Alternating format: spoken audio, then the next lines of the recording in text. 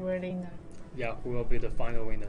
So for the whole series is kind of a pretty intense. Yeah, It's like both it's like tit for tat. yeah, yep, and the teams are pretty like their game skills is about same. Yeah, right. Very close to each other. So this is a very good game, and I'm very happy to watch this game. And one most important thing is like. The Yeah. SA division, their map choice is totally different Yeah, from the CBL that's Asia. really something So yeah, refreshing. yep. So it's very happy to meet Harbor City and Yeah. Continentalpolis in the match. So yeah, and I think that is pretty much for today's Yeah. game. We had our winner like the Grey Wardens again, and also the Brotherhood. So that is pretty much for today's show. Stream, yeah. And Guess we will yeah, see you in next round of match in Asia division. Yeah. Yeah. See you. Bye bye.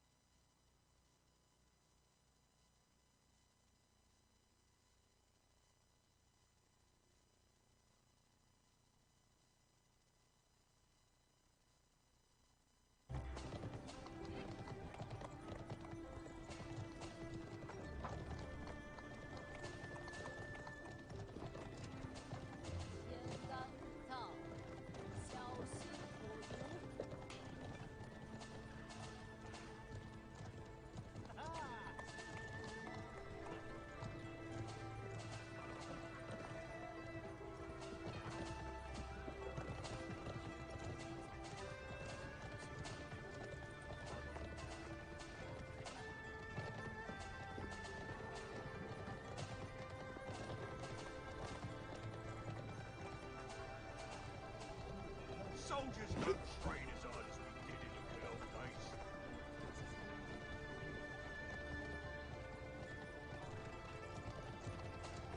天干五套，小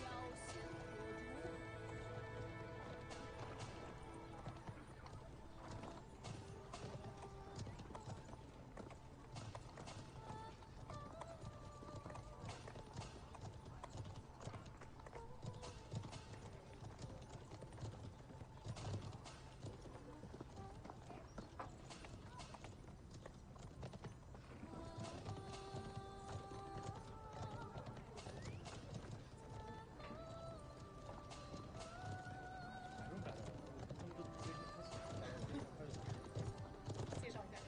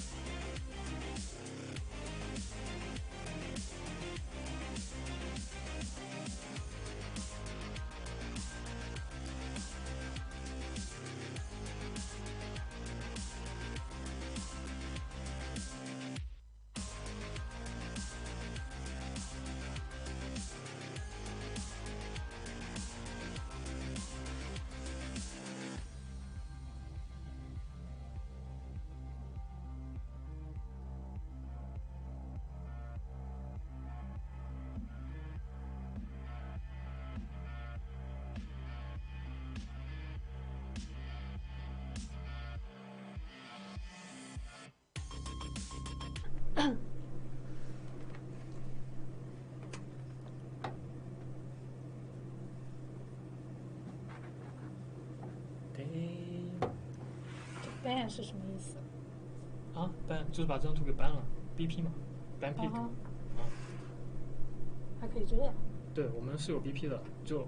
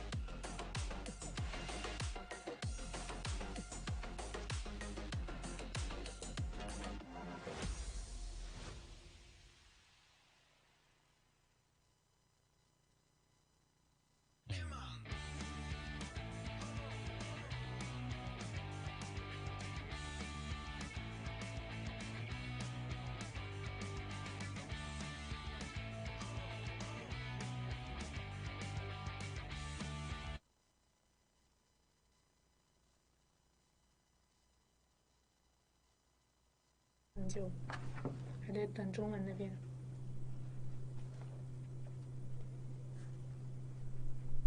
Hello. Hello. Hi guys. Hi guys. Yeah.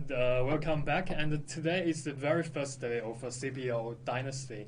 And this The is first Brad. match. Yeah, Brad. This is AB. Yeah, AB is very new to Yeah. CBL, and I believe you guys just saw AB on draw ceremony. Yeah. Yeah. And AB and Yo-Yo, they just helped us to pick out the brackets for Asia and also the South American divisions. Yeah.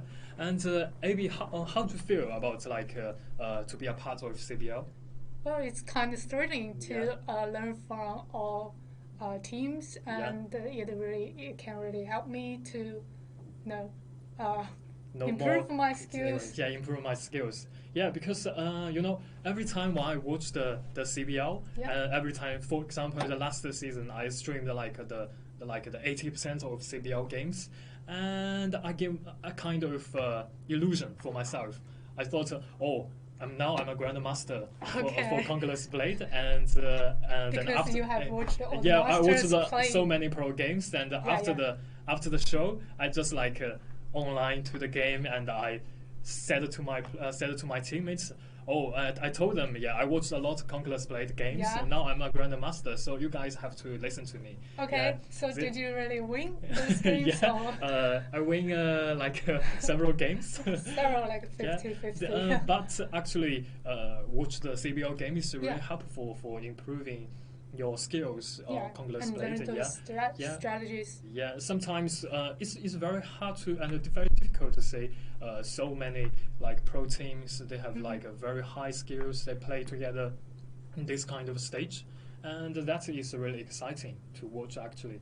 Yeah, but the CBL every time is very different, and this time we have a lot of new faces from all regions, and this is kind of after of Conqueror's Blade community because we are a global game, and now the first game is about to start. The first game will happen between SL versus YX, which is Silo Wanxiang versus Yunxiao. Those two teams, both teams are promoted from the ranked battles, and their scores are pretty close. So I guess we will see a pretty tit-for-tat match between them. Yeah, and the first game will be the War Fort, and the Yunxiao will be the attacking side first. I think everyone we are very familiar with this map, right? Yeah. This is a kind of old map, and the last season CBL, the War Fort is kind of the most popular map in the CBL stage. And let's say what will happen in this very first game. Actually, this time we also have another game happen at the same time, which is HQ versus KBS. But this time we chose to stream Silo Wanxiang versus Yunxiao this team. Yeah, let's say what will happen then. Okay, now it's after this game, Silo Wanxiang SL will be the attacking side that chose the map Lingwu Fortress, which is a brand new map for this season. So the game now is on. Let's say what will happen then. For the map War Fort, I think we are both quite familiar. So for we can see on the minimap that there is a supply point that's outside of the main city, and usually we call it the isolated spot. Yeah. So normally in the CBL stage, the defensive side, they will just abandon this side immediately because this kind of supply point is very hard to defend. Yeah. So let's say the point A now is kind of the defensive side. They have already assigned a very heavy defense around the point A, and we have five. Yeah, and five also heroes around the point A point. Yeah, right.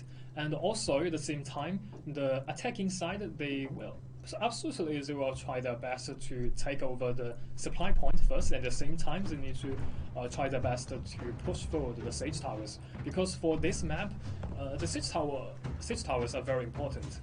And now the attacking side is already inside of the supply point here, and the defensive side is retreating from the supply point and back to the high wall of this around the next to the point B. Now they have to use their the arrow launcher to destroy the bridge. Because if you do not destroy the bridge and the attacking side, they will get to the point B as soon as possible, and they will have a very good routine to the point A, and they will lead the terrible situation for defensive side. So that is a very wise choice and a noble step to do.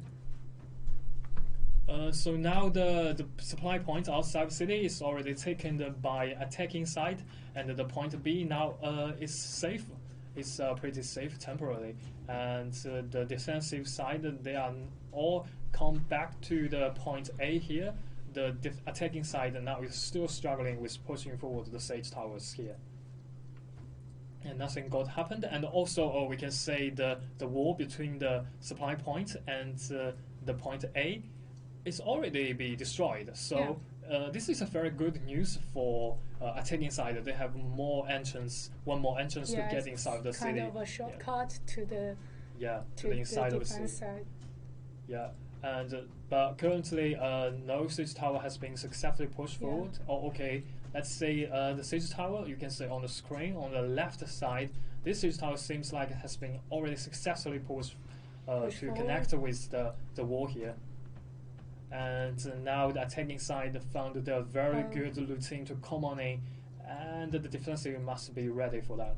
Well, we can see a dual blade of the attacking side has tried to get to the B point. Yeah.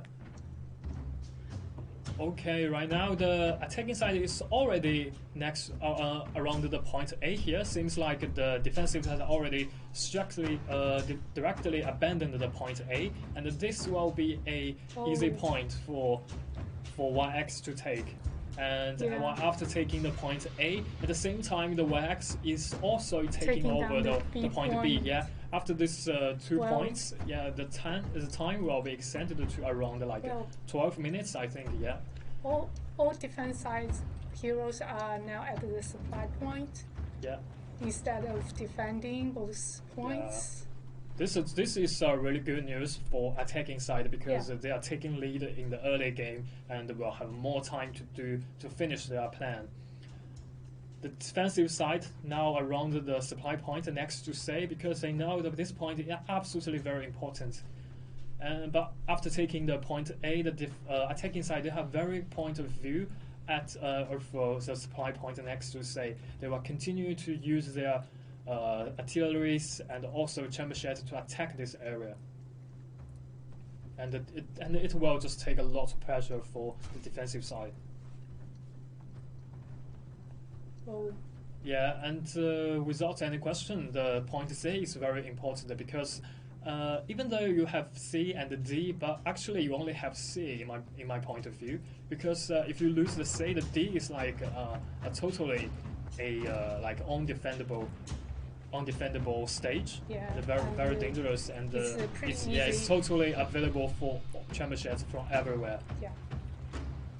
And we can say this seasonal unit, Model Battalion, is already on the stage here. The YX now is waiting for the good timing to come on in. It seems like they did not, they don't want to attack the supply point first. They just want to go ahead for the point C. Yeah, AB, you think this is a very good strategy? Yeah, I think this kind of raid can really earn the attacker side great time, and that can be a benefit for them. Yeah. To think about more strategies. Yeah, but I think for the defensive side, this is just like a bait, just a test for defensive side. This what the attacking side is doing, because you have to make sure as an attacking side, you have to make sure you have at least one supply point inside the city. Yeah. And that makes sure you have have your supply in time, and or you just cannot have this good supply from the back. Yeah, just like what I just said, the attacking side seems like they're heading for the supply point. Yeah, here. So the defensive must be very ready for that. Oh, now the point C is pretty empty. As YX is trying to step in on it, and the SL just noticed it and try to interrupt the capture. Okay, here comes the team fight around the supply point. It's about to start. And let's see what will happen. Now the attacking side, YX is trying to get in, and the team fight is now initiated. The battle around the supply point is pretty intense. So we can say the artillery from the YX now is shooting at all the enemies at the supply point. Yeah, and the units number for both sides, YX still have over 1,000 units alive, and for SL they have 1,200 units alive. A little bit a lead here for SL. Oh. Yeah, and I think for this time the defense side has successfully defended their supply point. Yeah, that's successfully defended their supply point here. Yeah. Because for the YX, they have lost like 9 heroes here, or now it's 10 heroes here. So they need to regroup up and to make their second wave attack around the supply points again. Because they have enough time, they have got like 8 minutes left. So the time is they don't need to worry about that. Yeah, time is totally enough. Yeah, just step by step and make sure they will stick to their plan. And now the YX attacking side is get out of the city here because they have no supply point inside of the city. So Brad is pretty right to say that they have to take down the supply point. Yeah. YX is coming again. We can say they come from the main gate and try to step onto the yard and gave a test to SL here.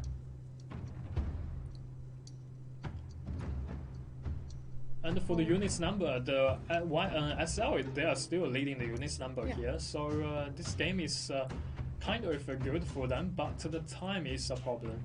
Yeah, because they have abandoned B point and A point. Yeah, that saved them a lot of unit numbers. Yeah, but also it grants a lot of time to the attacking side. Maybe it's a part of their plan. And this time the YX they are trying to release their cavalry here. The cavalry we can say is already on the screen and ready for a good time to come on in. Okay, this side. Oh, I think the YX they will use like the 80% of the team members will go ahead for the supply point here, and this cavalries will just go ahead directly to the point C, and that will make SL very hard to defend the both sides at the same time. I have to say this is a very good strategy here. Oh, the artillery is the grape shot here, and brought a lot of pressure for the SL. And let's see how well the SL will deal with it. The Model Battalion just killed a lot of cavalries of SL. The Model Battalion did a great job here. And it seems like this time the supply point will down the supply point, and it's not a good news for the defense side. Yeah, the supply point now is totally controlled by the attacking side. But absolutely, the defensive side just won't give it up because they know how important that this supply point is. But unfortunately, this like long sword and shield guy is kind of surrounded by many heroes from attacking side. Child's play. Oh, child's play. This guy is absolutely amazing here. And now the supply point is totally controlled by YX. Yeah, YX have a very good situation in this game. They just need to regroup up and have changed their units and just go ahead for the point C here. The point C is now totally empty. Yeah, the defensive side, they must be aware of that, and they will regroup all of them to defend the point C again.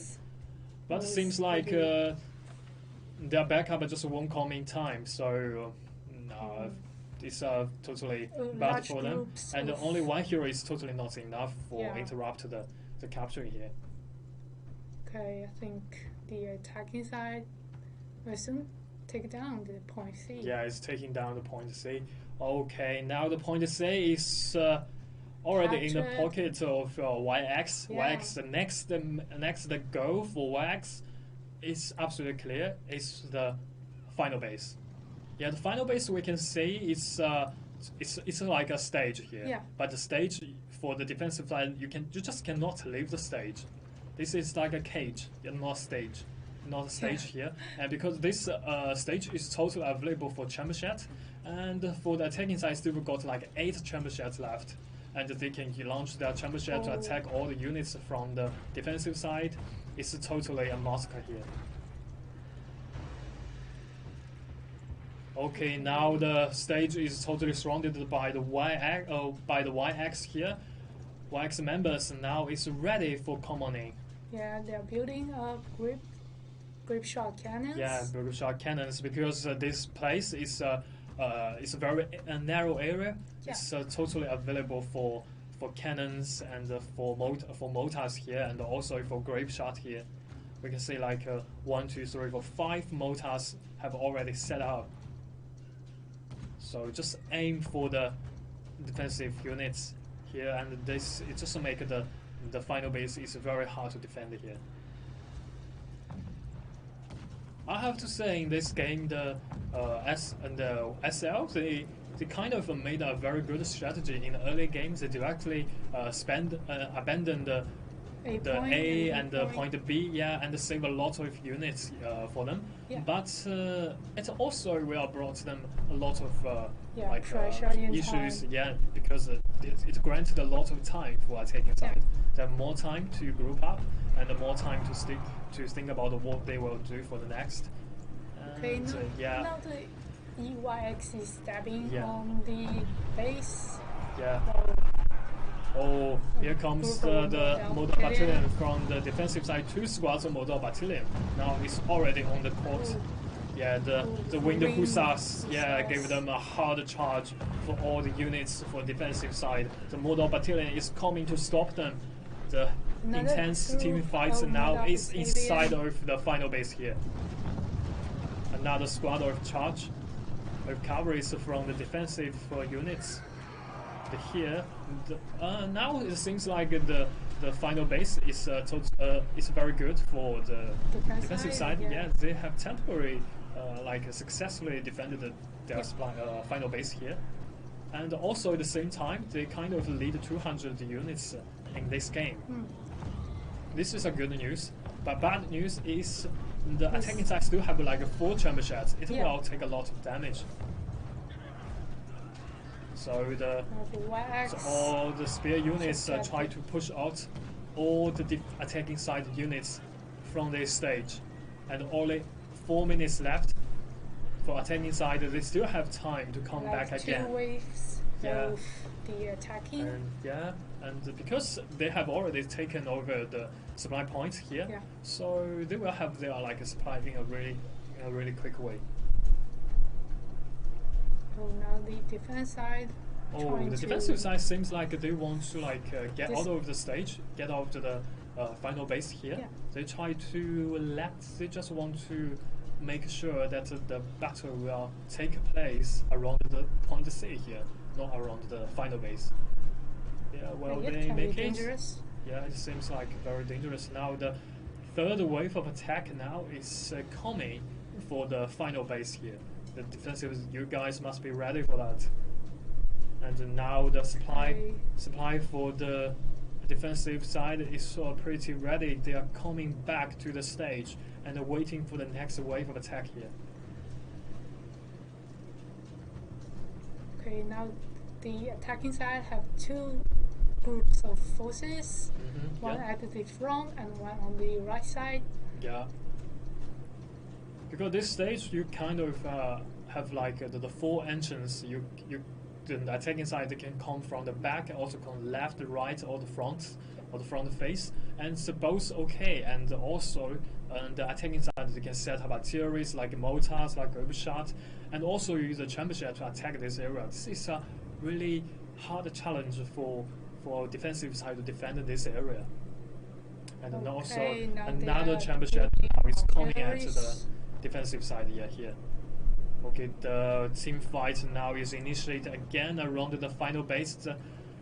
The battle is pretty intense here. And let's say it seems like the defensive side, their units are totally overwhelmed. It's totally overwhelmed the attacking side, yeah. Because you can say that on the screen is like the majority. Majority is like kind of red here, and the championship missed a lot championship here. And their winged hussar and Mordor battalion has cleared most of the attacking units on the stage. Attacking units on stage, yeah. So it's pretty also a good news for the defense team. Okay, no way. The defensive side is coming out of the stage. They are going for the supply points here. They want to eliminate all of the attacking side enemies here, because they need to make sure that the next wave of attack will not be happen again. Yeah. That's pretty smart for them. Yeah, the time is totally not enough. Only 1 minute, and they don't have enough heroes of the attacking side. So I say it's pretty hard for the attacking side to do another wave of attack. Yeah.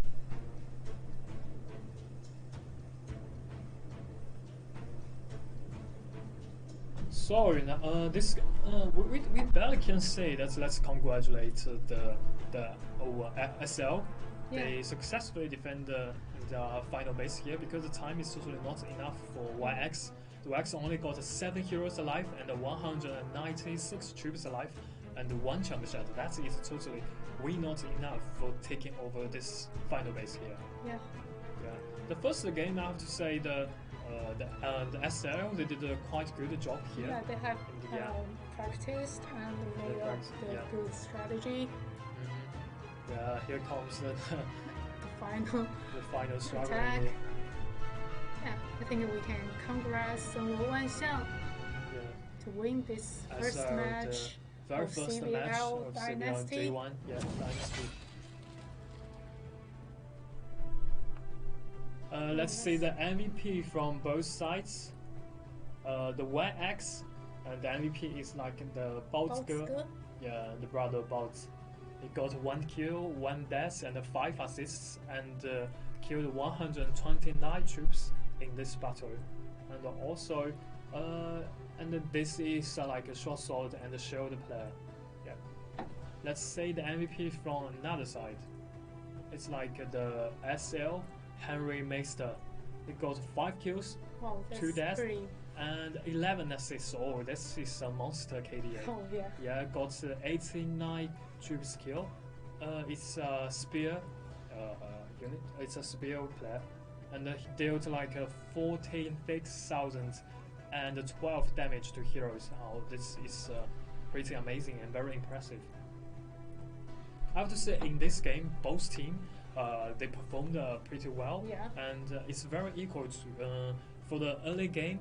The SL they made a very good strategy, and they made a strategy like without any hesitations there. Yeah, they just like we need to like abandon the A and the B, and that will help us to save a lot units number. Yeah, units, and it's pretty clear that at the base their units do play a vital role to defend the base. Yeah.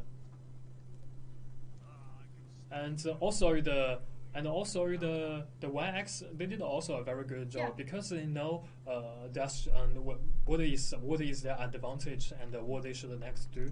And they just like, as in the very early games, they try their best to push for the siege tower. It saved them a lot of time. And they noticed that the defensive side just abandoned the A and the B, and they were just directly to take over the A and the B without any hesitation there. And just set up artilleries, and also at the same time for the point C, like the most of the team members go for the supply point, because they know the supply point is what they have to take. And they took down the supply point at the second wave, and that's pretty great. Yeah, okay, and also You can say okay. Yeah, Kathy said Brad. Yeah, hello. Brad. Yeah, hello, you guys. Welcome to the CBL Day 1. This is kind of a very first day of the CBL Dynasty.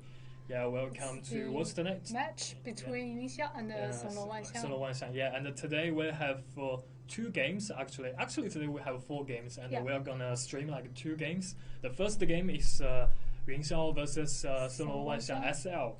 And we've already watched the very first game between Yunxiang YX and SL. And the next game is going to be the Vietnam Milk versus Chinese Dragon. Chinese Dragon. Yeah, at the same time, we have HQ versus KBS and also TISA versus Fable. And that two games will just won't be streamed today.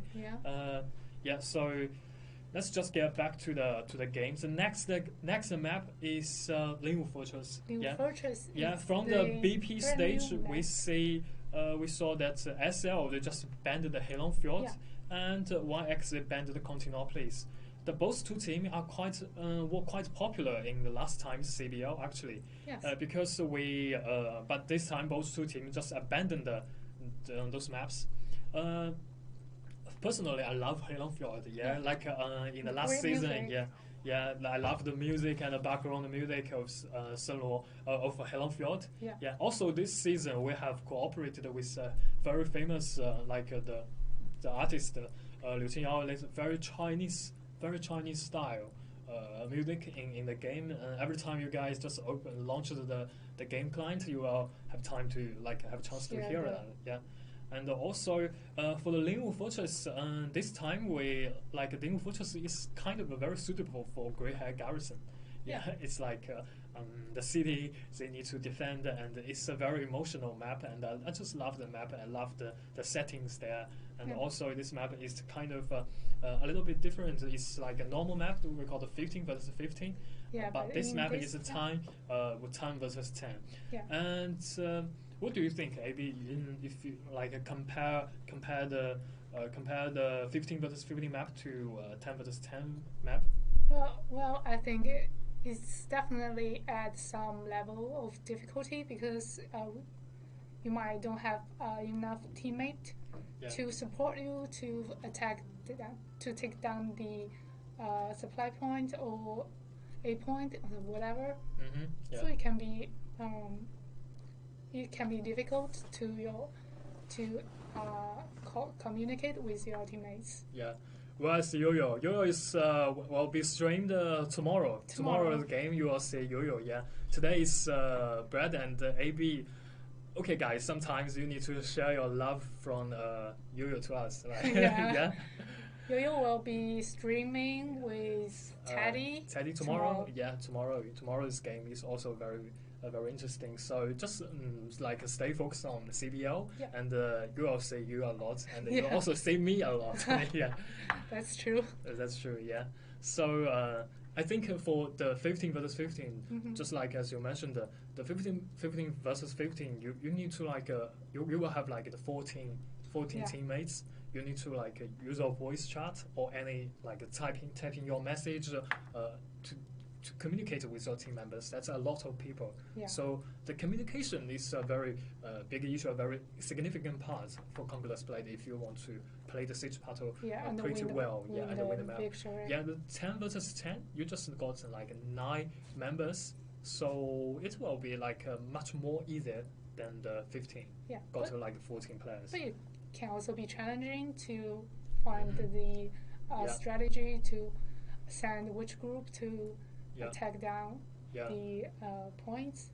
Yeah. So I think our map is our game and the rule of CBL is pretty fair. This time you are the attacking side. Next time you are the defensive side. Yeah. So it's the same time you got some advantage. At the same time, you will also have some disadvantage. That's also same for your opponents.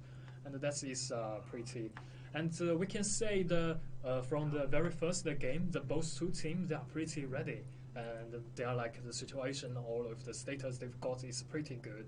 So I'm very looking forward to the next game. Yeah. And for the Lingwu Fortress. Yeah, and also we want to you guys we're just looking forward to seeing more and more beautiful strategies, and they will bring for us this time in the CBL, because in the last time in CBL I remember very clearly, because the Crusaders and also the team Arab Knights, the team from MENA division, they just brought us a lot of very beautiful strategy for Constantinopolis. Wow. Normally, we just like for Constantinopolis, we just there is a point C, and normally we will just like assign a lot of defense around the point C, and just want to make sure the battle will be ended around the point C. Yeah.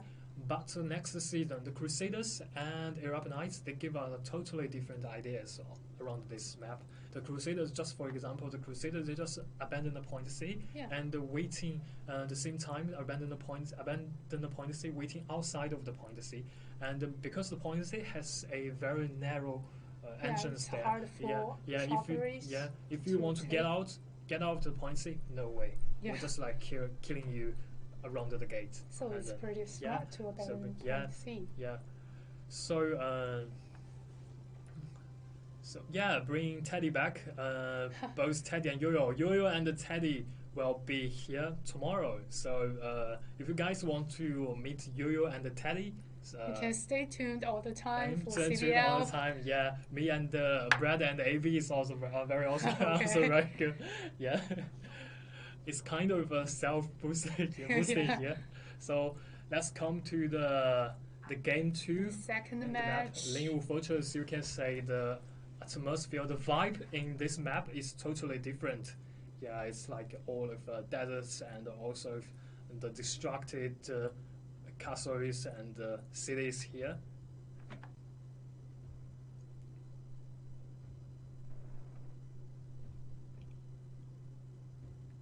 Fina Milk Circus ready to perform. Yes, next game is gonna be Fina Milk versus Chinese Dragon. So yeah, just like cheer it out. And it's gonna be 10 versus 10. So this time the SL will be attacking side, and the YX Yunsha the last time they be the attacking side. This time they will be the defensive side. And for the artilleries here, for the SL, they brought like the most kind of all of the artilleries here is basically the group shot cannon and the 2 mortars, if I see it like correctly. Yeah. And for another side is pretty much the same. Because the terrain of this Lingwu Fortress, they have to use this kind of artillery. It can really help them. Let's begin. Drop Yo-Yo's Instagram. Sorry, I don't have Yo-Yo's Instagram. You need to ask her tomorrow. Yeah, ask Yo-Yo herself. Yeah, ask Yo-Yo herself.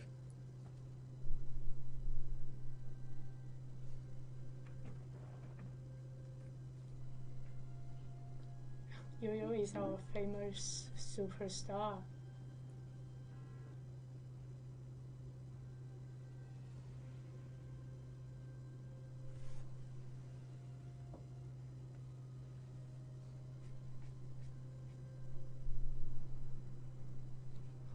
Okay.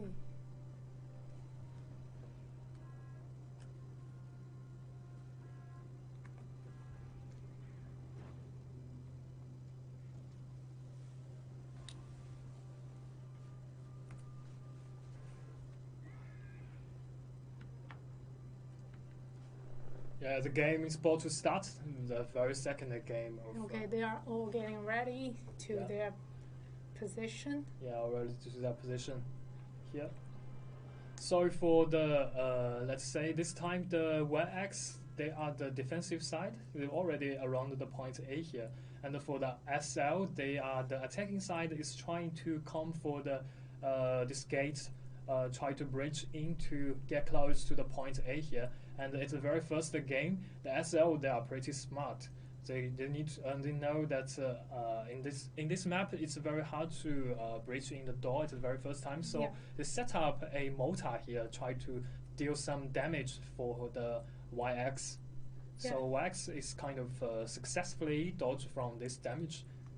So now the SL is around the platform next and down the point A here. They try to climb up the stairs, try to get close to the point A. Yeah, and in this map, we know that a point is pretty hard to be captured, so it's really challenging for the attacking side. And let's see how they do.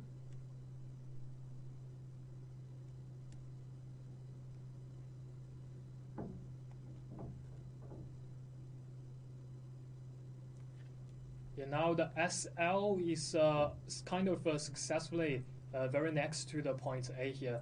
They are launching a chamber shed to try to attack the enemy here, but only like the 2 chamber sheds made it when the YX successfully dodged from this damage here. So, and at the same time, we can say the 2 SL guys is already inside of the city. They try to make some trouble to YX here. But YX, yeah, come on.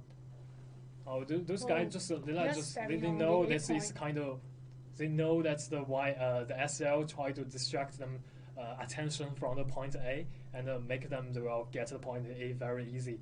But the same time, the SL they has already successfully get approached to the point A here.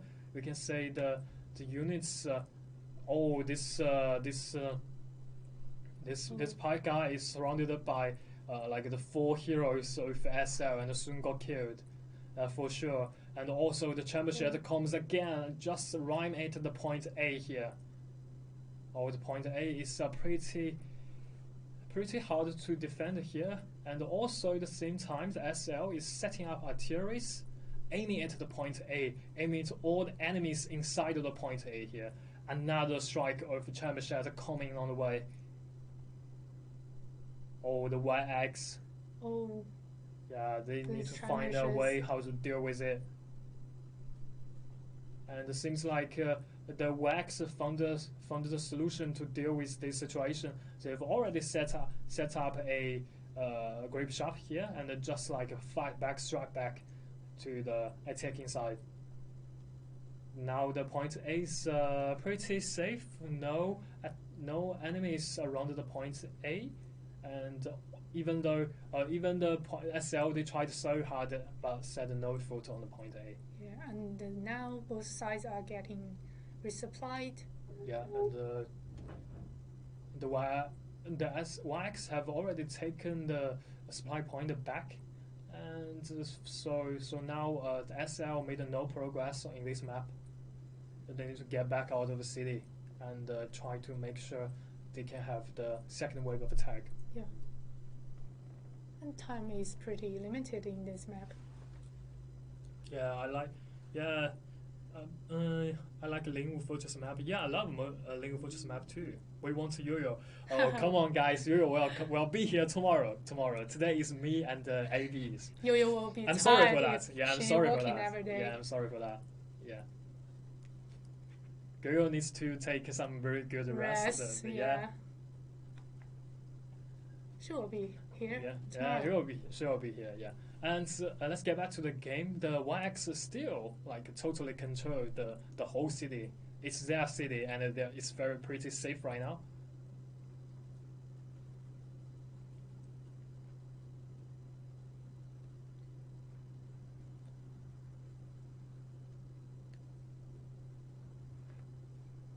The SL absolutely they just won't give up and they come back to approach the point A again. But it seems like they now are surrounded by the defensive side here, by the YX here. They have no way to escape. I think they will just lost all the units around here. Here comes another strike of Chamber Shed, but the attacking side is pretty but because they don't have any teammates around this the point A here, so the Chamber Shed just cannot do a lot of things. Yeah, I think that's pretty a disadvantage of 10 versus 10 map. Yeah, because you don't get much help from your teammate. Right, yeah, and now for both sides, they both got like 500 units here. It's pretty even, and also for the attacking side, they got 5 championships left. And at the same time, right now the SL is trying to setting up like the 3 artilleries here, just aiming at the point A because they know the time is running out. Oh. They need to make sure they will have time to get the A point to A as soon as possible here. Okay, now. Okay, it seems like they will make some progress this time around the point A because they are pretty ready for the point A here. Yeah. But you can say the YX they assigned a squad of Mortalitos in far away, just aiming at all the enemies on the point A, and they made a lot of trouble to them. And the YSL noticed that and released a squad of units to kill all of the Mortalitos there. Yeah, another group of Model Battalion is now arriving. Yeah, it's coming on the way, and here comes another championship here, just aiming at the enemies on the point A, and it seems like it's a pretty good situation for SL here. They finally can make some progress around the point A. Yeah. But the YX just say no, and he released their Navagas and shoot at the enemies around the narrow area here. Navagas is a pretty good with dealing this kind of situation because they can deal a lot of damage in a certain point. And now the point A now is successfully taken over by the SL here. SL will just like find a way to fight out of the point A and kill all of the enemies here. The SL YX, yeah, they're killing out the way, and the SL they now are leading the troops number here, like 160, around the 160 here. The situation now is totally terrible for YX. Child's play, the SL players now is killing spree.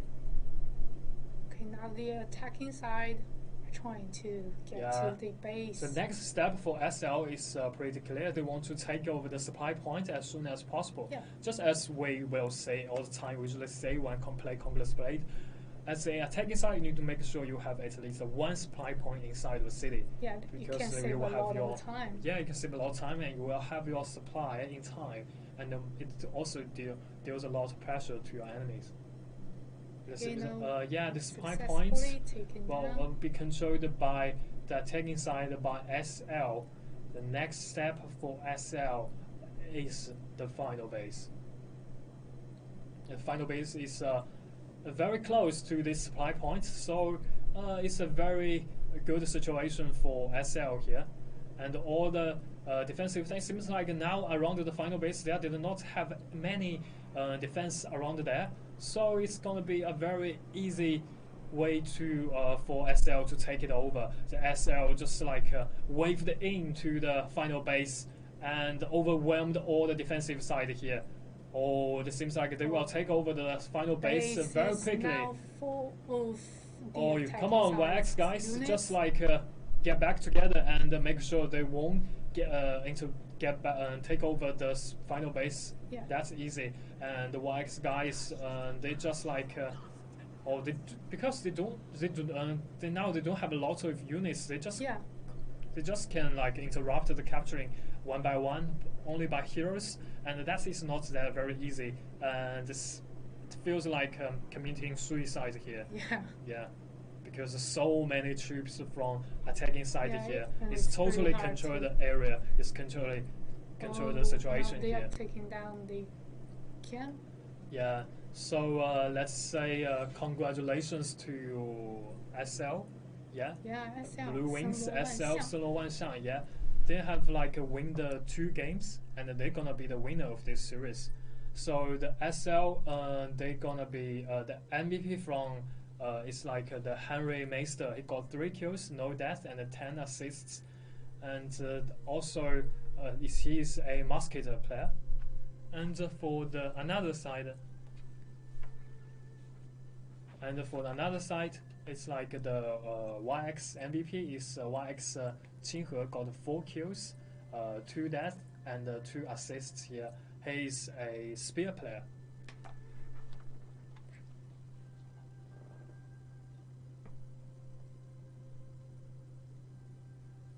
And for this time, the last game is like the winner side is like the defensive side, and this time the winner is the attacking side, both for Solo Waixiang, both for YSL. So this time is pretty.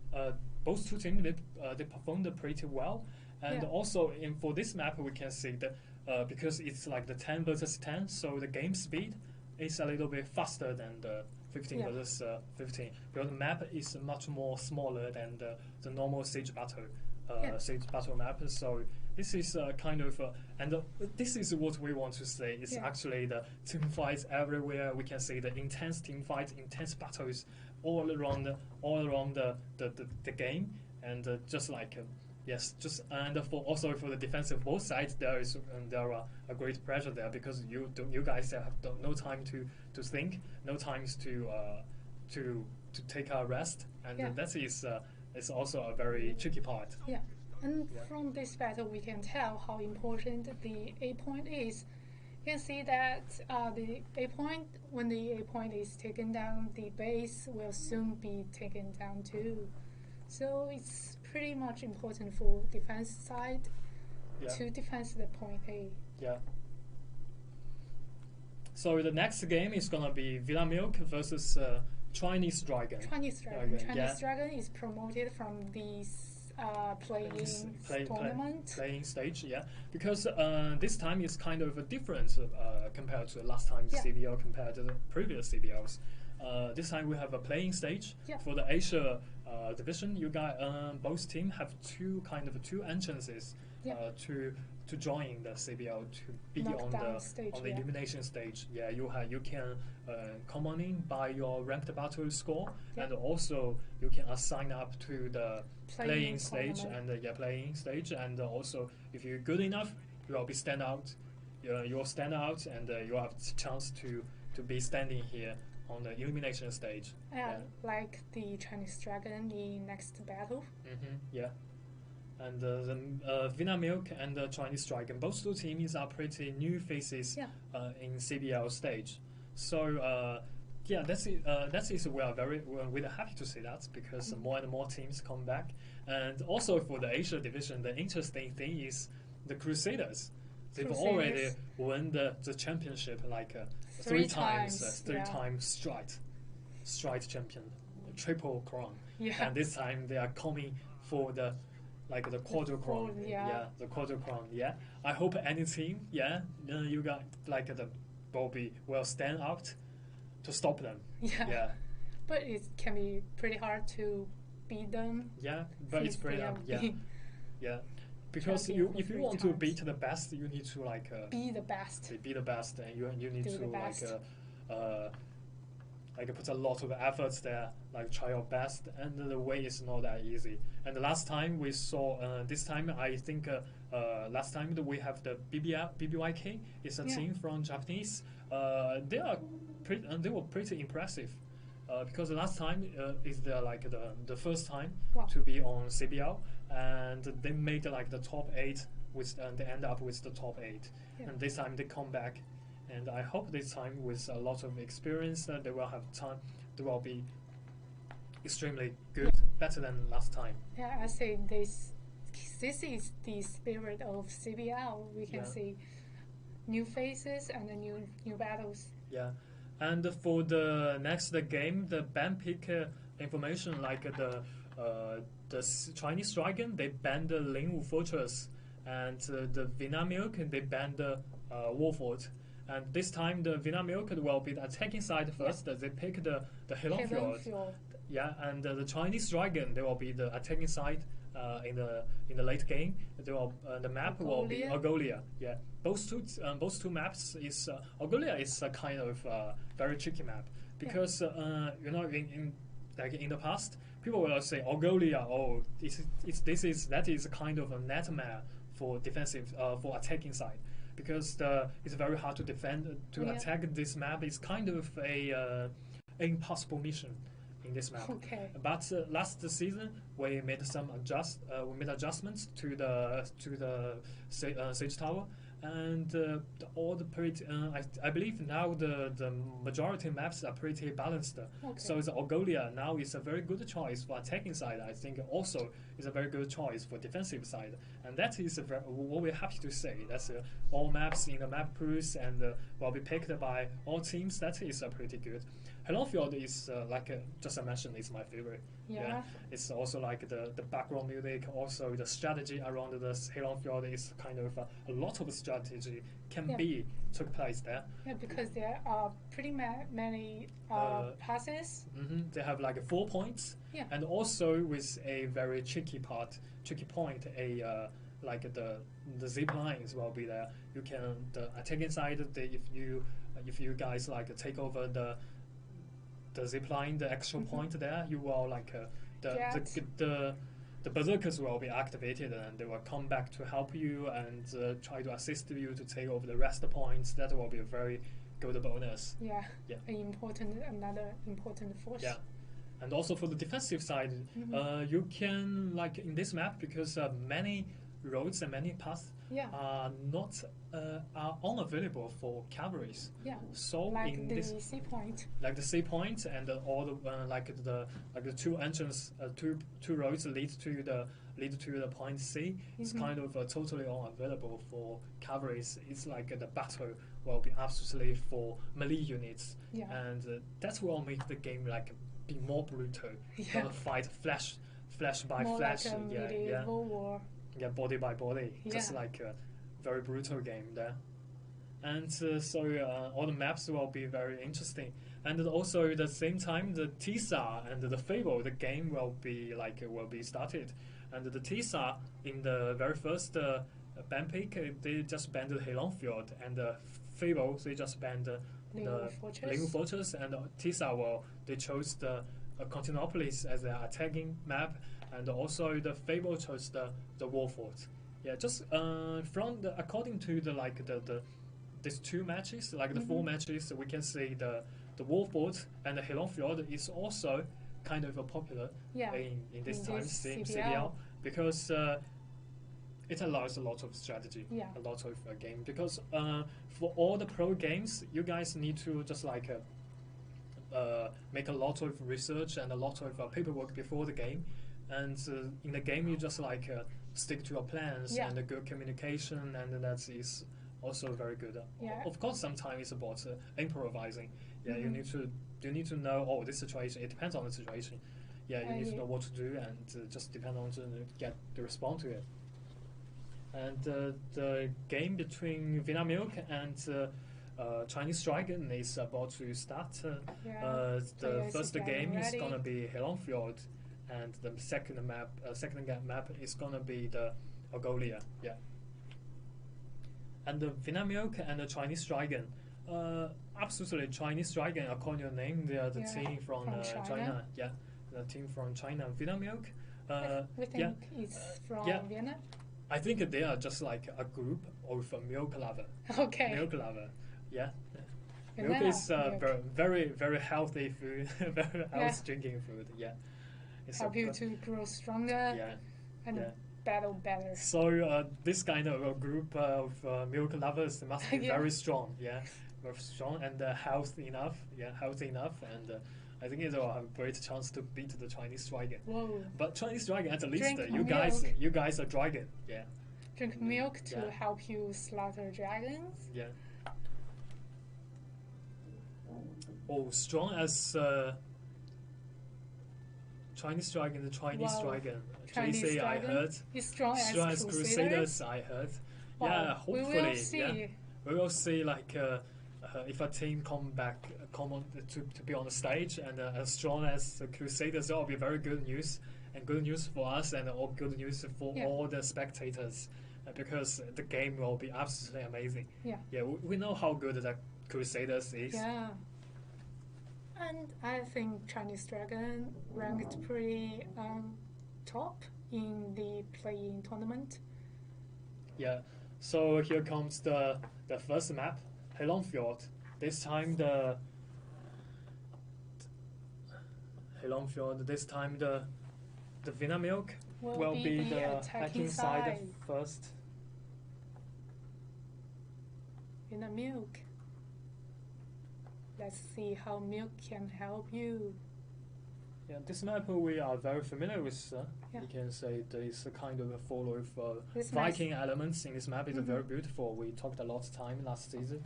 And for the Vinamilk, let's say the artilleries here. Like most of them chose grape shots. Yeah, and one ballista and one covering here. And for the C and D, it's pretty much also grip shot cannons.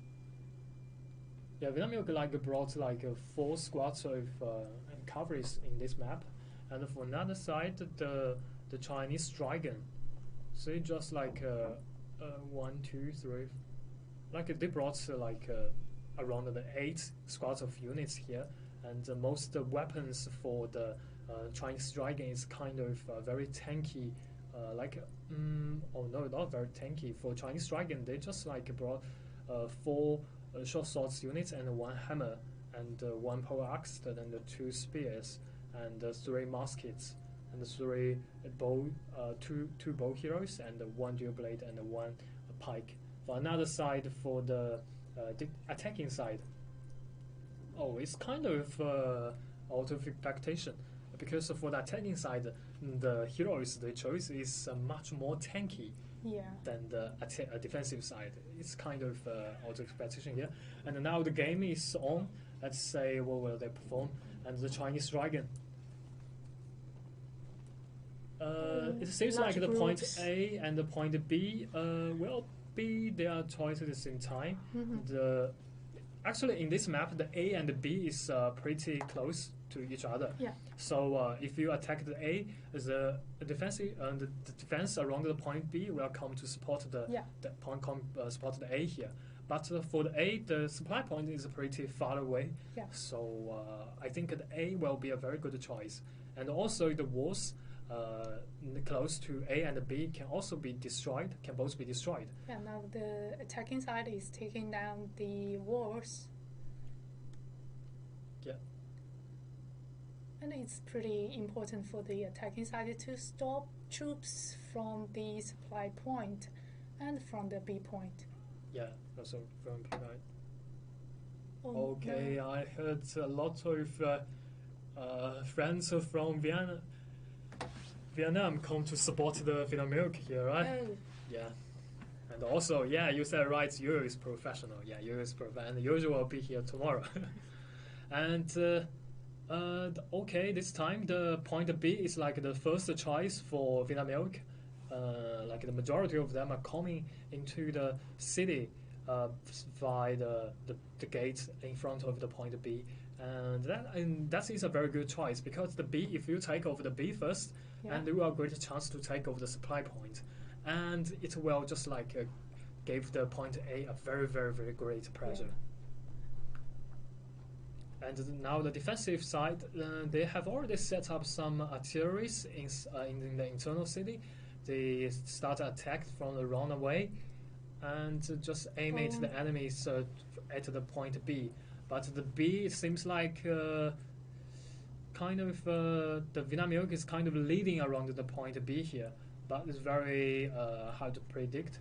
The Chinese dragon, their supply is coming to the point B. They just they give up the point B so quickly is not a very good choice here, because you will lose your point A very quick.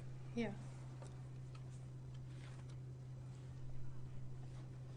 Now heroes of the defense side are trying to just support. one step away to take over the point B here.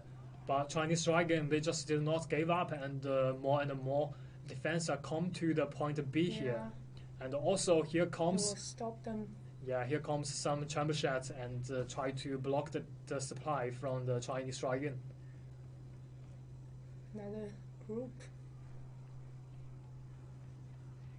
Okay, now the situation around the point B is temporarily controlled by Chinese Dragon, and the Vinamilk now is retreating from the point B, but two of them are getting close to the supply point behind the B, but soon got killed by the Chinese Dragon.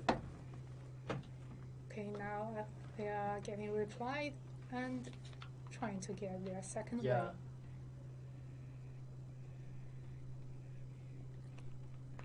For Vinamilk, they did a quite good job. As they know, they had taken down pretty much at the B point. Yeah, they take the 90% of. They have already taken over the 90% of the point B. Yeah. But Chinese Dragon, they responded really quickly, and now for the point A, they have pushed out. They have already successfully pushed out all of the enemies around the point A. So A and B now is pretty safe. The Vinamilk just need to find another chance to come on in again. And we can say the two squads of model battalions now are ready to come on in to make some trouble to the point A here. This time they chose point A. Yeah, and they are building the artilleries. Yeah, they're building hand grape shot. Just aim it to the point A and make sure the enemies will be very uncomfortable inside of the point A. And also here come another chamber shot, but I think this chamber shot will aim for nothing. Yeah, have missed. Totally missed. Yeah. But with the help of the artilleries, the model battalions, and many squads of melee units, like the pike units, they are coming to the point A here. And at the same time, the Chinese Dragon, they are using their gunners to start. Gunner has caused pretty much trouble to the attacking side. Yeah, the Vinamilk continue to build some artilleries here, just inside the point A. Okay, here comes another squad of Winged Hussars come to deal the charge to the enemies, but I think it did not take effect very well. But the two artilleries, they are just epic and made a great pressure to the defensive side. And now they are taking down the point A, and no heroes is near the. Oh, okay. Two heroes are coming back to A point, trying to stop the attacking side, but. Yeah, the Chinese Dragon, they just won't give up the point A so easily, and the time is talking is less than 2 minutes here. Less than 2 minutes here, and both A and B is pretty much captured by Vinamilk. Okay.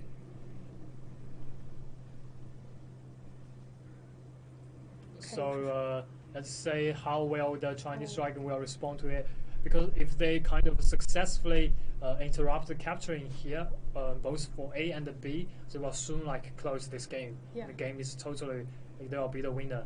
And now the Vietnamese just won't give up so quickly, and they just continue to use their chamber shot to try to stop all the defense around the point A. But it seems like the time is talking. It's pretty much less than 1 minute here. Yeah, it's pretty hard for Vinamilk to do another round of attack. Yeah. Okay, now they are coming back again. Yeah, coming back again. Trying they to still have a chance. Time. Yeah, because they have captured the 90% of for A and B. And that's pretty close. They just need to make sure they will capture one, at least 1 point. They will extend the time. They have enough time to get back to again. So, but the defense around the point A is pretty good. It blocks the way for attacking side to come on in.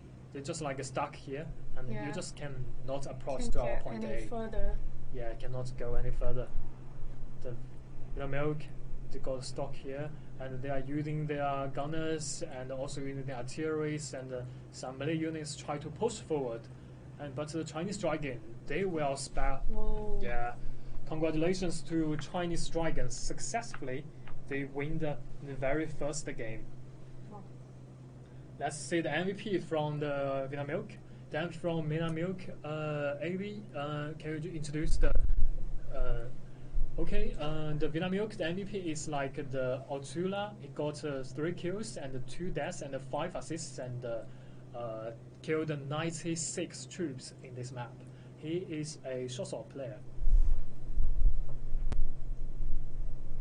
And for the MVP of the For the another side is Chinese striker Feng Feng. He got 3 kills, no deaths, Wow.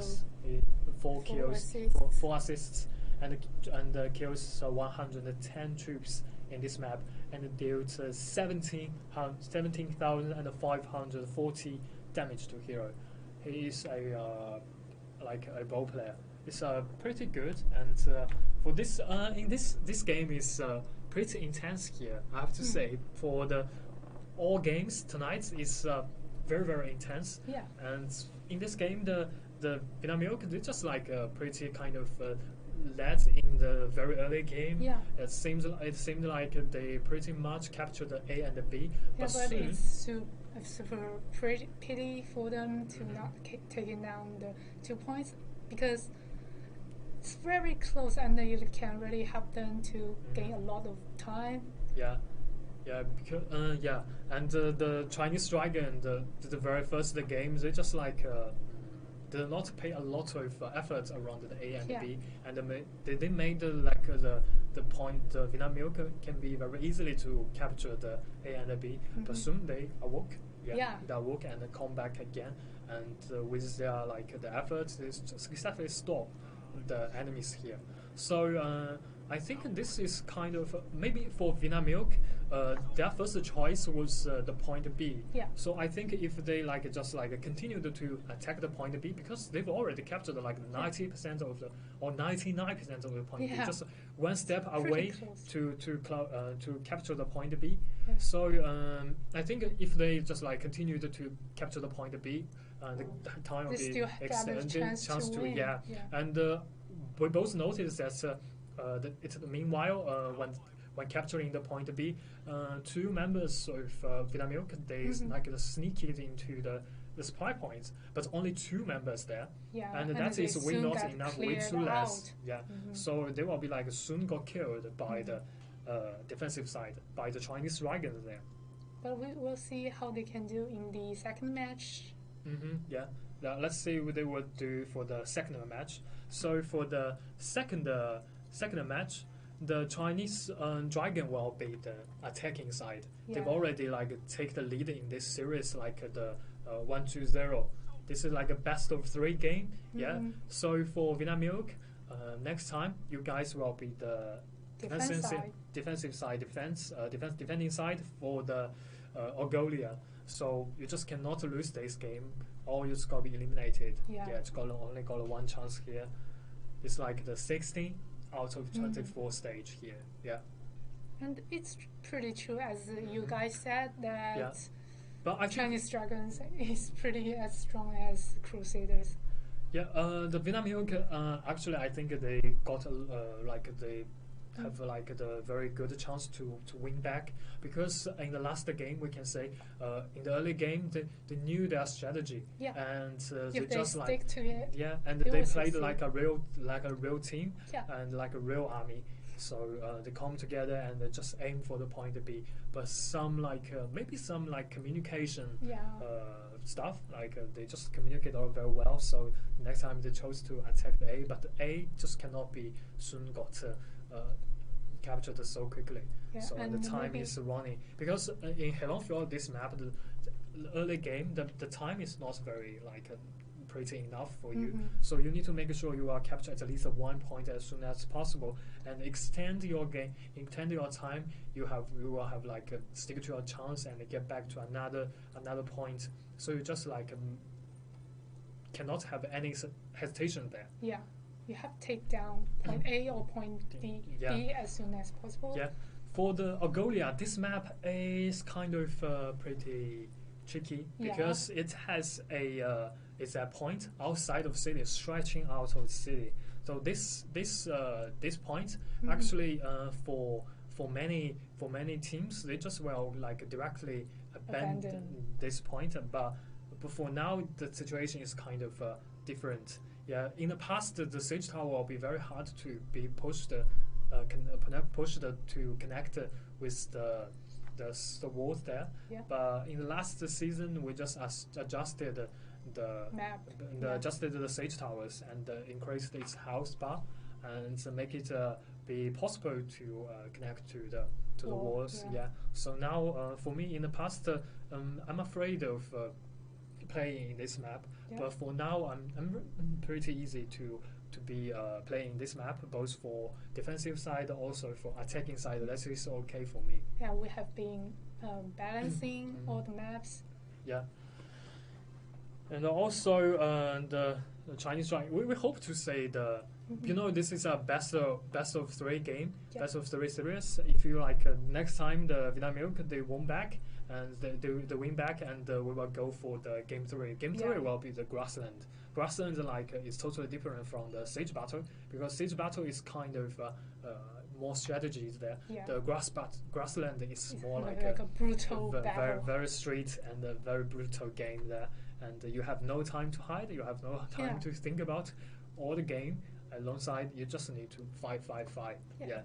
So the second game, the match, the game 2 is about to start. And let's jump into the map introduction there. And let's see what will happen then. Mongolia. It's a huge city with an isolated point outside of city. And I say this terrain is pretty complex as well. Yeah.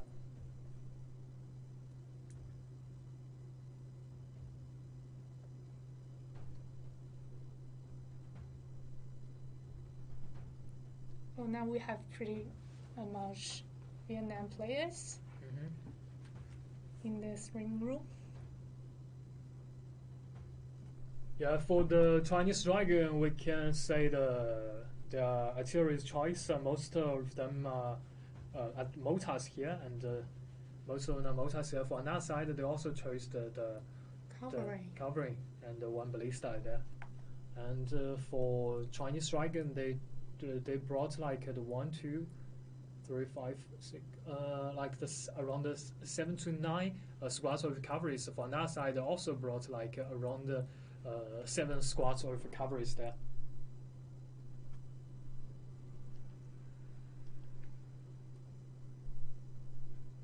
Okay, the game is about to start.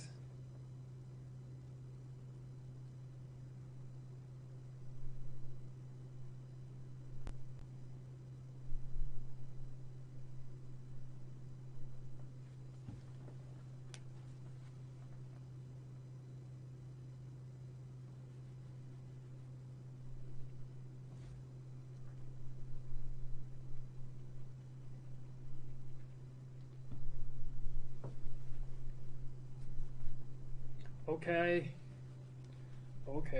The game is on, and this time the Chinese Dragon will be the attacking side, and Vietnam Milk will be the defensive side, defending at the map Mongolia. And we can say at the very start of the game, it's kind of a regular start. The Chinese Dragon, they will try their best to push forward all of the siege towers there, and also at the same time they will use the chamber shed and some artillery try to attack the enemies on the wall. And the point A is kind of a point that they cannot pass on. And still, we can say 3 heroes from the Vietnam Milk, they are on the point A. But let's say if they will defend the point A, because in the past most team will just abandon the point A because a lot of forces. Yeah, the point A is consumed a lot of units, because in the game the units number is very important. Also, all the heroes they only got like 3 lives. You just cannot respond all the time. And at the same time, we can say the 4 siege towers already on fire. It seems like it's kind of impossible to get approach to the wall.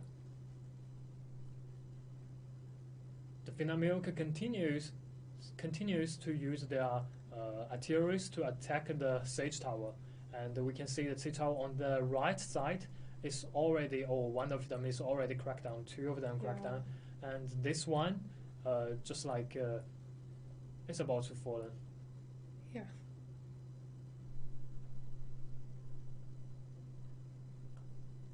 The Chinese dragon, they've already inside of the point A. Now they are capturing the point A. That's without question. So the Vinamilk, they took the regular strategy, just like the other teams will do. They just abandon the point A and assign their heavy defense around the inside the internal city, around the B and also the C there. And just the point A is already, like, the half of the point A is already taken over by. Oh, this siege tower is about to close, so close to connect to the wall. Down. Yeah, but soon, crack down. So A is captured by the Chinese dragon, and all of the units will be gathering here, and they will use their battering ram to attack the gate for the internal city. And regularly, the defensive side will assign the 1 or 2 squads of Naval guards around the main gates, and it gave a big surprise to attack inside. I say if the Vinamilk will do the same thing. And the 2 siege towers. Yeah, it's reaching the wall, but they might fall in as well. Also, the one boy guy is kind of on the top of the hills, atop of the walls, and to overlook the whole map, to say what is going on out there. But one spear guy successfully climbed up in the walls and destroyed one artillerist there, and made several kind of a trouble to defensive side.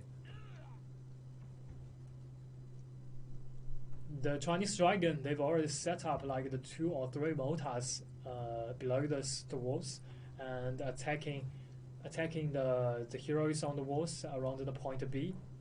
So obviously their next goal is for the point B here. But the siege tower is still, none of them are connected to the wall. And let's say the main gate of the internal city, there seems like not so many defense around the main gate here. And the Chinese dragon is already set up their battering ram and try to crack down, breach in the internal city via the main gate.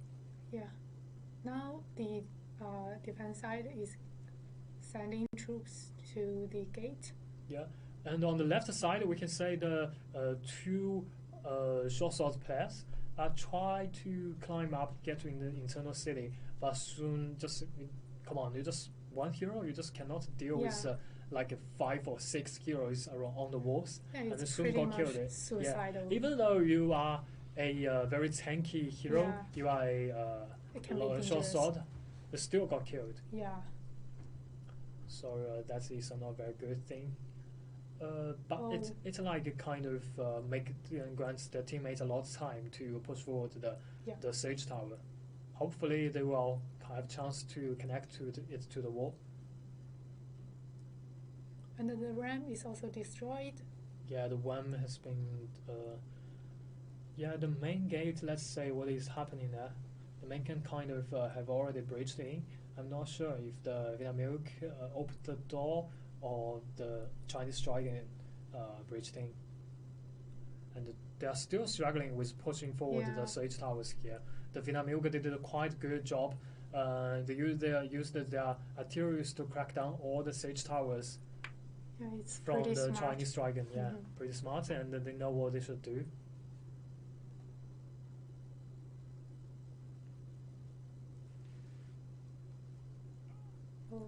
Okay, so towers crackdown. Really, yeah. So the time is kind of less than 7 minutes.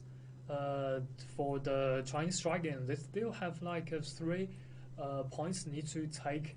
So the time is kind of enough for them, but actually they should pay attention to the time and make sure they will make the siege tower connecting to the wall as soon as possible. Yeah. Now they are trying to enter by the gate. Yeah. But I don't know what is happening around the main gate there. Yeah. Yeah, because I don't see any Chinese Dragon players around the main gate. Actually, that's a very good entrance to Colony. And it will help your teammates to push forward the siege tower at the same time, and it's a kind of distraction for enemies. The Chinese Dragon team members still below the walls and setting ladders, try to on the left side we see the Vinamilk players has fallen off from the walls, have no way to escape. This is it's kind of will this guy be successfully escaped from all the enemies here? I'm not sure. Now he's kind of stuck here. Yeah. And the Chinese Dragon players. On the left side, one siege tower successfully has connected to the wall. Now troops are getting ready. Yeah, Chinese Dragon has a chance to colony on the left side of point B. And Vinamilk, they've noticed it and set some defense in front of the siege towers here. But only one squad of Chinese Dragon players. That is way too less. In the internal city, we see a lot of players, a lot of defense there, a very heavy defense. It's kind of impossible to get abroad. But Chinese Dragon players, they need to find a way, need to find the solution.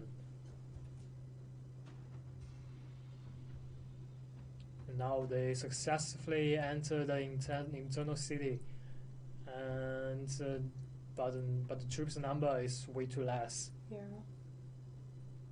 Okay. And 2 more siege towers are about to connect to the wall, and the time is around 4 minutes. The Chinese Dragon, you guys must to speed up and try to get into the city as soon as possible. And now the majority of Chinese Dragon is aiming for the point B. Yeah. The point B is the point they have to take over. Okay. They are bringing a lot of troops. Yeah, Model Battalion comes on the way. And Nafar Guards is also be ready here. And with the chamber sheds, they try to eliminate all of the defense around the point B. They finally find a chance to colony on the point B here. Vinamilk, they just retreated from the point B. After that, a very wise choice, because if you continue to defend it here, they still got three minutes here. So if you waste too many troops here, you don't have enough troops to defend the rest points. Yeah. And also the Chinese Dragon, they are setting an artillery here, just aiming at the point to make sure they will take the point B as soon as possible. Yeah. But the gunner is also on the walls, high above the wall, and the B seems like it will be totally controlled by Chinese Dragon. They need to make sure which point they have to take for the next time. Okay, come on, the Vinamilk, they just won't want to give up. That's so easily. So yeah, they're coming back with a squad of cavalry trying to rush down all of enemies around the point B here. But seems like one squad of cavalry is totally not enough. And also on another side, the team fight has been initiated. It's for now for the Chinese Dragon, they got 872 and 60 units alive, but for the defending side, they got 1,000 units alive. The battle on another side is pretty intense and pretty brutal. The Navarre guards continue to shoot, And here comes another squad of Palace guards, and on the way try to defend their area and make sure the attacking side Chinese Dragon cannot come on in. And Chinese Dragon say no, and here comes another strike of Chamber Shot to try to kill all of the units of Vina Milk. But most of the champion shots are missed. Okay, the point B is already taken over by Chinese Dragon. The Chinese Dragon is regrouping up. Try to go for the point to say there.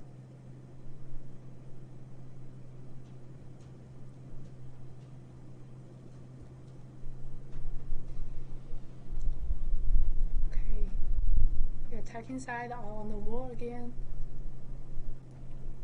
Yeah, the attacking side is on the wall again, and this is their time. This is their chance to come on in. They have to come on in as soon as possible, because the C and the D will consume a lot of time to take over. They only got less than 4 minutes to stick to their plan. And the Vina Milk, they are everywhere. It's kind of on the left side, the two Vina Milk players kind of surrounded by the Chinese Dragon players here. But it seems like they still find a way to come out. And for the point C, the Chinese Dragon players is already there and start to capture the point. The one masked hero try to stop it, but masked is not a very tanky hero, so it's can get easily killed. It's kind of easy to be killed. Okay. Now more attacking troops are coming. Yeah. For point C, and it's closely. Yeah, the point C is nearly captured by the Chinese Dragon, but still one step away to go. The Vina Milk just won't give us so easily, and the supply comes to the sea and try to stop that. And but here comes another squad of Winter Hussars by Chinese Dragon, destroy all the supplies around the point C of Vina Milk. Seems like the situation around the point C now is totally controlled by the Chinese Dragon. Oh, here comes another squad of charge of cavalries from Vina Milk. Oh, the situation kind of no, it's kind of totally different. Okay. That group of cavalry really helped to the clear Chinese away. Dragon have lost so many troops for taking over the C and the D. The D is pretty empty here. Yeah, they find a way to capture it. But the troops number is totally not enough. Yeah. They only got 400 units. Oh. So the point C, okay, one step away to go. And okay, the D is now pretty empty. Another hero of short sword is trying to interrupt the capture here. But this do give some pressure to the defense side. Yeah, let's say what is happening around the point C here. The C now is controlled by the Vina Milk. So it's kind of the time is like ticking. For the Chinese Dragon, they don't have enough units to come back, and don't have enough time to come back. So most likely the Vina Milk, they will have great chance to win this game. Successfully defend to win this game. battle. But only one step away to go for the point C. So the Chinese Dragon, if they can take the chance, they still have a chance to win. And now the most of them team members are already inside of the point C, but still there are many units from the defensive Vina Milk there, so it's interrupting their capture. Only 20 seconds left. Those Pac-Mans. Yeah. Okay, come on, 15 seconds. The Chinese Dragon, well, they still have a chance to come back. Oh, this squad of units, but it's way too less because the supply from the defensive side is on the way, and they successfully defended their Congratulations. Makes a point to say yes. Congratulations to Vinamilk. And this time the MVP for Chinese Dragon is Dumpo Zhou. It's kind of a very delicious food. Yeah, The three kills, 2 deaths, and 4 assists, and killed 90 troops here in the game, and dealt 47,845 damage to heroes. It's pretty good job, player. Yeah. It's a spear player. I see the MP from another side. It's a Vinamilk, Kusi Yu Nan. Sorry, I can't pronounce your name correctly. Yeah, it's like got 4 kills, 2 deaths, and 11 assists, and killed 162 troops. So that's a lot. That's a lot. Huge damage to the defense side. Yeah, and deals 13,891 damage to heroes. And so the match point is like the 1-2-1. Yeah. Both teams have successfully won 1 game. So let's go for the game 3. Let's go for the chance to see the map. Yeah, let's say the grassland. Let's go to the field battle.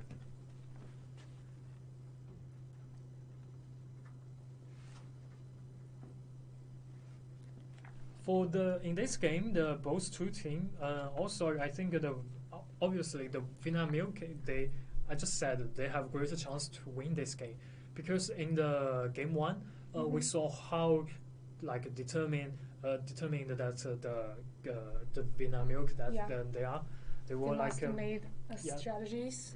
They just need some like good communication and adjust their plan, and they will have like end with good results. Say they got pretty potential here. Yeah, so Chinese Dragon, they were also good, but only one step away. Yeah, it's pretty close. They just need to make sure if they have a chance to if they successfully take over the point C, the game will be totally different. Yeah. In this game, the Chinese Dragon, they wasted a lot of time on the B point. I think it's like an early game. They waste a lot of time on pushing forward the siege towers. Yeah, if they can save a lot of time on pushing forward the siege tower, and they will have a lot of time to do the next stuff. Yeah, so that is also a very good aspect for the Vinamilk. They did a quite good job in the early games. They knew how important that the siege towers were, and they knew how to use their artillery to destroy all of the siege towers there, and they successfully cracked down the siege towers like the 3 or 4 rounds for the Chinese Dragon. The Chinese Dragon, they took the point A very quickly, but they were struggling with pushing forward the siege tower. The siege tower is pretty important. Yeah. So for the next game, it's gonna be the field battle grassland, and the grassland is kind of 15 versus 15, and all about the brutal and intense team fight there. So you have no way to hide and no way to dodge, and all the thing you should do is kind of fight, but sometimes you need to have a really good plan. Strategy is also very important, because in the last season's CBL, in the cross division grand finals between Crusaders and and also the NetEase versions, the champion Zhitian. The Zhitian just showed us the different way to play on the field battle. They they chose a lot of berserkers, because berserkers can move there really quickly. Because in the grasslands map, the A and the B, they are pretty far away from each other. Yeah, if you go for the A, if you take some the Imperial Guards. So the Imperial Guards are very powerful, and they can push down everything. But the same thing, but the problem is that the Imperial Guard cannot move very quickly. Yeah. So the A and the B, they are pretty far from each other. If you use the Imperial Guards with some melee units, you just cannot move really fast. But last time, the Zhitian, they chose many squads of berserkers. Berserker then he can move really quickly, so can go from there to there and here to there and all the way down. And the berserkers with a very powerful damage, and they are very powerful units. So and they deal with a very good results. They have done some thoughts on the choice of units according to the map. Yeah, in the field battle, most team will choose chose to use coverage, but the same problem, the issue alongside with using coverage is that the coverage will consume a lot of leadership. Yeah. We only got like 700 leadership in the game. So if you take like most of units coverage, like consumed like the around 300. like the 2/3 of 2/3 of leadership will belong to coverage. You have no time. You have no enough leadership to take over. Yeah. But also in this map, the melee units, the pike units, they are very, very important. Yeah. Yeah. You need to make sure that all of your like the melee units are inside of the B or inside of some certain points, and that will grant you a great chance to defend that point. And in this map, the point B is absolutely without any question. It's very most significant. The point is kind of on the center in this map. So if you take over the point B, you're just like in the middle of this map. You kind of go to the A or go to the C and also go to another supply point. Yeah, it's like kind a gateway.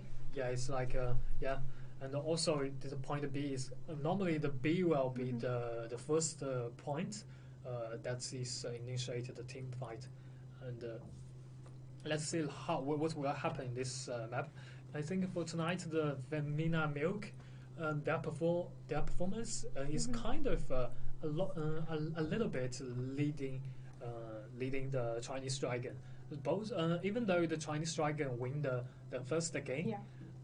I think the Vina Milk they still kind of performed a little bit better than the Chinese Dragon. So let's see what will Chinese Dragon do. The Chinese Dragon is kind of I think team is kind of both two teams are quite different. One team is kind of like the microwave, like kind of they just come to the stage, they perform well. But some teams they just need to sometimes to do some warm up, and later on they will be much good. So let's say the grassland everything is totally green. It's a very environmentally friendly map. Yeah, you can say also the brave on the flag in Chinese, like waving in this map, and also this is kind of map. It's kind of I have to say it's a little bit ironic because the landscape is pretty good, all things green, but what is happening next is all about red.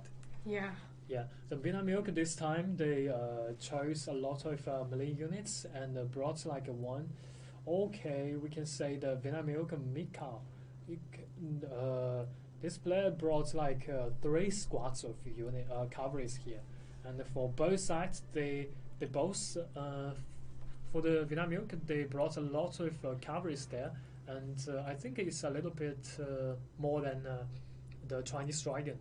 Chinese Dragon they brought like some shield units and pike units there. Yeah, a lot and of for the units. artilleries, they are pretty much the same as all the grape shots. Yeah, grape shot is they will just well be doing a great doing great job there. Yeah. Them around the point A or point B. Yeah, especially on the point B. Yeah, because the point B is kind of a very narrow area. If you set the grape shot next to the B, and there will a great chance to defend it or protect it or capture it. Yeah, the game is on.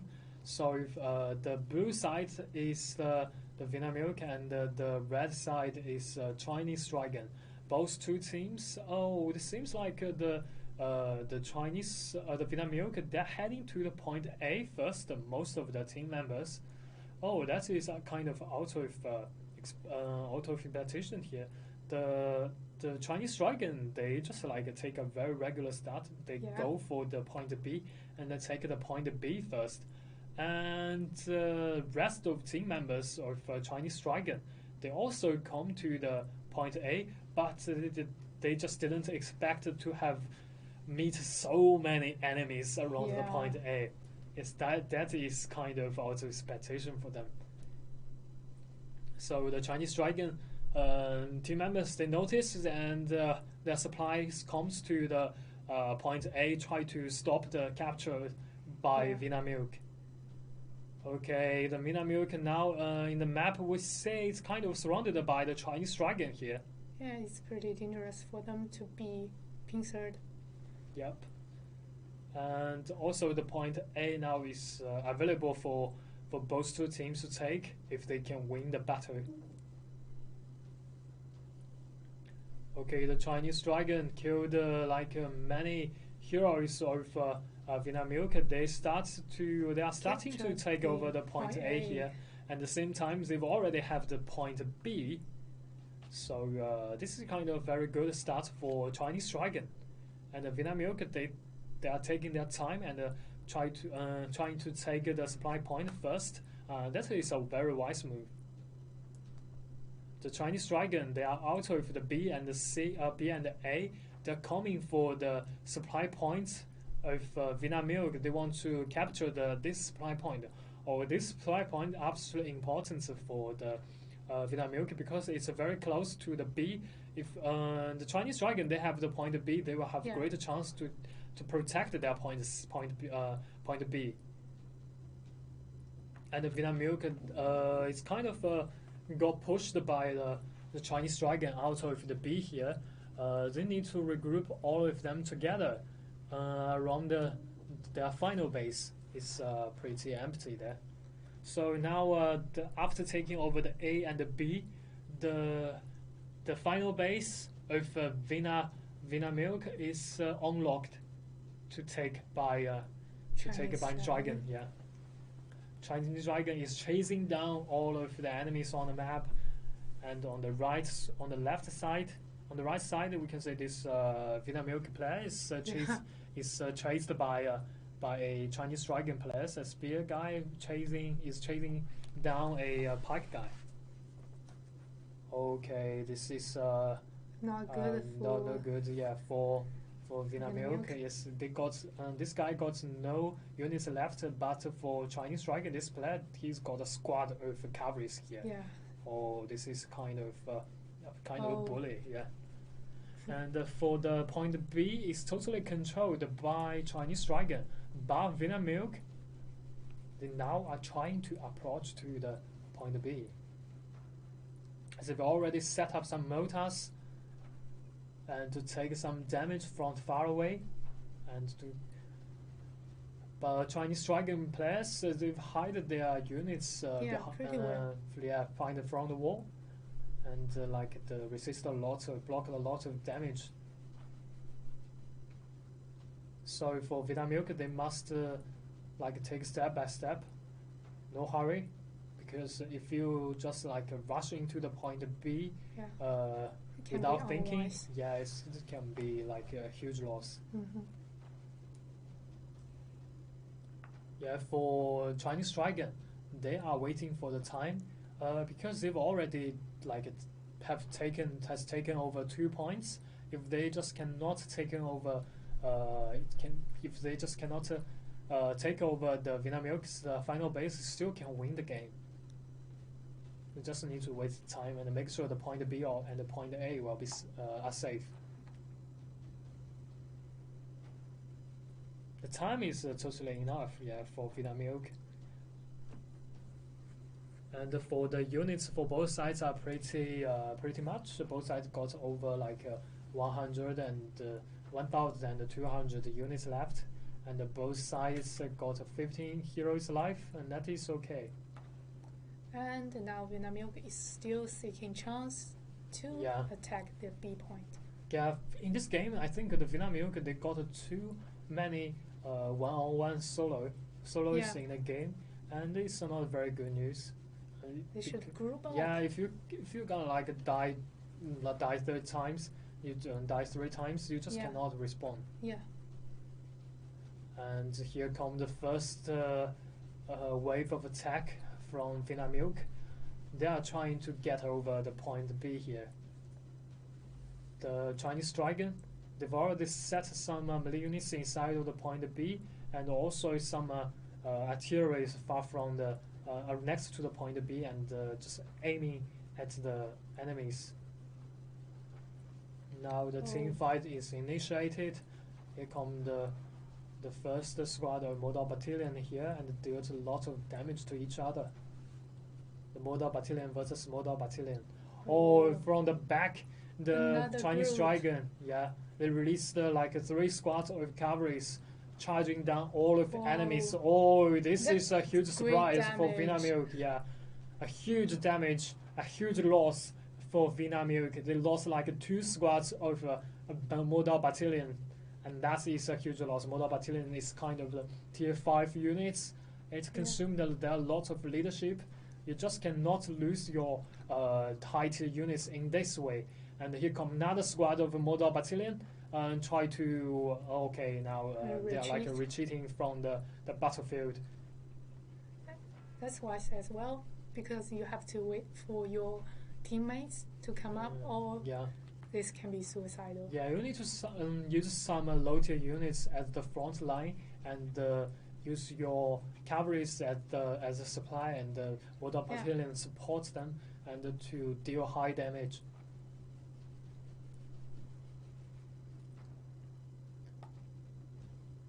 Okay, here comes another second wave of attack here.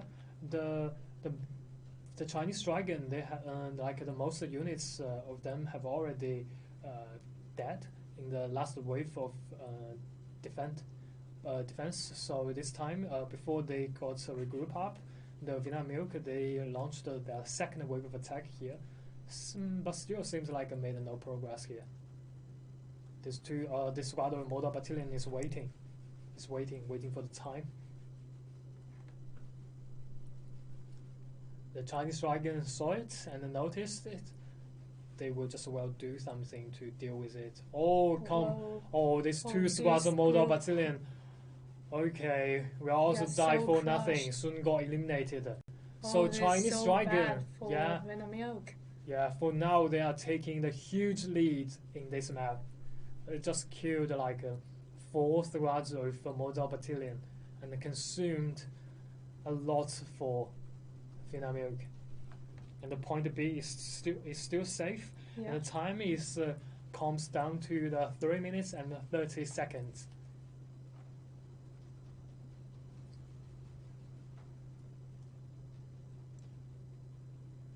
Okay, the game continues, and the Chinese Dragon, they kind of like out of the point B. They're pushing forward to do some extra damage to Vinamilk. Yeah, to Vinamilk, and that is good. And the Vinamilk is also in front of the point B here. They are trying to gather all of the teams again, but the Chinese Dragon just won't give them time to take some rest. They just go for the supply point here. But just 1 squad of cavalry, and the charge skill is cooling down, so it's kind of a terrible choice for this guy. And on the another side, the Vinamilk is trying to push in, to break into the really point important B. for them to take down B point in the rest of the time. They don't got enough time left. Yeah, the very good stuff that Chinese Dragon has set some artilleries there around the B, and even though they don't have enough units, it can still drag a lot of time and waiting for their supply to come back to the point B on the court. Oh, for the Vinamilk, they're ready to attack. Approaching, ready to attack, approaching. So the Battle third wave of attack now is launched here, and comes another squad of cavalry, but got stopped by the pike units here, and soon got killed. Okay, the Chinese Dragon always can start attack from the back and gave the Vinamilk a huge surprise, and before they got any preparation there. Their strategy. Seems like the Chinese Dragon has already predicted their strategy there, and they got preparation before they're doing things. So the point B is still safe. It's pretty safe for Chinese Dragon. Not so many Vinamilk players around the point B. Most of them got eliminated by the Chinese Dragon. Chinese Dragon still strongly holding the point B, and the time is talking less than 1 minute, and they're still taking huge lead in this map. There will not be enough time for Milk to another round of the attack. Yeah, to run on attack. At the same time, for the Chinese Dragon, even though they lost the Vinamilk, they have lost so many troops. They only got around 600 units in this game. But the Chinese Dragon still have over 900 units. Yeah. So it's kind of a huge gap. Huge gap here. And the time is comes to the 10 seconds, and no points is captured. The A and the B, none of them is captured by the Vinamilk. So the Chinese Dragon, they are going to win in this map. Yeah. They are the winner of this series. Let's say congratulations to Chinese Dragon. Yeah, you guys are the winner of this series. The MP from Vinamilk in this map is like the Vinamilk Nanisan. He got 3 kills, 2 deaths, and 0 assists. And he dealt 22,040 damage to heroes. Let's see the MVP from another side.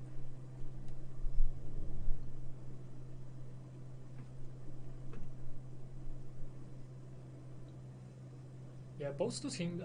This game is kind of I have to say the Chinese Dragon. They're pretty good. Yeah. Then the Chinese Dragon also got 2 kills, 1 death, and 8 assists. Wow. And dealt 24 damage and 68 damage to heroes.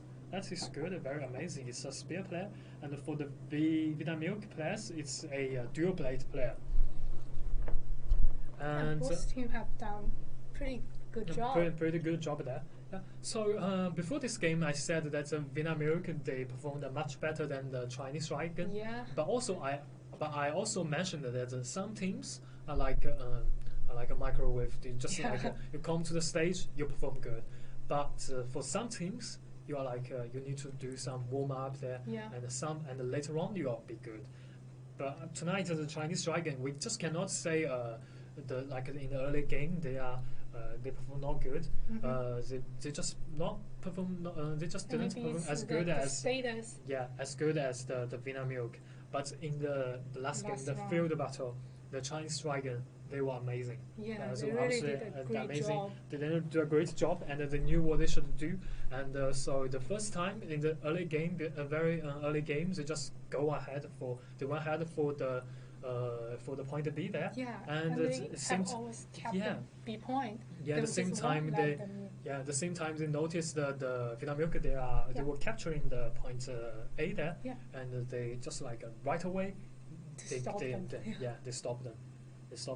So for the Vinamilk, they try to take the game in a different way, because the save point is no one to compete with them. So they can take this. They took it say very safe. So they think, all of the team members of Chinese Dragon, they will go for the B. So we guys just go for the A, and that will be okay. But Chinese Dragon, they responded really quickly and stopped them, and they ruined all of the plans of Vinamilk, and made them be the winner of the last game. Yeah, that is absolutely good. So that is kind of the first all of the matches for the CBL Day 1. Tomorrow, you guys can have a chance to say Yo-Yo, to see Yo-Yo and Teddy. Yo-Yo and Teddy, yeah. So I think that is pretty much for today's CBL. Yeah, the Day 1 CBL, both two teams are pretty good. And in the first round, the winner is the SL, and then the second round, the winner is Chinese Dragon. Yeah. So let's see you guys in tomorrow. Yeah. And you guys will have Yo-Yo and Teddy. Thank you guys. Thank you for seeing this. Let's see you tomorrow.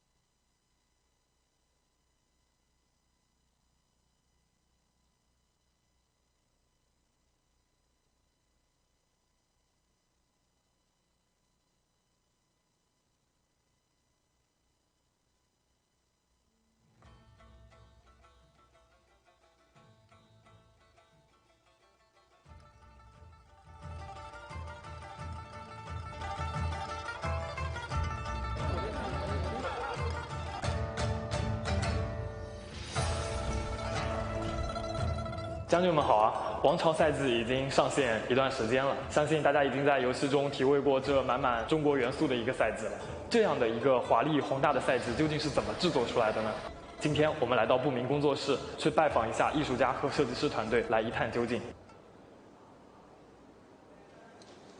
或者说你还有没有其他的要求，就类似于其他这种简单的这一点。It's a huge task and challenge for us to make sure that every season is going to be appealing to all the countries. Even Chinese are going to be falling into Vikings, or Europeans going to be loving Chinese culture.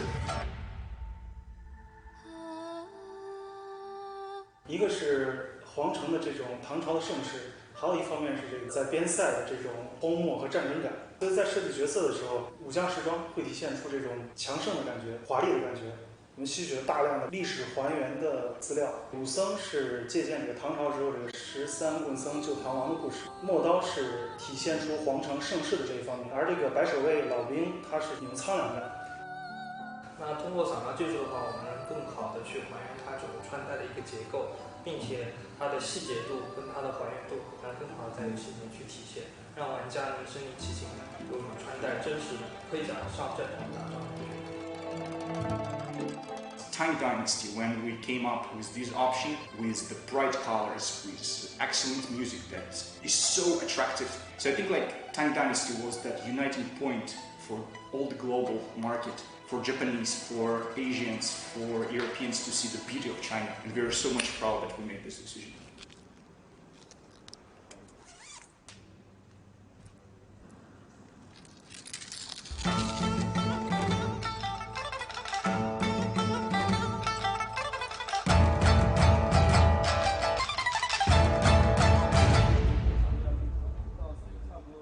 在动捕的时候呢，我们也是请到了国内现在一线的武术专业的演员，长枪现在的一些后空翻的动作啊，明显大家看起来是比较写实的啊，包括一些节奏感啊，有一些表演性都是比较符合这个武术的这个设计的。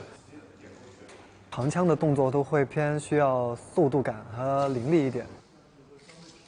所以我们选择了用动捕的方式来实现说，在尽可能的情况下，保证我们每一招、每一式之间的技能都能够相对完美的衔接上，以此来给玩家带来最好的一个流畅的战斗体验。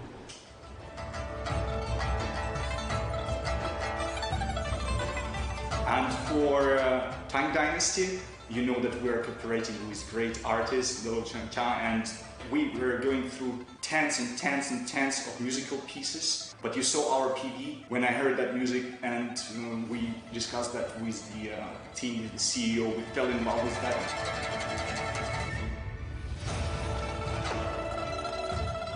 整个长安城它的规模非常大，有108个刑房。我们在游戏中其实是还原了西式，然后还原了演武场，还有一些小的一些功能性的坊的建立，希望给大家带来一个繁荣的、鲜衣怒马的这么一个视觉感受。We are trying to give players a squad that is not only just a tool, but it's like their brothers, their leaders. We want players to be more and more attached. So definitely we are going to be adding more and more this personified direction to our units. And I hope that our players would be continuing playing the game from wherever you are. We're determined to be doing so. So thank you very much, guys.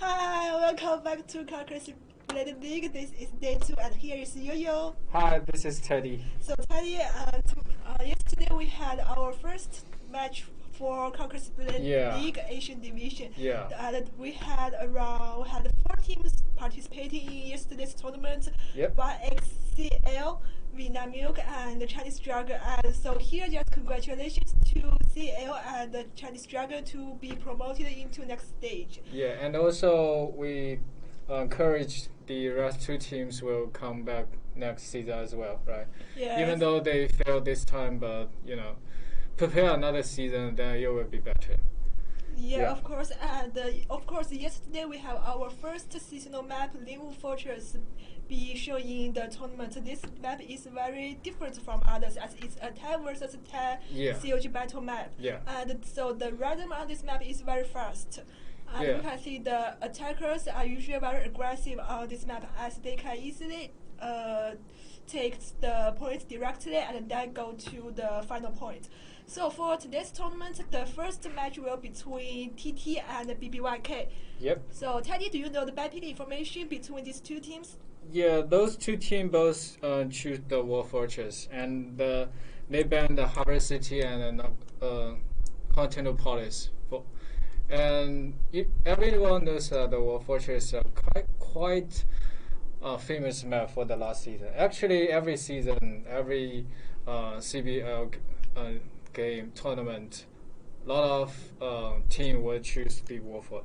Yeah, Warford is quite popular among Conquest Blade League, especially in Asian Division. But this is not very as popular as Asian Division in other divisions like MENA Division and South America Division. Yeah. So I'm really interested in their performance, how they will attack and defend our Warford. As we can see, in yesterday's tournament there was also Warford, but the gameplay was a little similar to previous matches. Yeah. There is nothing more different, I have to say. Yeah, I feel probably this team are hiding strategy, probably. Maybe right? just waiting for their championship match. Yeah, and also, the map is sometimes here come to the map introduction, the Warford. Yep, I think all of us have seen this beautiful map thousands of times. Not that beautiful, I mean. Yeah. You should need to know how to appreciate map. Yeah, and we all know that for the Warford map, the most important is the first, as a defender, you have to stop the siege tower to approach the wall, right? And then if you lose the point A, then the fight will around the supply point. And let's see the front line of each team. So the attackers take, I think both sides take a lot of carries with Hussars and Melissa. And of course, the Berserkers into this season tournaments are also welcome. Yeah, and also we can see several model is they have some model here. So model is the new season unit. Yeah, for yesterday's tournament, both teams also took a lot of models, especially one defending and attacking at the final point. Model is right now it's kind of best way to defend the cavalry charge. And in this map, we all know the cavalry is quite important here. So if you use modal, probably you can have some different strategy or different things we can bring to us. Yeah, and at a normal beginning, a small squad of blue team of attackers are rushing to the supply port. I think normally they will do some tricky thing around the B point, but after breaking the bridge connecting to B point and the outside wall, they will be back and come to attack the point A. Right now, the attackers are climbing onto the wall to, if they can stop them to break down the bridge. So looks like they're gonna not try this time. So the bridge will be destroyed. Yeah, TT just directly left the point, the supply point. The bridge is not destroyed, or but I don't think they're gonna try this time or not. I don't think so because it's kind of quite risky. Yeah, if you fail to the edge, then you will immediately die, and it'll last one life. It's not worth it if you do that. But looks like they're gonna try here, and they are waiting. This guy Cup, the spearman, is trying to do that. But actually, if you wanna go, just go. Then I mean, okay, the bridge is down here. Yeah, so they are back to they meet with their teammates. And we can see almost 3 siege towers are approaching, but unfortunately one of them was destroyed and 2 of them are on fire. And the last 2 are on fire, but I don't think they're probably gonna get to the wall. But to be honest, pushing siege tower forward and connect to the city wall is quite important and crucial if you want to take the point A. If not, it will be a little trouble. Yeah, and also like if you want to push the siege tower, you better don't use low tier units, because once we can see the siege tower is stopped because the units are destroyed by the defenders. Then if you use the low tier units, probably this is the situation. Then if you use high tier units, you can continue pushing, because the damage the defender dealt to you is not enough to kill you.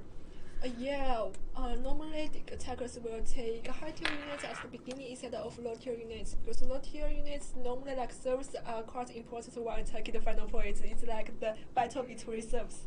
Now you can see BBYK, some teammates from BBYK are trying to climb the city wall and control the right city wall. The right side is quite important. If you want to attack the point A, you can set arteries here, and the firepower will easily cover the point A and help your teammates to take the first wave of attack. Yeah, and also we can see the siege tower, another round of siege tower is beginning, and the left one is already on fire. Destroyed by the defenders. And let's see if the rest siege tower can approach to the wall or not. Yeah, almost all BBYK teammates are trying to push siege tower forward and roaming here and there. But I remember that BBYK is a team from Japan, and they did quite well in the last season tournament. They were in the top 8, but it's very amazing that because the last season tournament was their first time to join Conquer Split League, but they did really well. Yeah, sure. And from the previous experience, if the defenders can defend well, actually you can stop 3 rounds of the siege tower. Let's see if the BBYK can push the second round siege tower to the wall or not. And here's another round of trump called by the BBYK. There was only 1 longbow guy on the right side, and 2 spearmen are trying to climb the city wall, but they seems fall this time. Yeah. And it looks like the wall was destroyed by the attackers. Now they have 2 options. They can either climb to the wall, or like charge into the city, then prepare something else. Yeah, as 3 minutes have passed, there was no any progress on the CO2 towers, so they must do something on the city wall. So they broke the left side, and now they can just gather some units here, and maybe they can prepare some units to attack. But we can see that TT has already prepared almost two squads of units behind that city wall. The defender defend quite well. They prepared quite well here. Yeah, but TT is Team Tiger. I think it's also their first time to join it.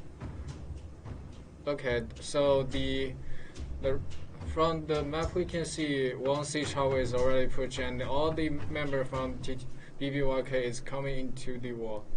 Yeah. They climb onto the wall and are trying to do something here, and it looks like the defender not gonna defend the point A here. They're gonna retreat, and they just abandon point A to their enemies. BBYK. I think it's quite normal. Yeah, it's quite normal strategy here. So the focus is still on the supply point and the point C.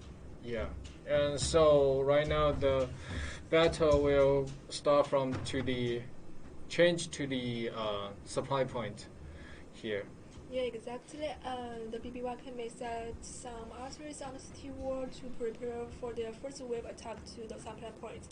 And we can see TT now puts some of their efforts around the point C, and some of them are around the supply point. Because the distance between these 2 points is not very far, they can easily assist 1 point from another one. Yeah.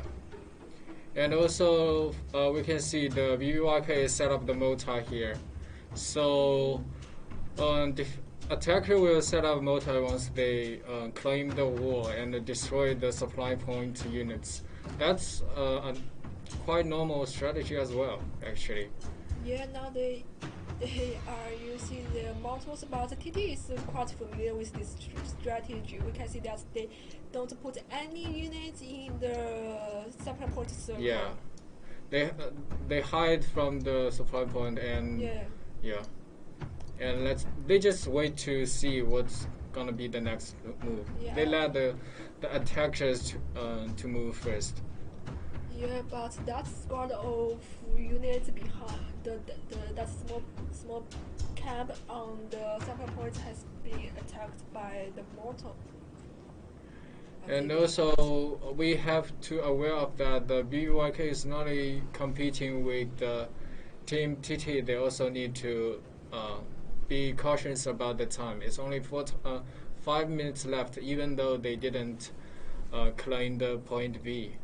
If they can claim B, then they will buy more time for this map. But right now, they only got less 5 minutes, so they have to do something here.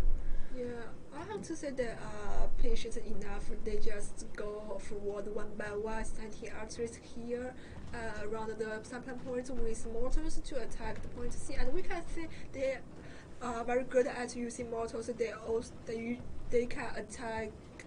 They can target the enemies very well. So a lot of units. Big fight come here, and the tramp got destroyed by the backline, and we can see the Nafa doing so much damage here, and the BBYK is charging forward.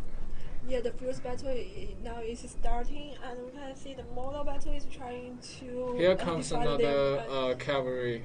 Right on time, nice charge by the. Cavalry is coming. The Winner Hussars, always the Winner Hussars. I think killing all the units from the enemy. Yeah. And probably they're gonna claim the warlord as well. Let's see if they can kill some heroes here. Yeah, they killed a lot of BYK heroes, so they successfully defended the supply point. Actually, that's a quite nice charge by the TT.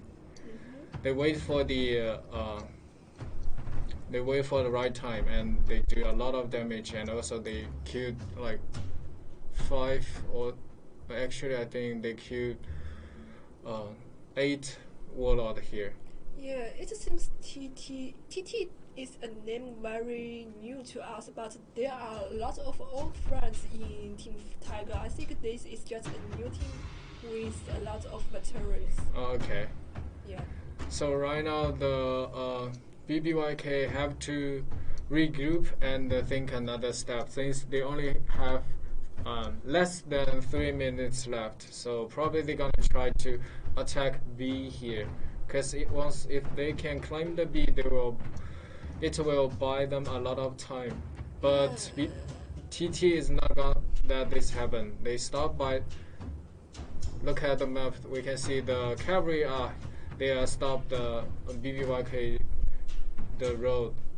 Yeah, I think some of the Team Tiger's teammates are aware of the intention of BBYK to attack the point B. We can see a team member from BBYK is coming to interrupt the capture of TT on point B. Yeah, and right now the BBYK, I'm sorry, is claiming the point B here. Looks like the TT is not gonna respond to that, so they just gonna defend the supply point.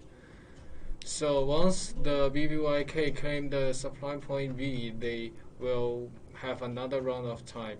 Yeah, they will have another 3 minutes for supply points and point C also the final point. But I think the time is also not enough for them to do anything. Yeah, if they want to decline the supply point then to the C, that looks like not a good idea. If I was BBYK, I would go straight to the point C here to just give a shot. To give a shot, but I think TT must prepare a lot around the point C. Now they just roaming around the battleground, but they are all close to either point C or the supply points. Yeah, and also we can see that there are 5 tramp left by the BBYK. So if they can use the tramp well here, they still got a chance to climb C here. Just go straight to the C. And it looks like they're gonna do that here. And TT is certainly aware of this, and they are defending here. And we can see another Wing Husaro was trying to sneak into the back of the BBYK TT, and was found by the TT, and they retreat. So both two teams set up arteries here and do a lot of damage here, and looks like the BBYK is kind of heading to the lead here, and TT have to do something to stop them claim the point C. Yeah, but TT has in some way lost the progress. And here comes the Wing Husar. Yeah, and there were. I'm not so surprised. I think TT does want to defend this point C anymore. Yeah, they just take their heroes jumping into the circle to interrupt the capture, but I think it's a little useless as it's just a waste of the heroes' respawn time. Yeah, it's not a good idea right now, and it looks like the BBYK is gonna claim point C here. It's only about time to claim point C, but. Well, I have to say TT is trying to... another charge from the Wing Husar, which destroy a lot of units from the BBYK, and it looks like the battlefield is surrounded all of the red and blue units. Yeah, and the tribal chase is not in it's quite chaos here. Another charge from the TT, and stopped by the tramp.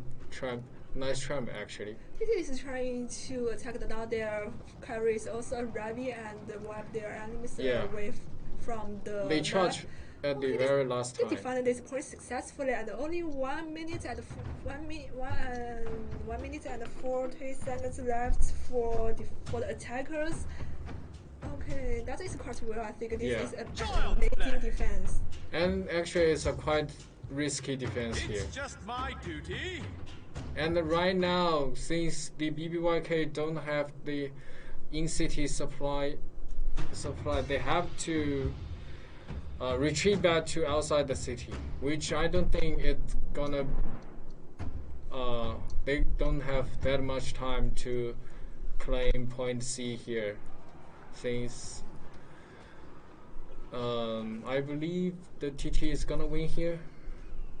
It's only 1 minute left. Yeah. If they can stop them at the main gate here. Yeah, TT is quite aggressive. We can see that they just rush into around the gate, the main gate, and interrupting the attack from BBYK. I think they decided to finish this match as soon as possible. They just take off their units here, and there are still a lot of high tier units left on both TT side. Yeah, and honestly, it's only 20 seconds left. Yeah. And I think it's congratulations to TT for winning the first match in the month. Yeah, as defender. Yeah, nice defend actually. Yeah, of course. That's amazing, especially just the battle around the point C, because I just thought that TT would abandon this point C because there were only few heroes left on the ground. So let's see the MVP on BBYK, who is Leica. XX like actually I'm not quite sure the name. So. BBYK XX Leica X. So he got 1 kill, 1 death, and 4 assists. Also killed 104 units. And let's see the MVP of TT, who is Banana TOT. Okay. And actually, this is a really cute name. And actually, from the scoreboard, we can see that right now we can not only see your score, but also you can see the units queued by year. So. Yeah, this is the new feature. Yeah, it's a new feature. You can share with your friends how about more battle details. Like if you kill more than tier 5 units, then you can share to your friends, to let them know how brilliant you are. Yeah, exactly. So that is a really exacting match between TT and BBYK. So that's TT and BBYK to bring us this wonderful match. Yeah. So what do you think of TT's performance on the previous match? I think that was totally amazing because we never thought that TT will defend the point C successfully. Yeah, actually it's quite a risky there. If they got several seconds left, then this point C will be declined by the BBYK, right? Yeah, when some heroes were killed by enemies, the other teammates just jump into the circle to interrupt the capture and waiting for their assistance from the respawn point. Their teammates are very good at taking the carries and with Husas in time to wipe all their enemies from the map and defend the point successfully. So that is quite amazing. So I'm really interested in their next performance on Warford as well, as attacker, how they will attack on this map and how BBYK will defend on this map. Because BBYK also did very well, especially during last season tournament. They are really strong as they were top 8. So the battle between TT and BBYK must be crucial, and we can see how strong TT is. So I mean, the next game is gonna be very, very brutal, and also actually, BBYK is doing great last match. They almost claimed the C, which we don't know if they can claim the C. We don't know the result, right? I have a doubt, to be honest, because if they took the point C, there is still a final point left for them. Yeah, I know. Yeah, but they can buy more chance, right? Yes, still depending on the time.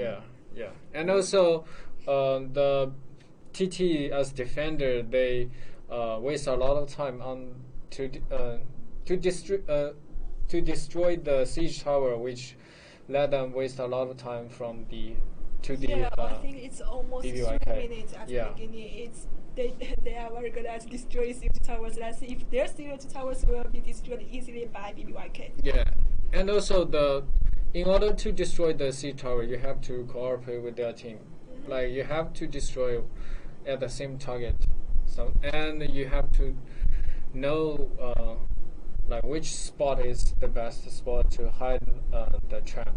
Yeah, exactly. We need to practice a lot before the tournament. Like which point is the best place to start your arteries, and which artery is also the best method to attack the siege towers. And also, you need to be aware of how to consume your arteries, because arteries are limited during the tournament. Yeah, they only have one artery set up for the attacker and 2 for the defender, right? Yeah, exactly. So attackers are short of arteries. They have to use some of them at the beginning to destroy the siege towers, as many as possible. But they also need to consider how to assign these arteries for the later, a little better against their enemies.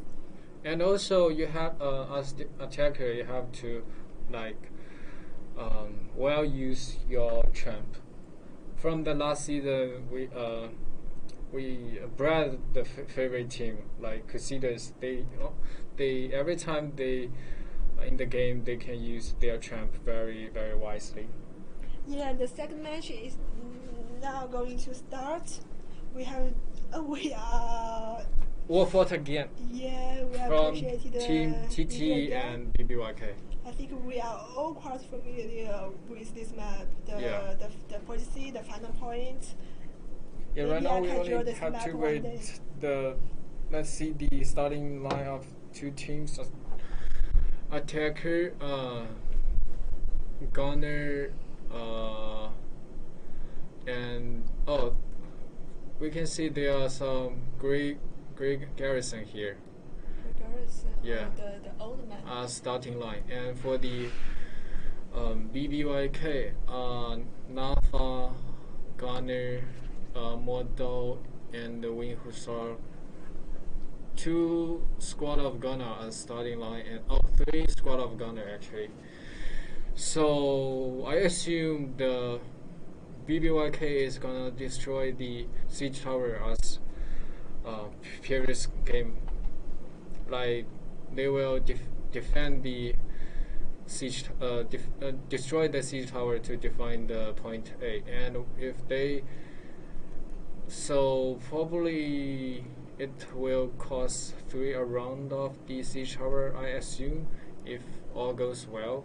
But if the TT can doing something else and use the tramp well, I think they can pursue the siege tower to the wall within that much round. So let's see what's the situation here. And also TT bring 1 squad of gunner here, and it looks like they gonna use the gunner to destroy the gunner or not.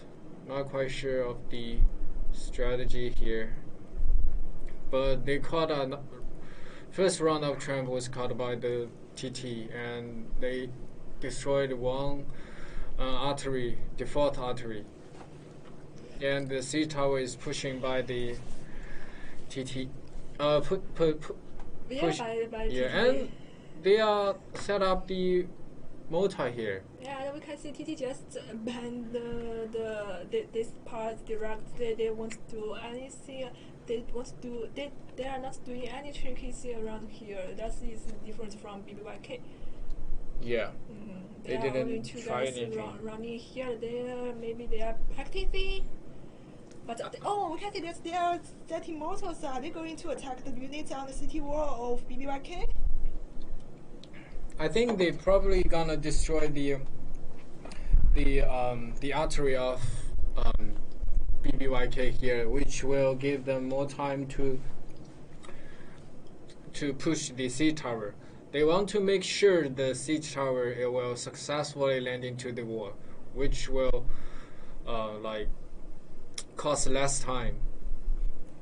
And looks like the first round of siege tower will be destroyed by the BBYK, and the TT is gonna wait another round of siege tower. Yep, 2 siege tower down by the defender. And right now the all the TT is going to do is destroy the gunner, destroy the artillery from the defender. That's the best solution actually. And they are trying to destroy the wall here, which will give them more option to climb to the wall. Yeah, but I think but we can see that the siege tower is struggling to move forward. But TT is a little different from BBYK as attackers. They try a lot to climb the city wall. Yeah, and they climb to the wall, yeah, and they successfully climb it. I don't think it's gonna be a success. Yeah. Let's see how take their units to the point B or either to the point A. Looks like. Looks like they are going to the point B because there is nobody defined around the point B. They can just take it and get another 3 minutes.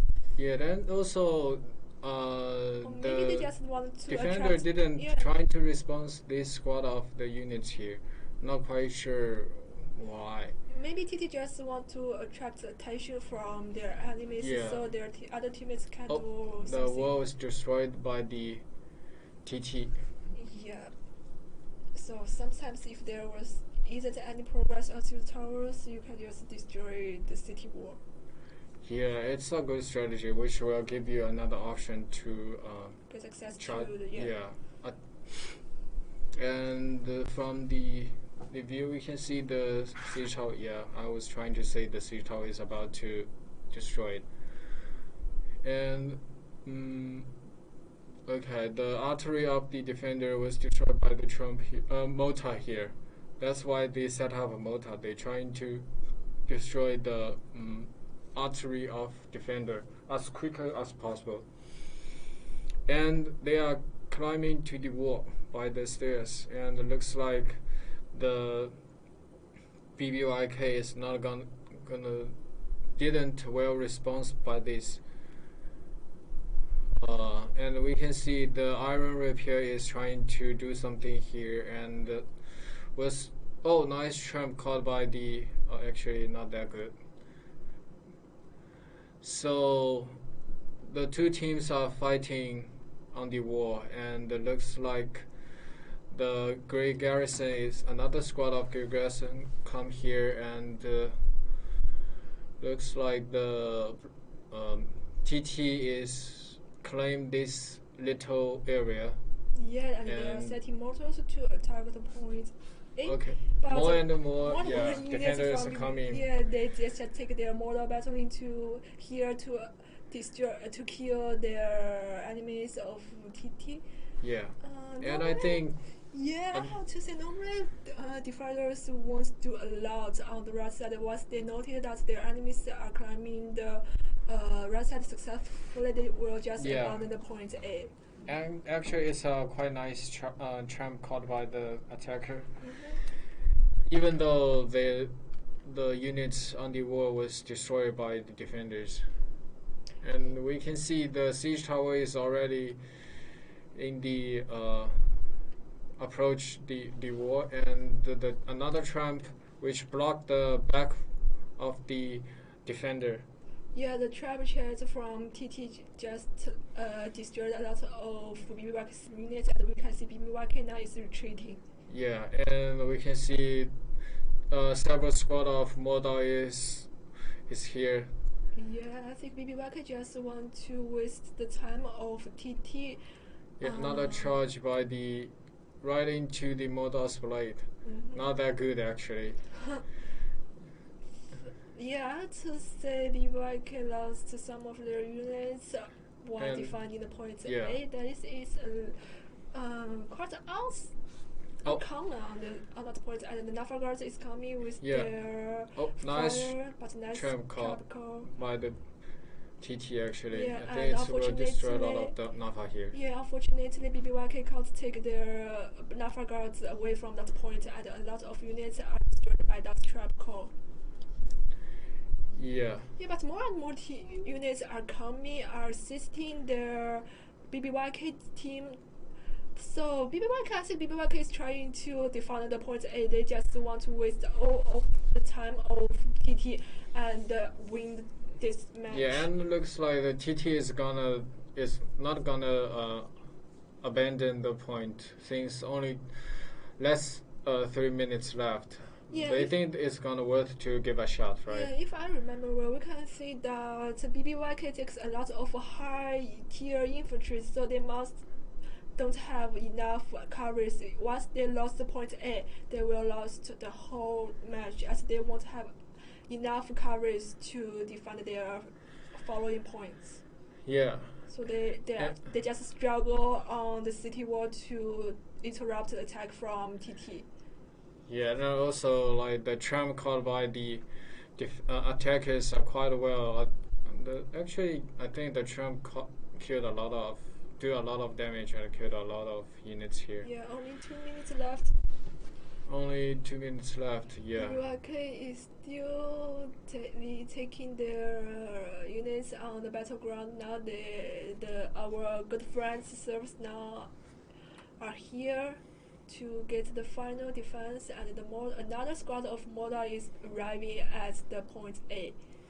I think it might be another the round final battle. I'm not sure, to be honest. I'm not sure if BBYK will take more and more units on the battleground, or they will choose to abandon the point A. Yeah, more and more Moda units are coming to assist the point A here. Yeah, looks like they're gonna take the A as a final, even though it is final fight. Only 1 minute left. I think they will I think they will strongly protect and defend the point A. Yeah. And now TT is setting arteries. Another tram called by the TT, and I think BBYK is. Even though it will deal a lot of damage, but I don't think they're gonna claim the point A here. I suppose TT doesn't have enough high tier infantry. Yeah. Because they take a lot of high tier carries, so they don't have enough advantage on this city war against BBYK. Now BBYK is saying, well done. Okay. He is cheering up. And looks like BBYK is gonna win here, and so in that case, both two teams they defend pretty well and successfully defend the attacker, and which will lead them to round 3, the field battle. Yeah, congratulations to BBYK. So now let's just briefly introduce the MVP from both sides. The MVP of TT is Darvish, the dog of Darvish. He got nice name actually. I think 0 kill, 1 death, and 4 assists. Also killed 102 troops. Let's just switch side and see the MVP of BBYK. He killed a lot of high tier units here. Yeah. Right? Yeah. 10. But the MVP is good at kill. Yeah, MVP usually is a good killer. Yeah, and let's see the MVP of BBYK. He is a content creator of Japanese community, if I remember well. So he got 1 kill, 1 death, and 4 assists. Also killed 95 units. Also did quite well, but he's a good killer to serfs. Serf killer. That's right, actually. Yeah. So congratulations to BBYK for winning the second match, and we are going to the third match, which will be held on Grassland. Yeah. Yeah.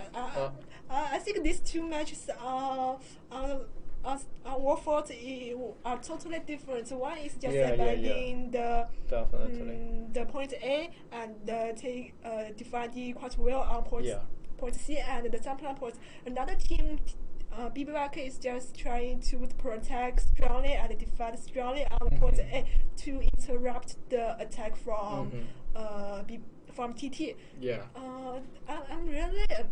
It surprised me a lot that I never thought I will see these totally different strategies at the same time. Yeah, and also actually it's my first time to see the units climb to do the stairs to the fort wall. Actually, never saw that. Usually the team will wait to the sea tower or break down the wall, and then use the stairs to climb to the outside wall.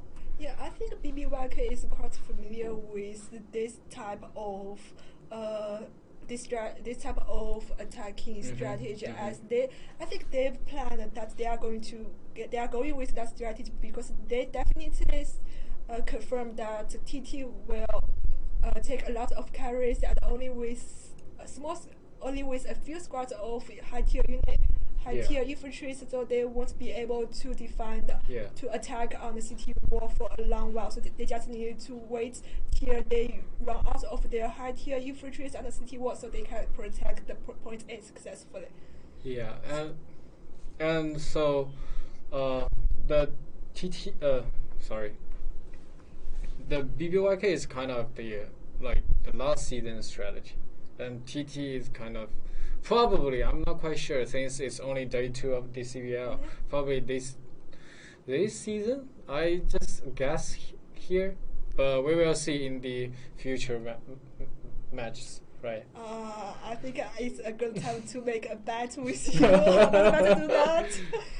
So let's just see the third match between TT and BBYK, who will be the final winner for today's first round. Yeah. So for the grassland, usually both teams will use the cavalry. Yeah, a lot of carries. It's kind of the fight of cavalry map, but this season we have modal. Modal is quite good against carries. Yeah. But I have to say modal doesn't have a high speed. Oh, okay. Yeah.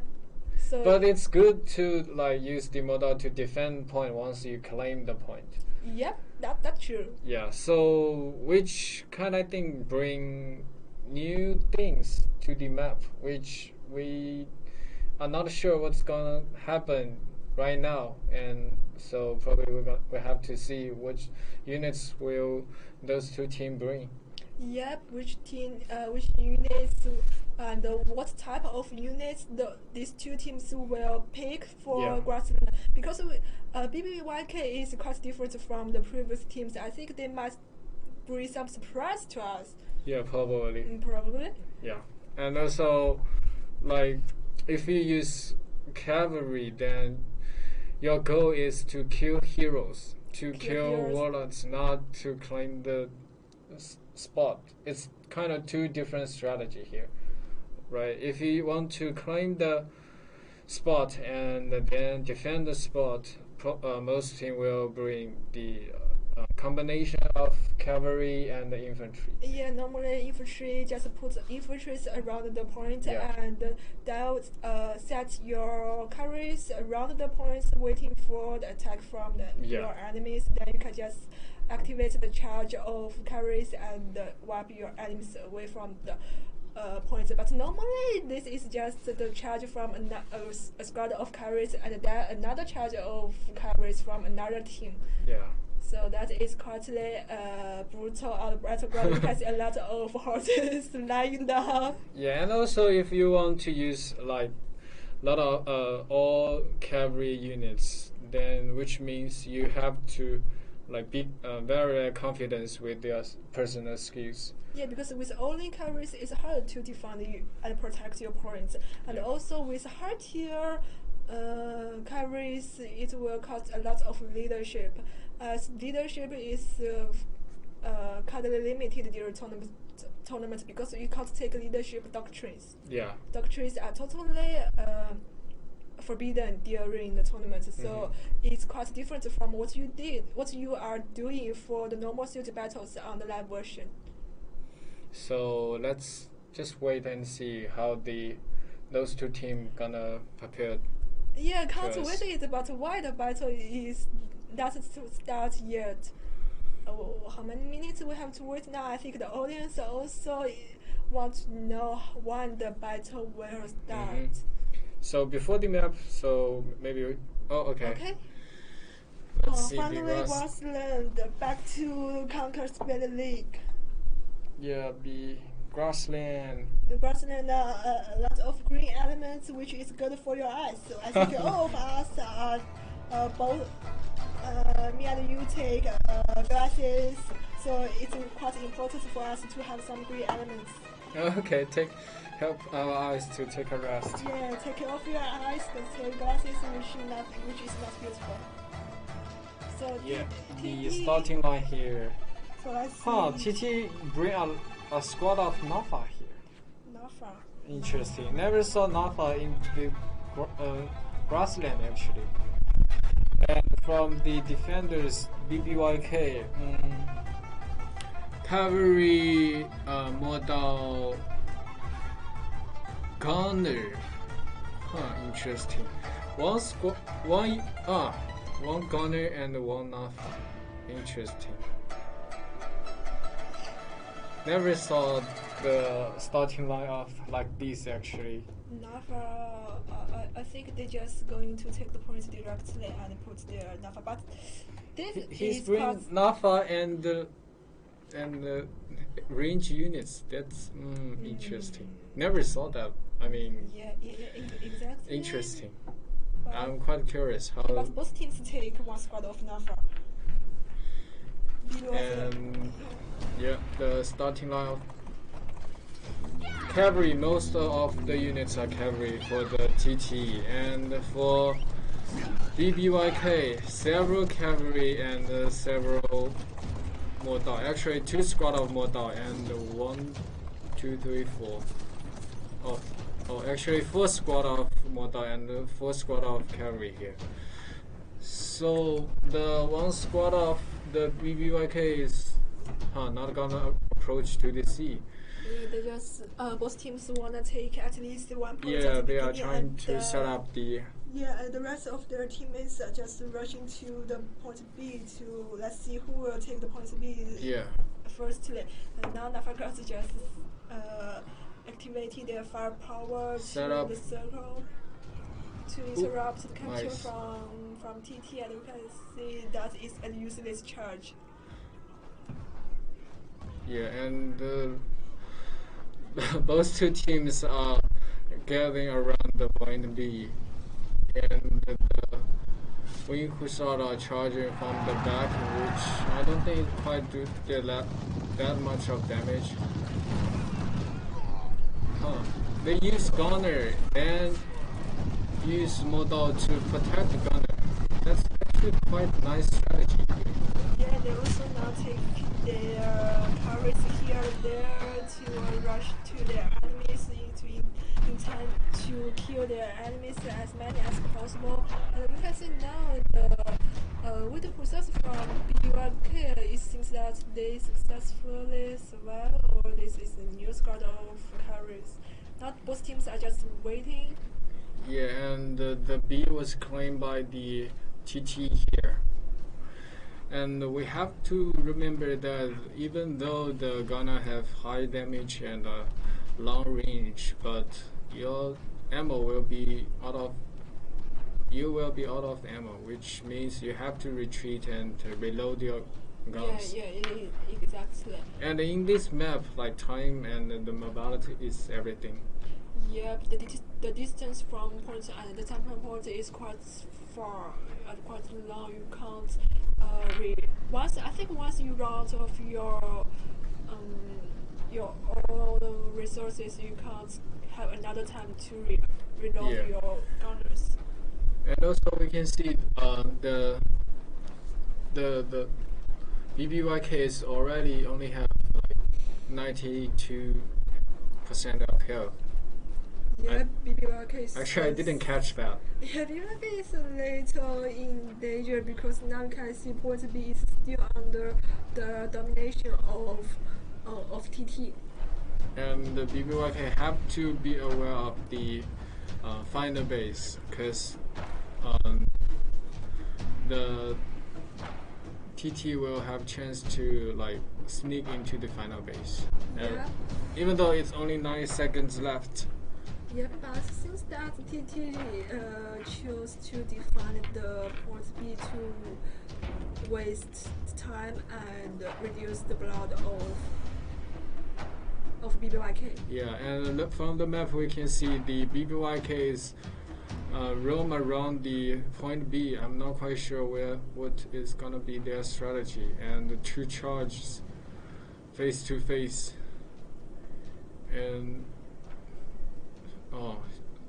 those 2 squad of Yeoman attack,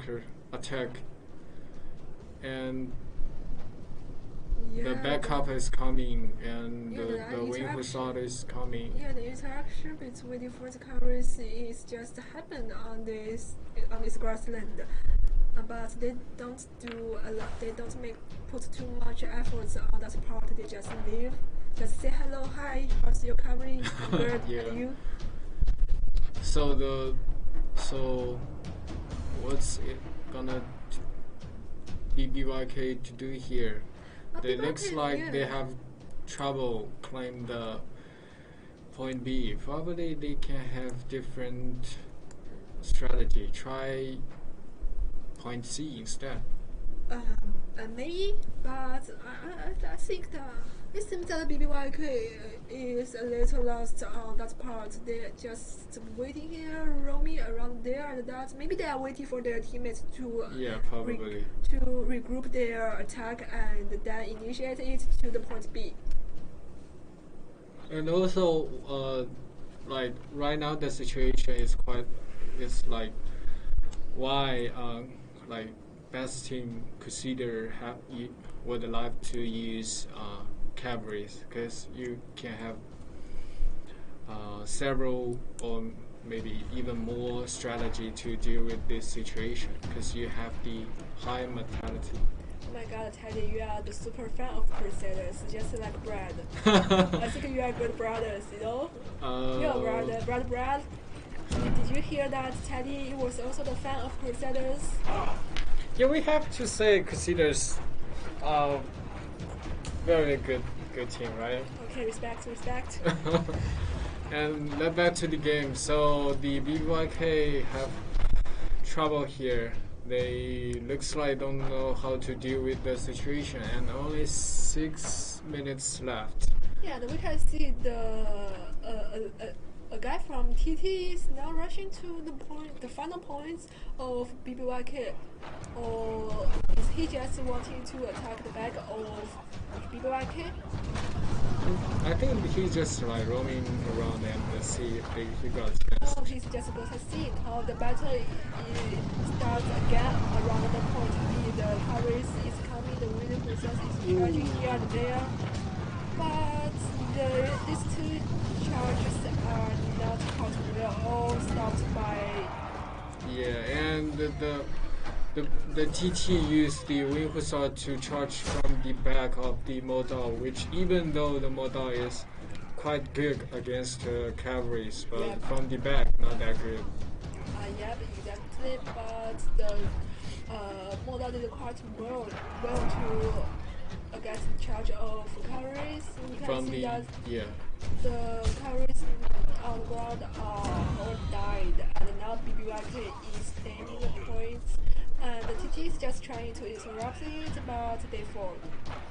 Yeah, looks like the BBYK is gonna claim the B point here. Yeah, they successfully captured it. There's no but now. The enemy has lost their advantage. Okay, but they have to like do something to like decrease the point, right? Yeah, we can see once BBYK has claimed the point B, they directly rush into the another point of TT. Yeah, they have to do. I mean, they will do something. Okay. Unfortunately, lost disconnection. We will see what's going on here, and we will. Okay, reconnect again. Yeah, That is a quite good feature, both for the tournament as well as for the normal strategy battles. Now we can see the. Yeah, and from the map we can see the BBYK is kinda everywhere. Yeah, TT is now. Oh, BBYK, as I said before, once they can point B, they just rushing forward to another point. They don't decide to waste time defending the point Yeah, B. they have to do something here. here. Yeah, they want to claim as many as possible. Yeah, at least 9 points. I mean. Yeah, it's just, I think it's because now TT has 100% health, but BBYK lost some of the health. Yeah, and also TT have to be aware of the point C, because if BBYK takes C as well, then they will lose health as well.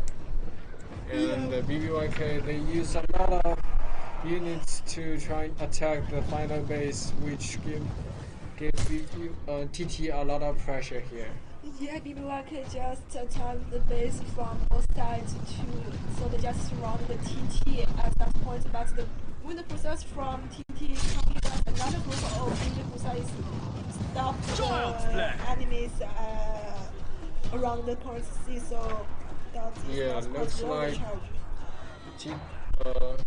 BBYK is not gonna do something in the final base. At the same time, TT is trying to claim point B because before the majority of forces of BBYK is around the final base. So BBYK is quite, I think they are quite aggressive and not patient enough. Yeah. And only 2 minutes left. In that situation, you will be like.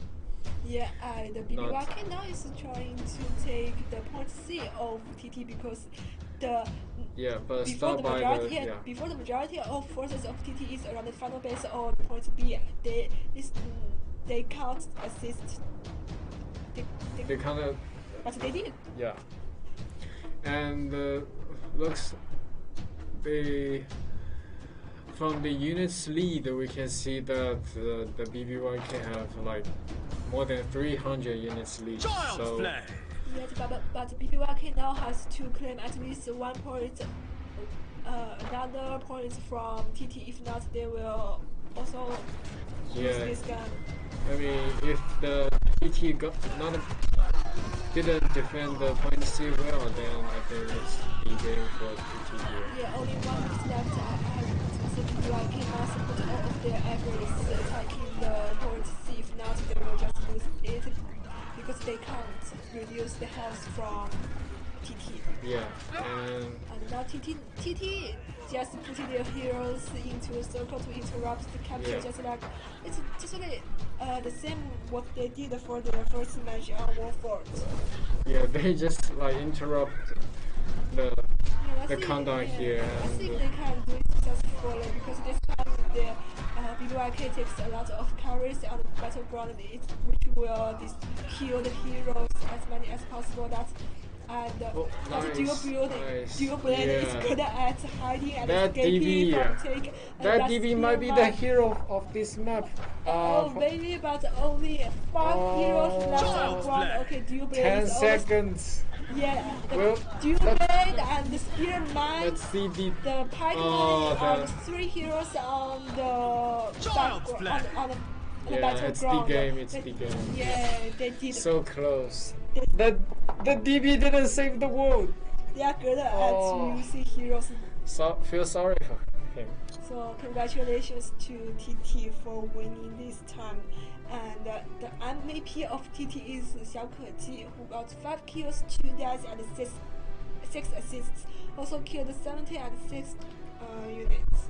Yeah, and also killed a lot of winning players. In this map, that makes sense. Yeah, that's true. So let's switch side and take a look at the MVP of BBYK. Yeah. Yeah, Jessica.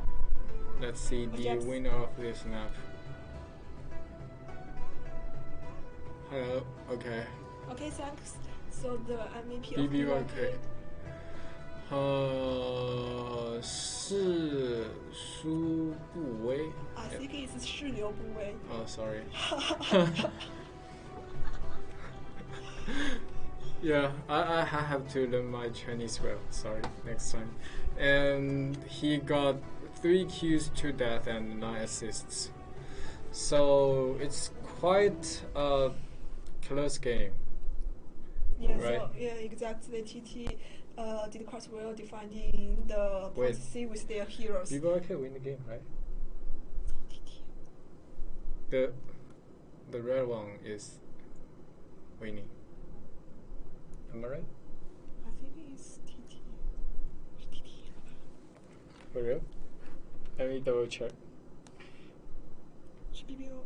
Oh yeah.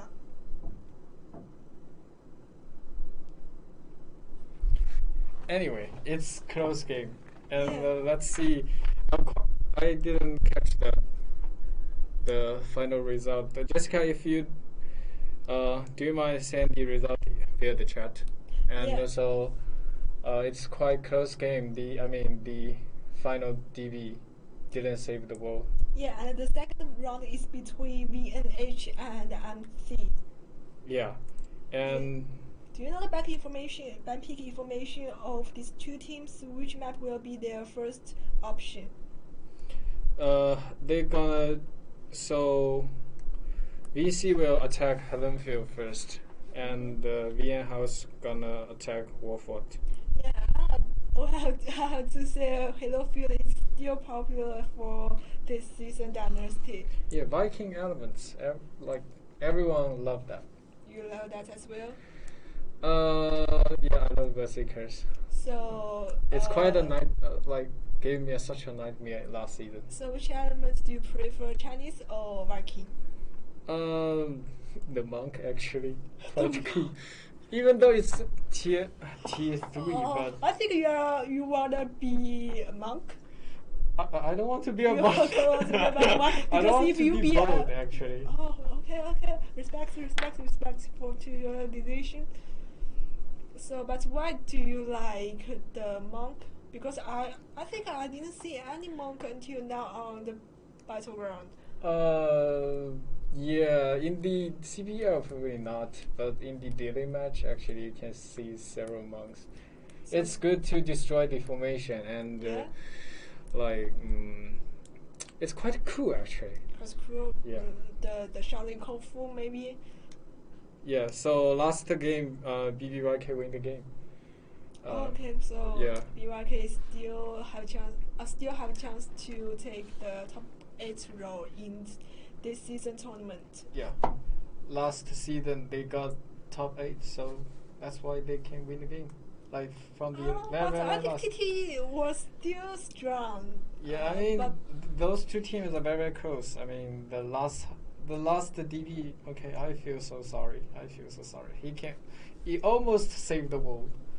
Yeah, Yeah. just practice more and wait for next season tournament. Yeah. And maybe one day. Lucky kind of. Yeah, maybe we can share our lucky photo to you to to have some lucky for next season tournament, right, Teddy? And maybe Teddy, will you lead a team to join next season tournament? I think maybe we can have a divide. I think everyone in this room would love to lead the team. Okay, I will lead you. Yeah, I'm fine with that. Can I be qualified to join the tournament? Yeah, if you're gonna be the leader, I think everyone will join this team. Yes. Just leave comments here. If you gonna join Yo-Yo's team, say yes. Write down the yes. I think quite a lot of yes here. Yes, so Teddy, I think you should first write down your yes in the comments box to show me your support. I will definitely. So you will be the leader, then I will follow you. Okay. Okay, so I can say you as co-leader. Okay. Don't worry. Although we only have 20 team members, but we can have two team leaders. Okay, fine. I'm okay with that as long as you lead the team. I mean, I think a lot of players would love to do that. Okay, well, I will ask Brad and AB to join my team for next season. So we have 4 team members now. Yeah, we have 14 members now. Only a lack of 11 players. Yeah, 11 spots Guys, just apply right now. Send message to Yo-Yo. Thanks for promoting my team, Teddy. Next season, yeah. Yeah, this is a great time to promote your team. So just messaging me your team name.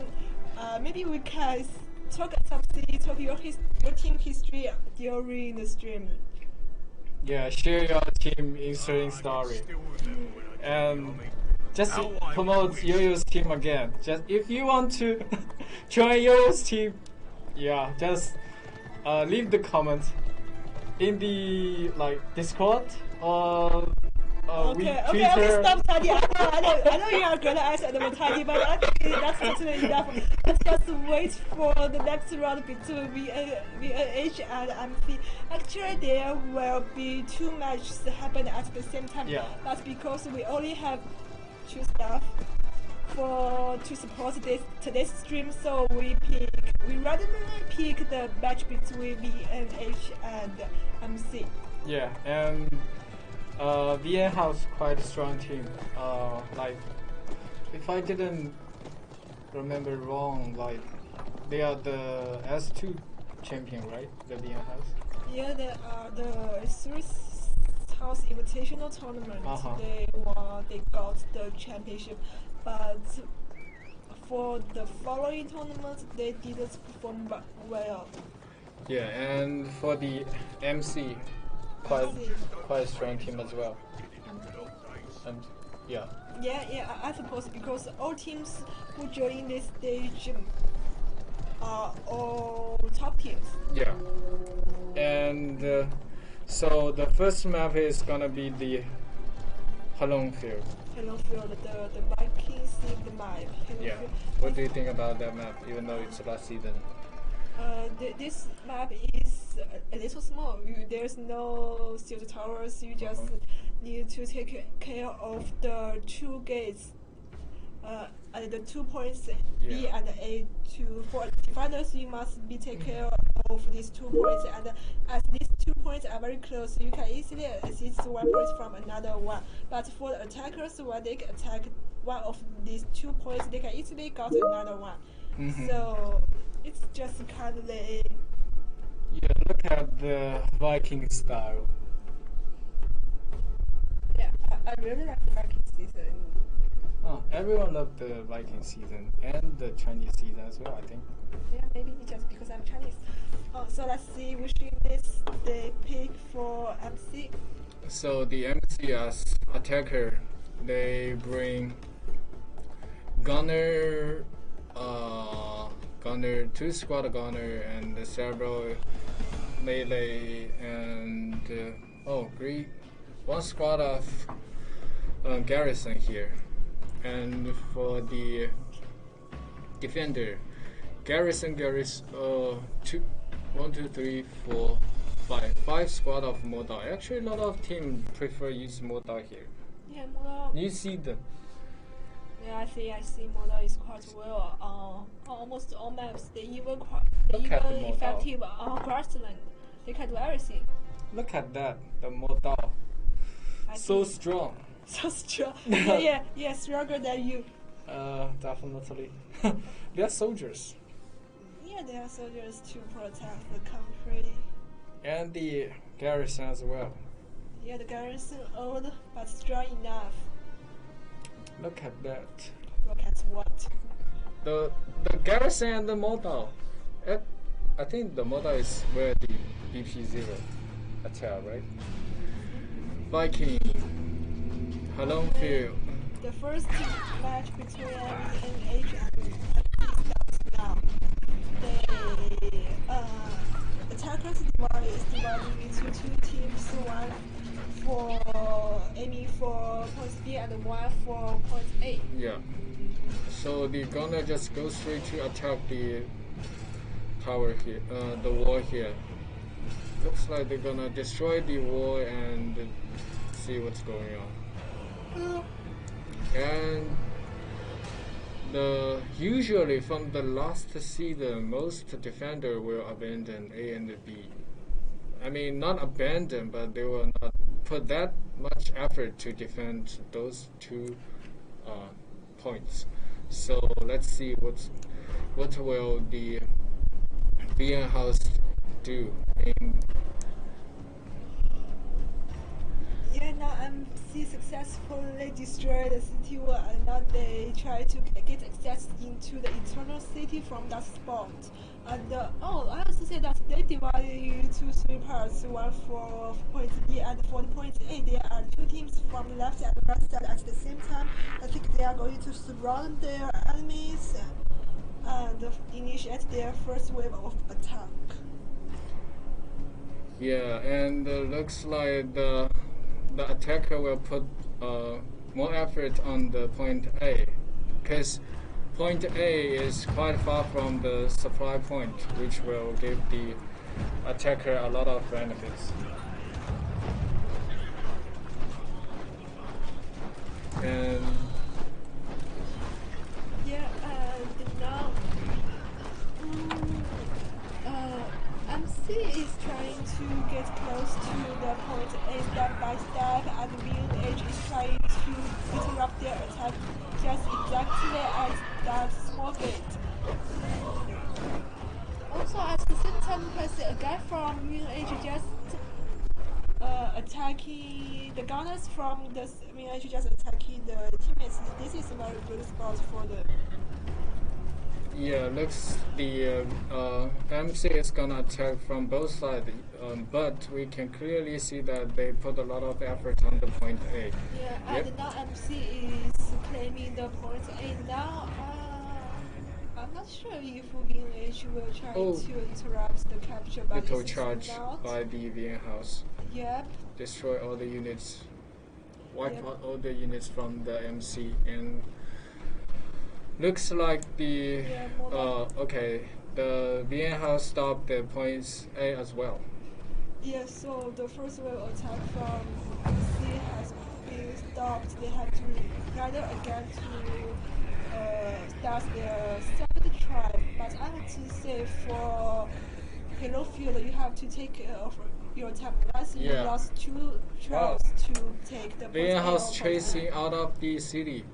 VNH now this time is quite aggressive. I think they really want to win this game as well as possible, maybe.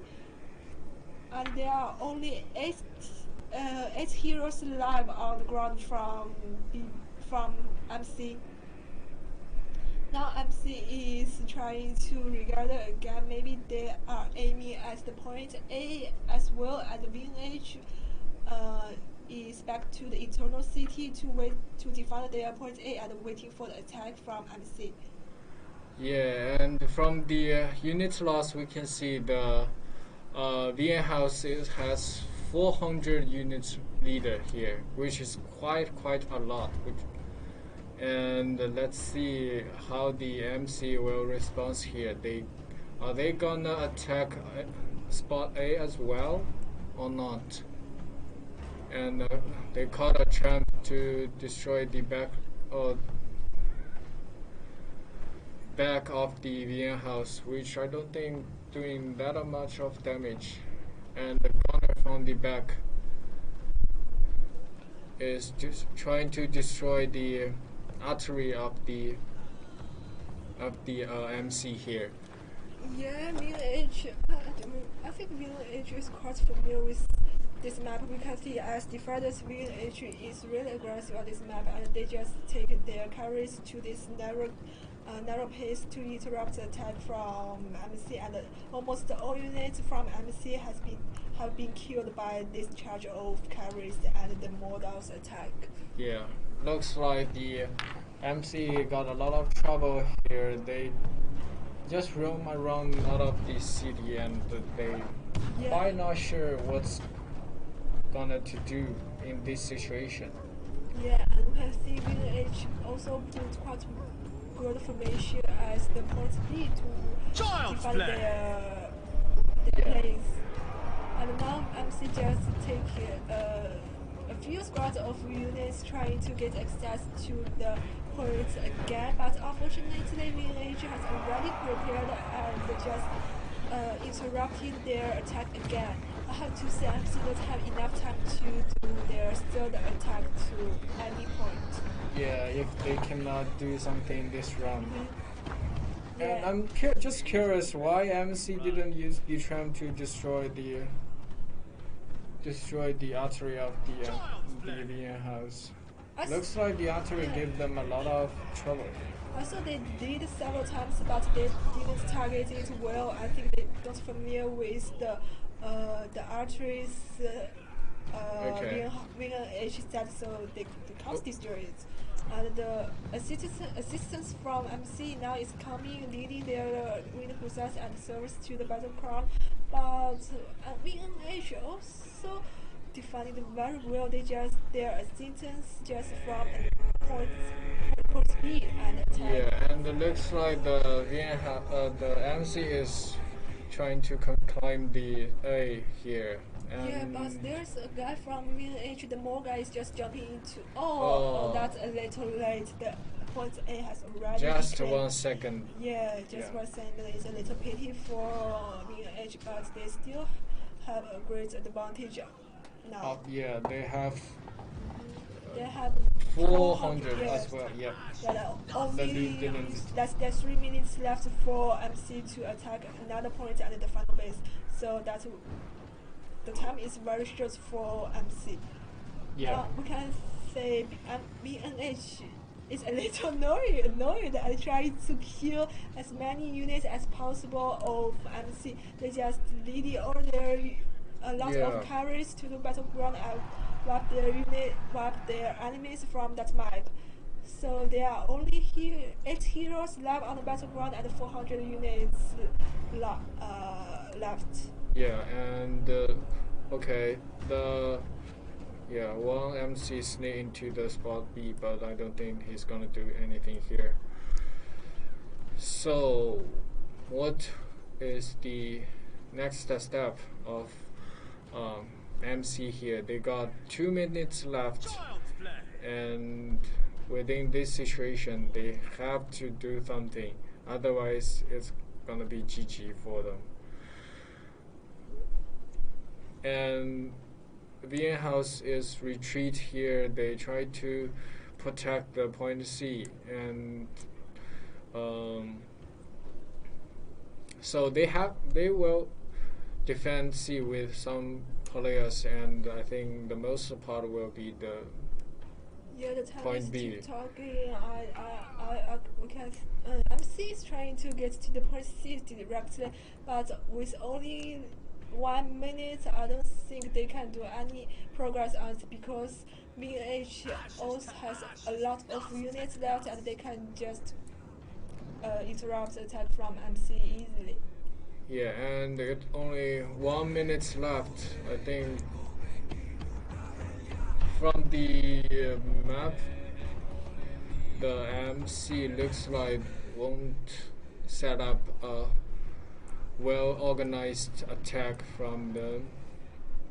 Yeah, probably that's the game here. They didn't trying to attack either B or C. They attack the additional spot. It's right now the game becoming to like destroy your enemy as many as possible. Yeah, only 300 units left for MC. I think the majority of these 300 units are serfs. Ashes to ashes, dust to they dust. Easily killed by VNH. So VNH, congratulations to winning this first match. I think VNH is highly possible to be promoted to the next stage. Hopefully they can be against 2 Crusaders. Maybe they can be the champion again. I just saying. Yeah, so, and for the MVP of MC, Lao Chen, he got 1 kills to death and 2 assists, and he killed 11 model. That's quite nice actually. And also, let's see the MVP of VN House. Jessica, do you mind show me the MVP of VN House? Yeah, could you help to switch the set so we can show the MVP of VN House? Ranger? And VN House Ranger. He got 5 kills, 0 deaths, and 7 assists. Quite nice KDA here. Yeah, but it's, I mean, in this quite big victory from the Vienna house, like everyone put their effort to the game. Yeah, as this team fight is not a solo play. Yeah, and also from the previous match, we can see that how strong Vienna house are. They have like almost 400 units lead at the very beginning, and they keep the lead to the end, which didn't give MC I will not say a single chance, because they can stop the point A right in time if they can respond a little bit more quicker. Yeah, but overall it's a very good game. Yeah, BNH did really well as defending side. They respond to the attack very quickly, and their team. I think after such tournaments, their teamwork is already very well. So they know the process of their teammates, the rhythm of their teammates. They can just cooperate very well, and they can just group their all stresses together to attack against their enemies. But MC, I think the full name of MC is McDonald's. McDonald's is not a sponsorship. McDonald's also it's a new team, but the team has a lot of veterans. But as it's a new team, they can't. They may not be able to cooperate well. So they still got like long way to go if they want to be the. Yeah, they have to practice more and more. So just looking forward to their later performance on World 4, and maybe we can see their great performance in the following stage. Yeah, and for the next map is gonna be World 4 as well. So 3 World 4 today, and Vienna house is gonna be the attacker.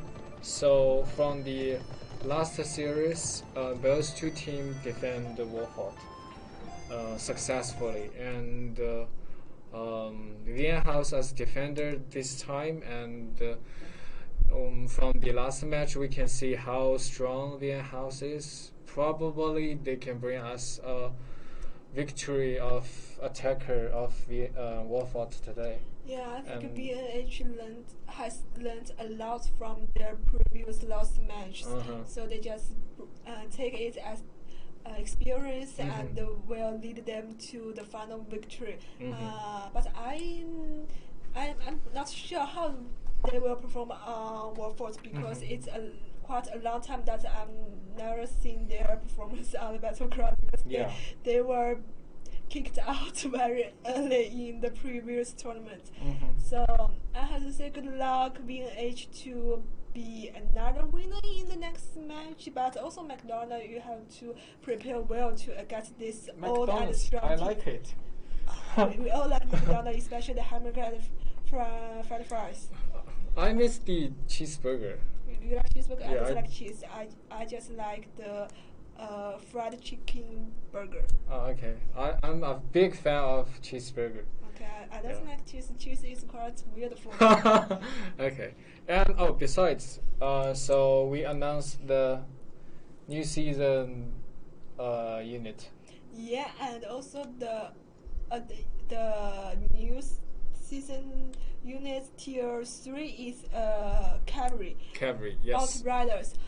I think it's quite almost 2 or 3 seasons that we've never released a new cavalry into Conquer Split. Yeah. So I think this new cavalry, this new 3-star cavalry will bring a lot of interesting stuff to Conquer Split, especially to low tier battleground. The new buys can have more options to take cavalries into Conquer Split. They don't need to take some low tier cavalries from the unit tree. They can have a strong, maybe helpful. Functional cavalry in their when they are going to Conquer Split. We cannot say that too much about the cavalry here, but it's quite interesting, I would say. Yeah, it's quite a little different from the cavalry we already had, right? Yep, so just waiting for another debut for this cavalry, and we can show more interesting information to the community. Just need to stay tuned to our community like Facebook, Twitter, Instagram, and of course Discord to get the latest information about new season content. And the new season, Tyranny Lord of Chaos will be released on 28th of September. Yep. And don't forget to ask Yo-Yo to join her team. Yes, thanks for promoting my team again. I think I need to think about my team name after today's streaming. Yo-Yo, God forever. That's quite simple. That's quite exaggerate. So, Warford, the second match between MC and the VNH is about to start. Yeah, the Warford. So it's our third time in this map today, and from the starting line we can see 2 squad of Modal from attacker and 1 squad of gunner from VN House. And for the defenders, they bring a lot of low tier units here. 1 squad of Modal and two squad of Modal and 1 squad of actually changed to 3 squad of Modal and 2 squad of gunner, and a lot of low tier pike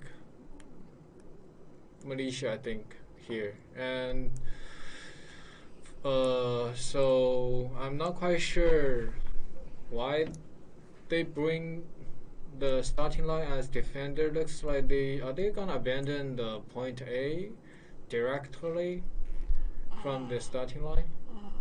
I don't think so. Maybe they will do some tricky stuff before they abandon. At least they will waste some time. Yeah, but it's quite weird that they bring both low tier units and the gunner. Didn't expect that coming actually. Maybe they can just with some high tier units of enemies with their low tier units.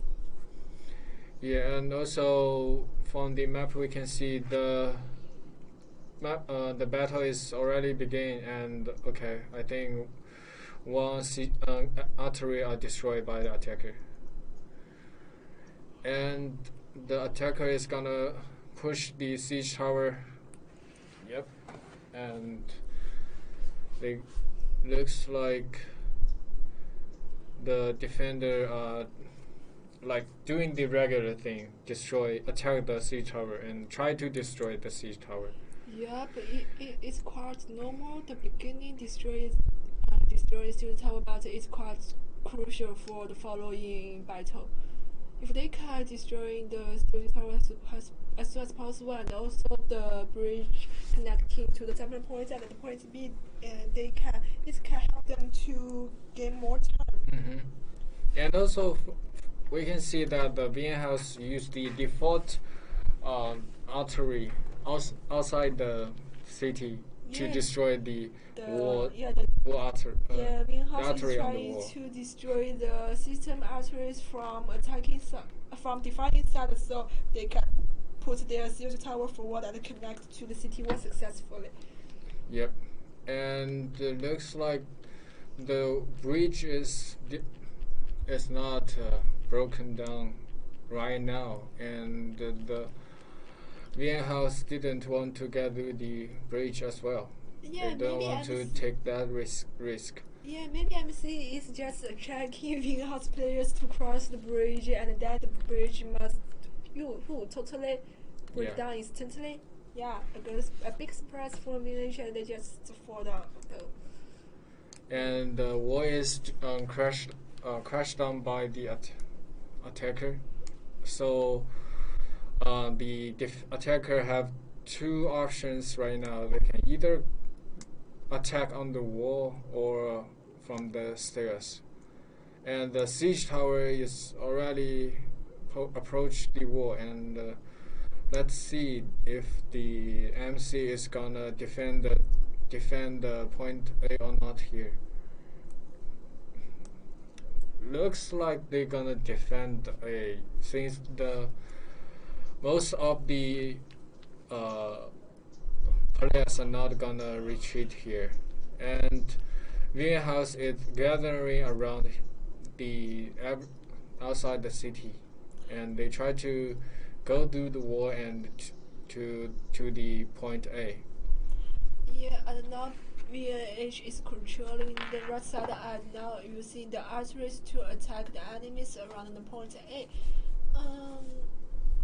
I'm not sure if VNH will take another battle line around the... Okay, looks like they're gonna...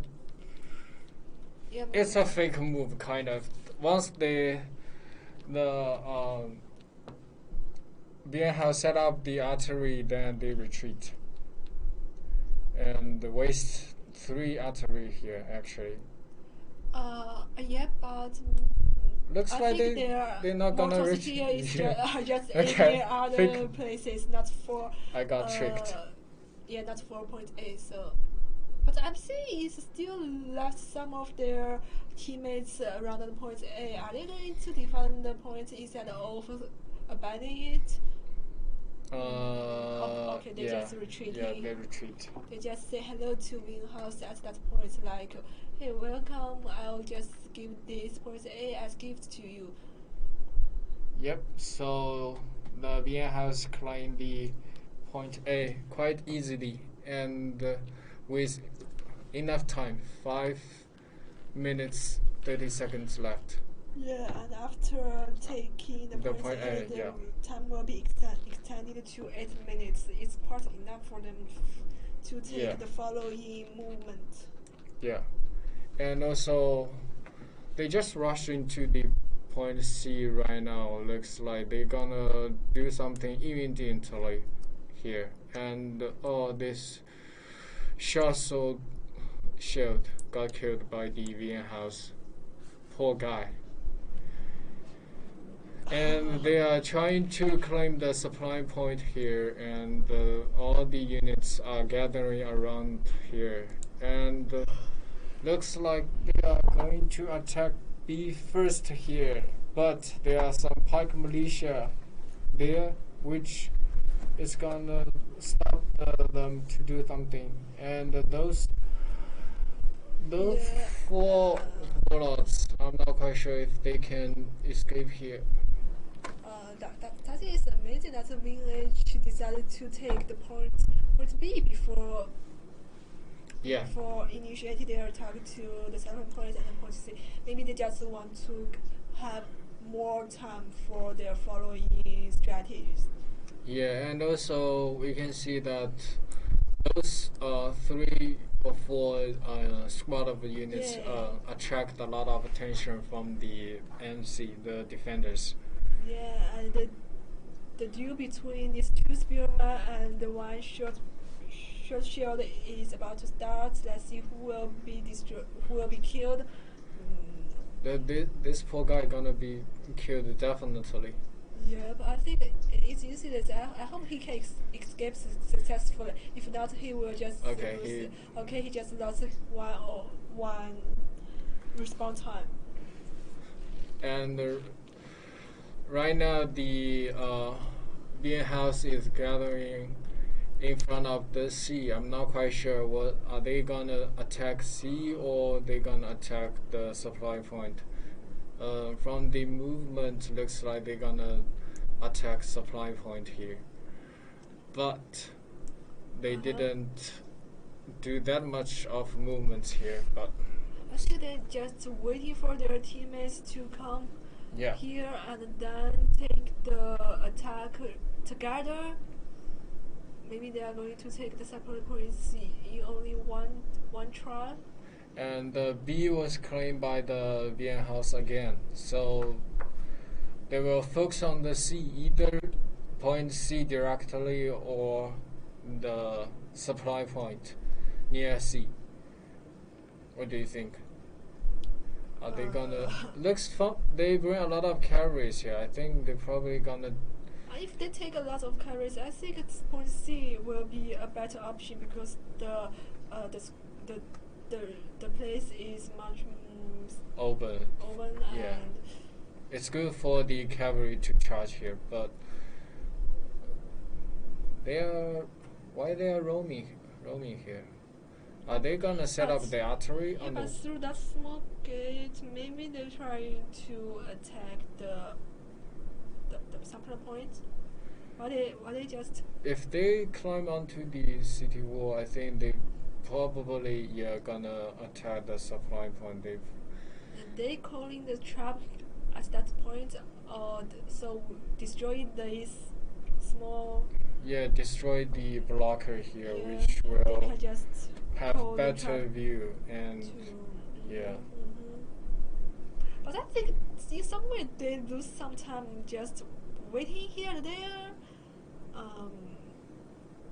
Because I thought that VNH would show their aggressive attitude as they did on the previous match. Yeah, just go to the kill someone. And it now looks they like just they to the point C. Yep. And now MC has noted that and back to the point C. Retreat. Okay. Okay. Fake move again. Yeah, like now they are aiming to at the supply point. I think this time is a true attack. Looks like this time is true attack. Yeah.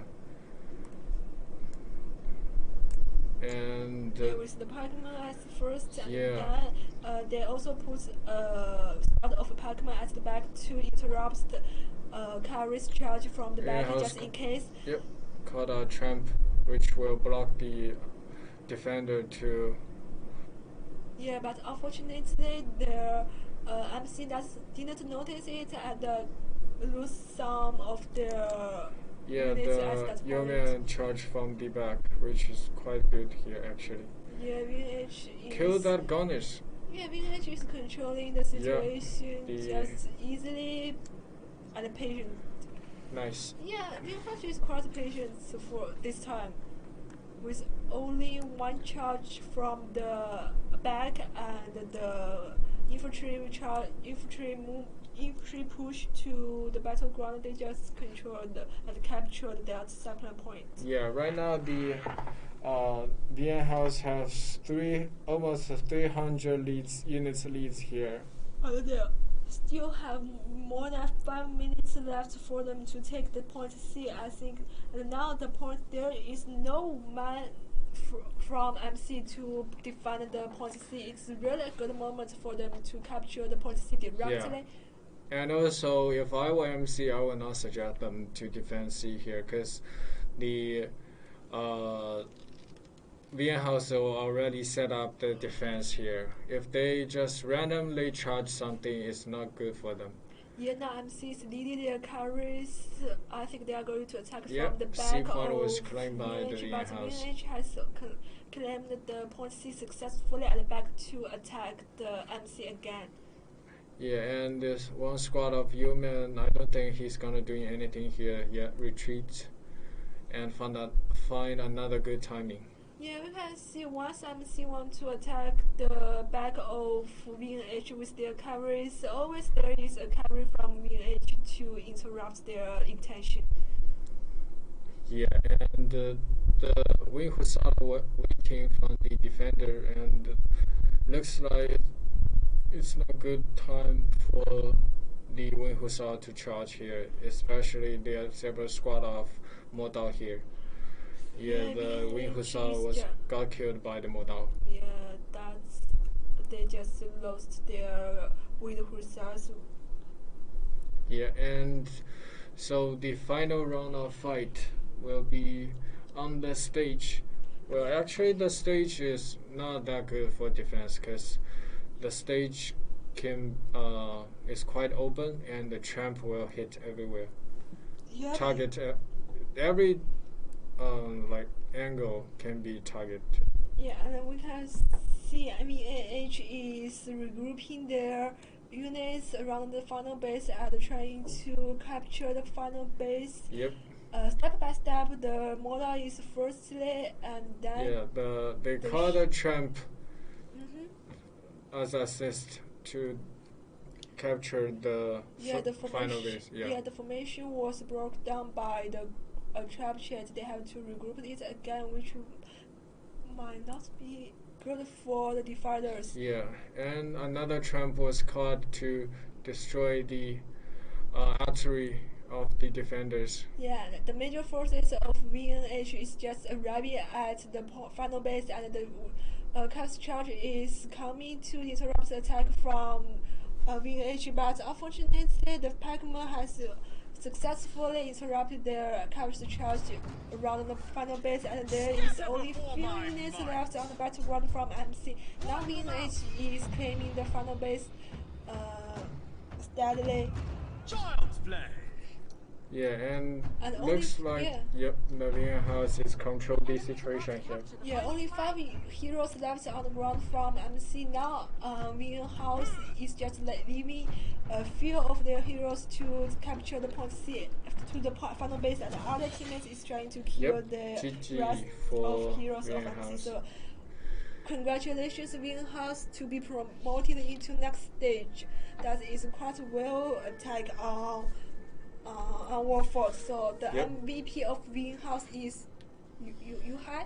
Yuhai, yeah, I think so. Yeah, he got 4 kills, 7 assists, but without any deaths. Also killed 111 units. Yeah, look at the second one. He got 7 kills. Jesus. Right. Seven assists, I think. Vian House Ranger, the last MVP. Oh, the last MVP. Yeah. Also, we also 0 dice. That's kind of amazing. Nice KDA, I mean. Yeah. And let's see the MVP of MC. Alright, okay, just switch the side to see the MVP of MC. Yep. Ranger, yeah. Last MVP. He performed quite well actually. Yeah. Both matches. Yeah, and let's see the MVP of MC. Yep. MC Sugar, he got 1 kill, 2 deaths, and 2 assists. So there's no doubt that VN House is a strong team. They're doing quite well here. Yeah, so I think they do prepare a lot before participating into this tournament, so they can do quite well.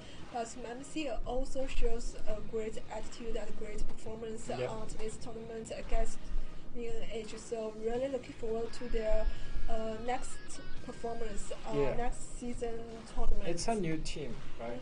Yeah. So they still got a lot of chance. Like they can prepare well and see next season. I mean, right? Yeah.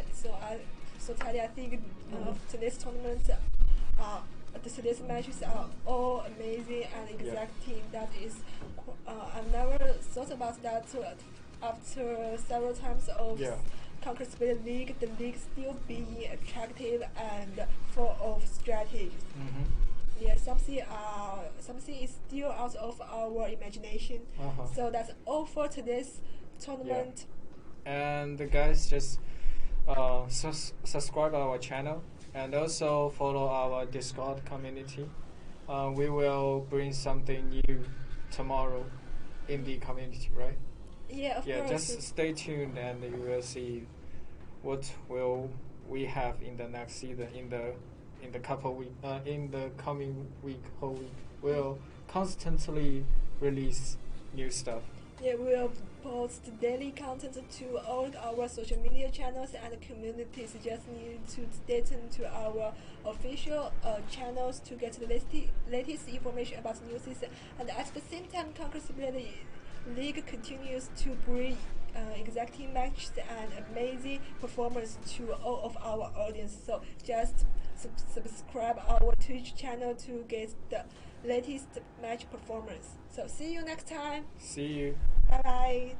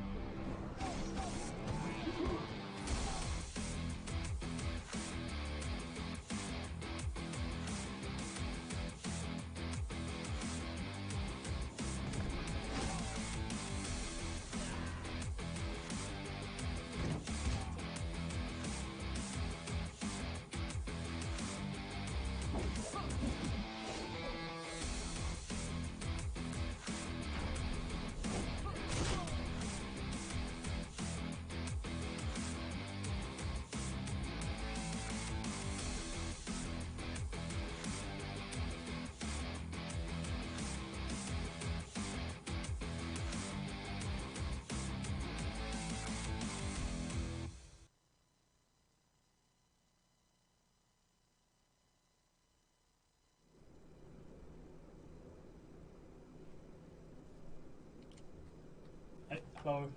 Hi guys. Hi guys, welcome back. And today is kind of the third day of CBL Dynasty. Yeah, we have watched just like the 2 days, wonderful games, amazing games between BBYK and for example BBYK and also the day one the team that we streamed. Like Wanxiang versus Yunxiao. And also today we are gonna have like 2 matches.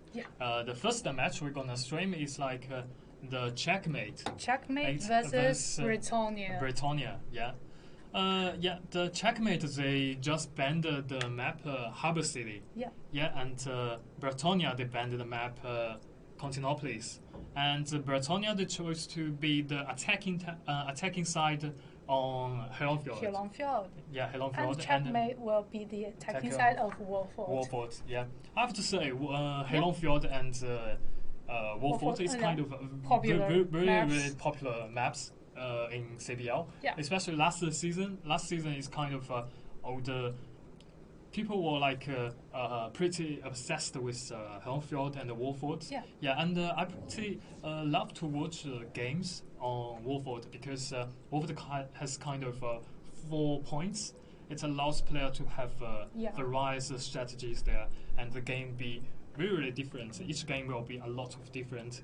Yeah. So for Warfort tonight, we're gonna have a chance to watch the game on Warfort again and also on Helmfjord. Yeah. Like I just mentioned a lot of times that I pretty love Helmfjord. So tonight is actually the first round. Is kind of it's my round because those two are my two of my favorite maps. Yeah. Yeah. Abby, do you love the map Helmfjord? Yes, because the map has amazing music and all the terrains are quite different from our other maps. So I believe our players can bring us brand new experience and gameplay for us. Yeah. Oh, let's jump into the map introduction. Helmfjord, I believe all of guys, you must be very familiar with this map because this kind of it's not that new, but it has already been the very classic map in CBL. It's a very Viking style, and we cooperate with a famous band, Helon, just like this map's name. Yeah. And they created really amazing music for us. Yes, the background music. Yeah. So the Bretonia will be the attacking side first. They chose, I can see a lot of cavalries here this time. And also for the artillery, they chose mortars and the grape shot and the ballista. Yeah. And also for the another side, you totally can see the color is kind of it's totally different. Yeah.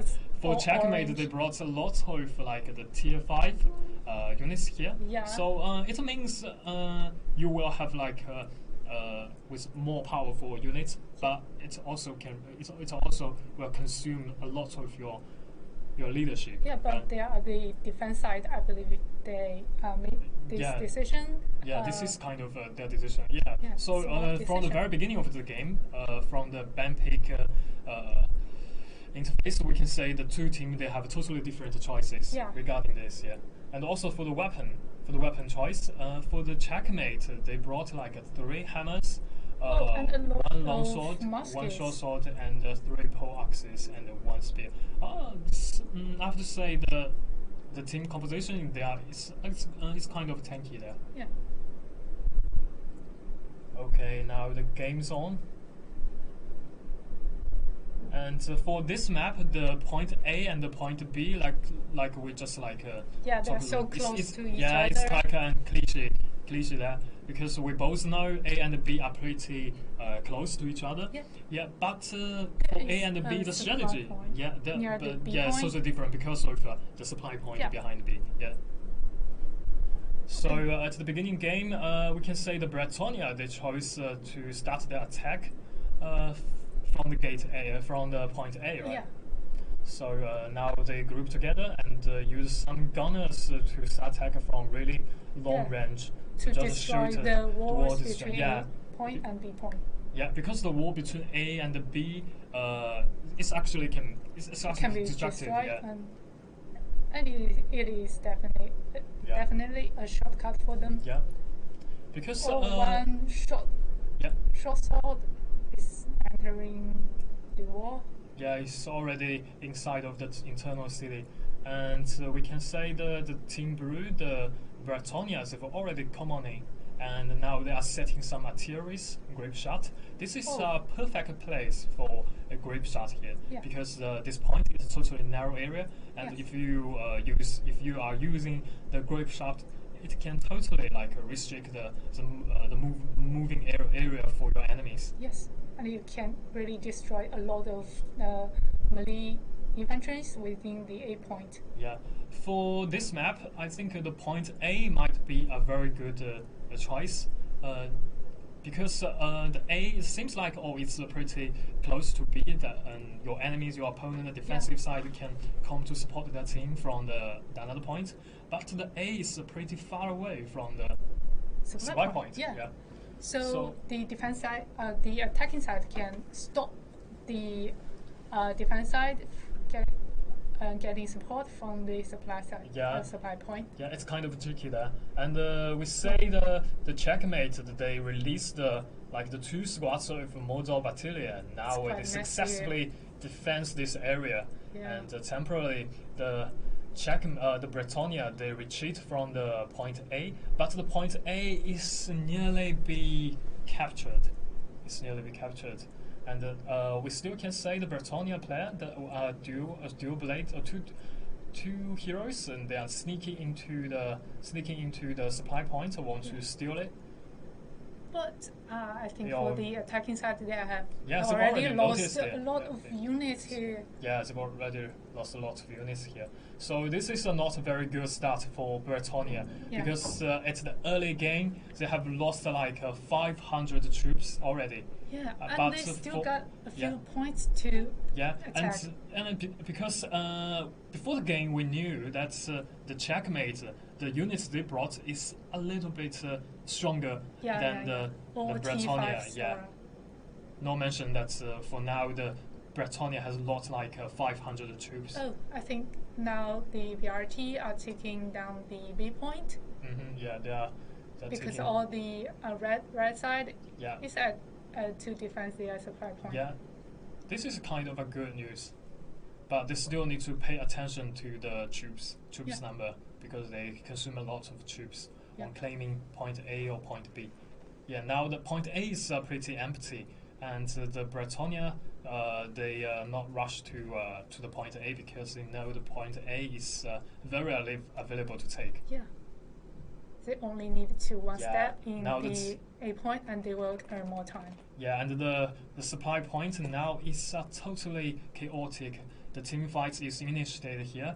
The Britannia use their chamber shed to attack the enemy around the supply point. For now, the checkmates did a quite wise move.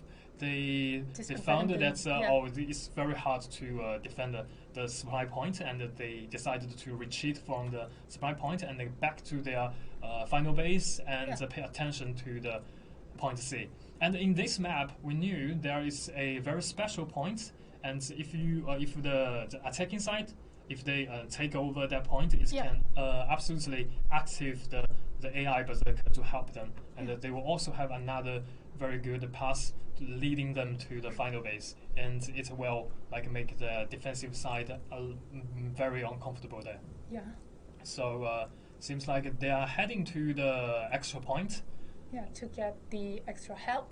Yeah, to get the extra help. Because they don't really have much force, because they only have 600 units left, while the defense side still have more than 1,000 units, and most of them are 5-star units. The units number for the checkmate, they are totally doubled the unit number of Britannia. So it seems like the checkmate, they didn't intend to defend the extra point. Yeah.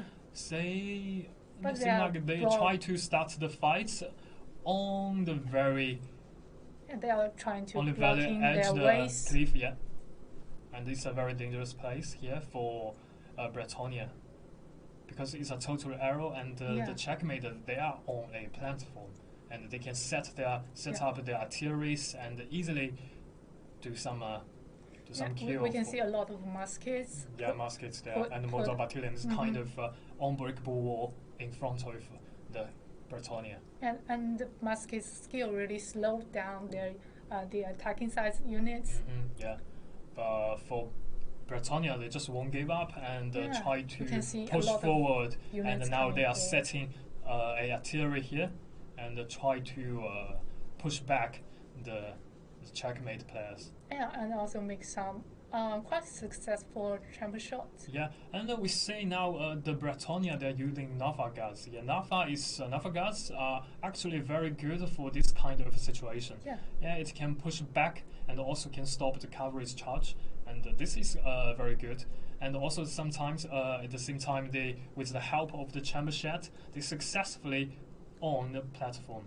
And now they are setting artilleries to try to kill all of the enemies around this supply point. Well, we can see quite mass Yeah, here. but for Bretonia, they need to know that their troops number are kind of nearly to 300, and they still have point C and the final base to take. Yeah, that's pretty bad news. Yeah, it's they can't pretty bad news. Just rely on the heroes, artilleries or chamber shots. Yeah, and the more cavalries from Checkmate, they are charging to the Bretonia players. It's totally a massacre here, and Bretonia players, they have no way to escape. They have to come forward. They have to fight, and with their chamber sheds. But good news is that you have like 7 chamber sheds, and they still can do a lot of damage for checkmates. So it's kind of we barely can say the game is kind of like ended the game around this area, because the troops for checkmate still got like over 800 troops alive. That's quite a huge gap between That's kind of huge gap. The 700 troops gap. Okay. So you just need to run, but and the BRT are still trying to get in. The Bretonia players still using the artillery to try to kill more. Let's say if there are any miracles will happen. Yeah. But Checkmate still have their model battalion and all the cavalry standby. Yeah. We can see a lot of gunners. Yeah, lots of gunners. Yeah. Help to do some damage. Yeah. So for Bretonia, I think for now they still have chance if come on, the checkmate, they come to attack from the back, and now the Bretonia players are totally surrounded by all checkmate players here. Besieged. Yeah, they're kind of stuck here. Have no way to escape, no way to leave. Because in this map you just can't swim. Yeah. Yeah, if you can swim, you can like sail your boat to another land and get back to the point C. But I guess if the units can swim, or the gunners who will not fire. Yeah. So this is kind of if the Bretonia still want to win the game, it's kind of a walk on the water. It's it's very hard. And now the Bretonia players, let's say if they have any like a special or secret plan here, I think for Bretonia players, if they like a jagged enemy from the in the front face, and also the 2 or 3 players can sneak to the point C, because I say the point C is kind of quite empty. Yeah. All the red team's forces. Yeah, but the troops gap is too huge. It's kind of too huge. Yeah. They just for checkmate, they just need to like push down and kill all of the heroes of Bretonia, and they can win the game. They just need to wait the time to tick-tock, and they can just win the game. I think Bretonia is quite stuck in here. Yeah, they got stuck here. Pushed back. You can say on the screen is full of red. The checkmate. They are killing Rampage.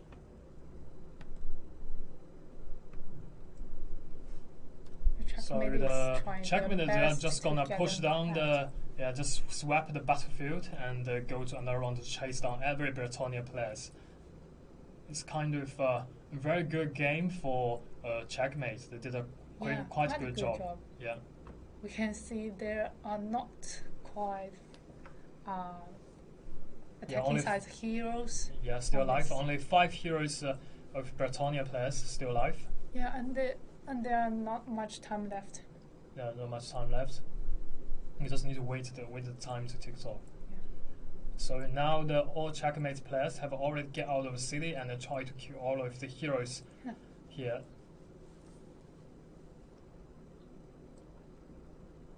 Checkmate. This is kind of the very. I never saw this game in CBL stage before. Yeah. Yeah, this is kind of their debut, but they did a quite good job. It's a very remarkable game. Yes. or one guy against 4 heroes and got killed. Yeah, and it's worth mentioning that both Britannia and Checkmate are promoted from the ranked battle. Ranked battle, yeah. And Britannia ranked the first. Oh, Britannia ranked the first. Yeah, and Checkmate is the fourth, but we can see that they did quite a good job in the very first game. Yeah. So yeah. So now only 3 heroes, only 3 Britannia players still left, and the Checkmate totally just wants to chase them down. It's quite good, and only 30 seconds left, and the 2 heroes alive. Yeah. I think for Britannia side, they should stick to their plans at the first place. Yeah, at the very first place. Yeah. I have to say, it's the early game, the Britannia, they did a quite good job, and they knew their plan, and they stick to it. But the Checkmate, they just did a quite good response to that. Yeah, they just stopped them at the extra point. Mm-hmm. Yeah, only one hero is Red Wings. Congratulations to Checkmate. Yeah. Oh, let's see. The MVP from Britannia is Spoinky. Yeah. Spooky. Got 2 kills, 3 deaths, and 4 assists. 6 assists. Yeah. 6 assists, sorry. And he dealt 67,070 damage to heroes. That is quite good. It's a CBL player. And let's see the MVP from another side.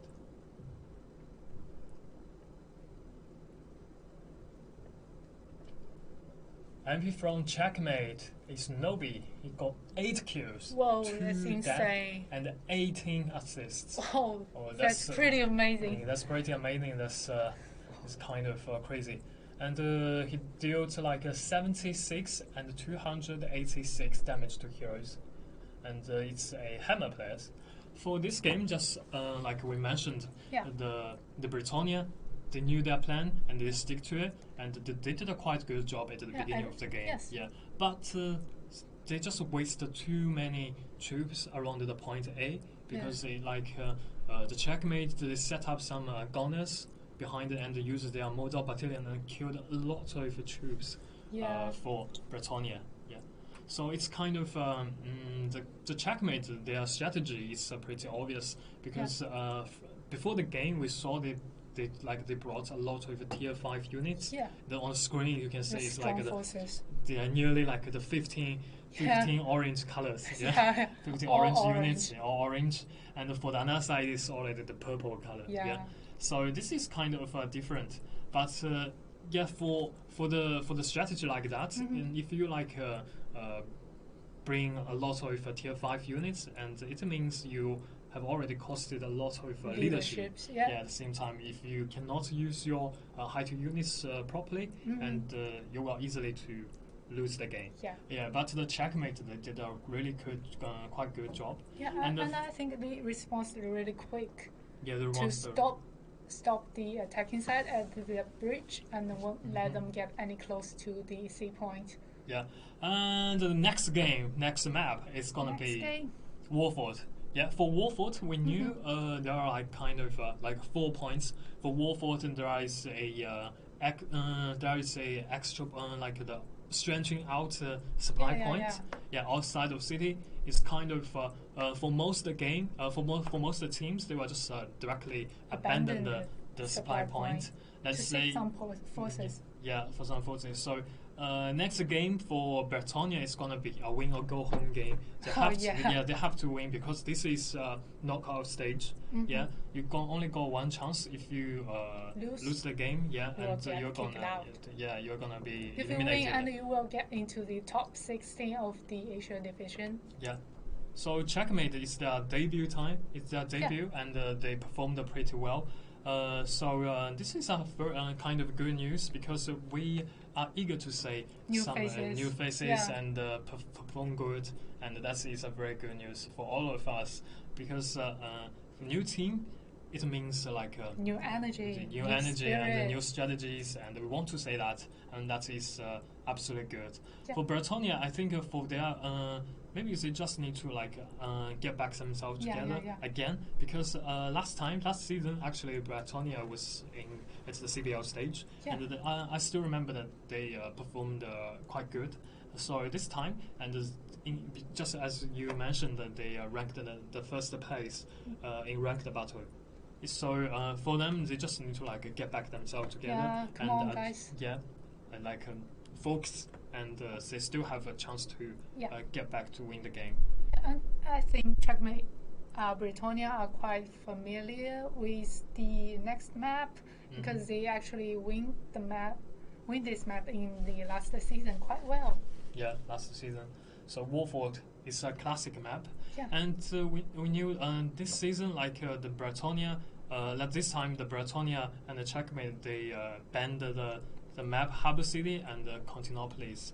Harbour City, Harbour City is the 2 seasons ago. Harbour City is the most popular map. Yeah. Yeah, Harbour City is it's a small map, but sometimes the small map does not mean it's simple. Yeah. It means it's more complicated because your move and your strategy is predictable for enemies. Yeah. So it's not seem like the Harbour City, the Warford is a much more bigger map. So it have a lot of room to fit in different strategies. So let's say we will Checkmate. They will perform. And Abby, this is your first time to join be the stream, join the tournament, the CBL League, the Conquest Blade League. How do you feel after watching the 5 games, a lot of games? Yeah. I think I have to say I have learned quite a lot from other players because I didn't know much about the strategies in every map, but they can really show me how teamwork. Yeah. Let's say the Warford, the map introduction. Warford, our familiar map. Warford, very classic map. Popular map. Yeah, this is the point C, and also this is the final base. It's a grand stage, and the Checkmate there'll be the attacking side this time, and for Bretonia there'll be the defensive side this time. And we can see that this time Checkmate also bring a lot of orange units. Tier 5 units there. Yeah. And for Bretonia, they kind of didn't quite do the same thing as the last time, but this time, some gunners, and they Bretonia have bring all the coverings and one mortar. Yeah. And for both for the 2 teams, they did not bring some a high tier coverage, just 1 or 2. For both sides. Actually, in this map, for the point C, it's a very suitable place for cavalries. The cavalry can do a lot of things around the point C, and the point C is kind of the most significant point in this map. And let's say what will happen there.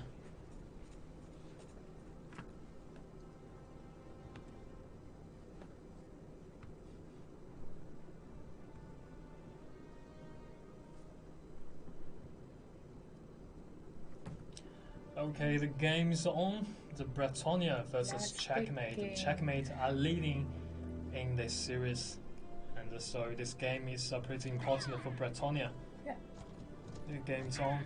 The blue side is attacking side, Checkmate, and the red side is Bretonia, the defensive side. So just let's a regular start. The Checkmate, they will try to take over the supply point first, because this supply point is very easy to take, and usually no defense will be there. Yeah, but we still got 2 I think this is just give them a test. Yeah.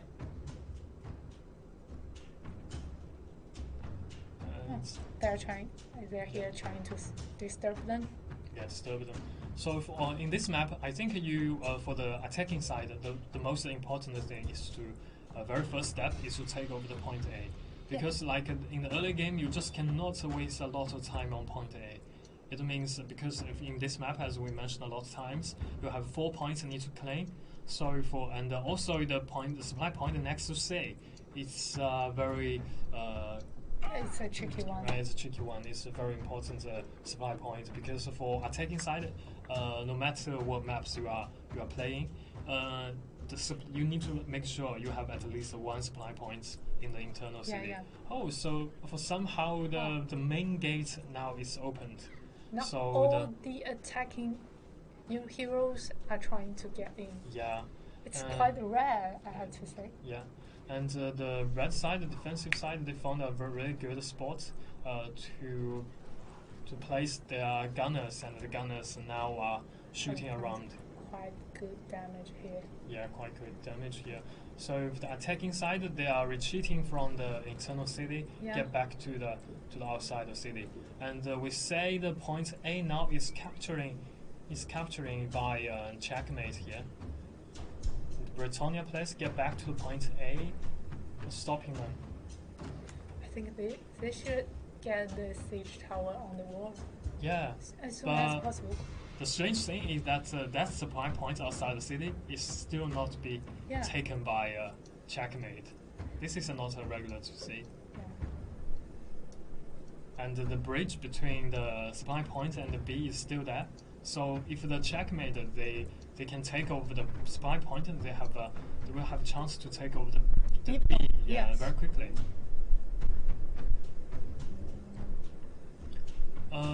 We say that the checkmate they're still leading on the troops number. They got they got like 1,500 troops. That's quite a lot.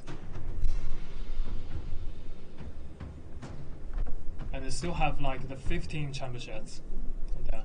But the Crusaders is a pretty good team.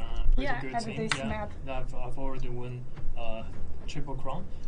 For them, every game, like at the very beginning of games, they just won't save their championship. They will use the championship to attack the first point and to earn extra time, a lot of time to save the time. That's quite a wise decision. Yeah, because for attacking side, when playing Conquest Blade, it just means that it's not only just like competing with your opponents, but also competing with the time.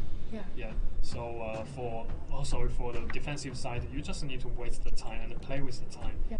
And now we can see that the attacking side are trying to get in from both the gate and the destroyed wall. Yeah. So this is not a very regular game. Not every game. This is what we love to see. Yeah. It's totally different. Yeah. The checkmate. They depending on the situation. They choose a different routine to come up to the point A. Yeah.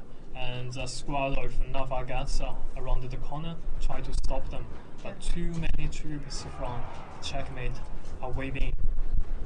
We can see a lot of more and this angle is pretty available for championship, and the championship can do a lot of damage there. And the point A now is kind of controlled by Changshat, the checkmate. Yeah, I see this is pretty good news for them. Yeah, it's pretty good news for checkmate, and they only got like one step away to go for the point A, and one Britannia place are trying to stop them claiming the point A here.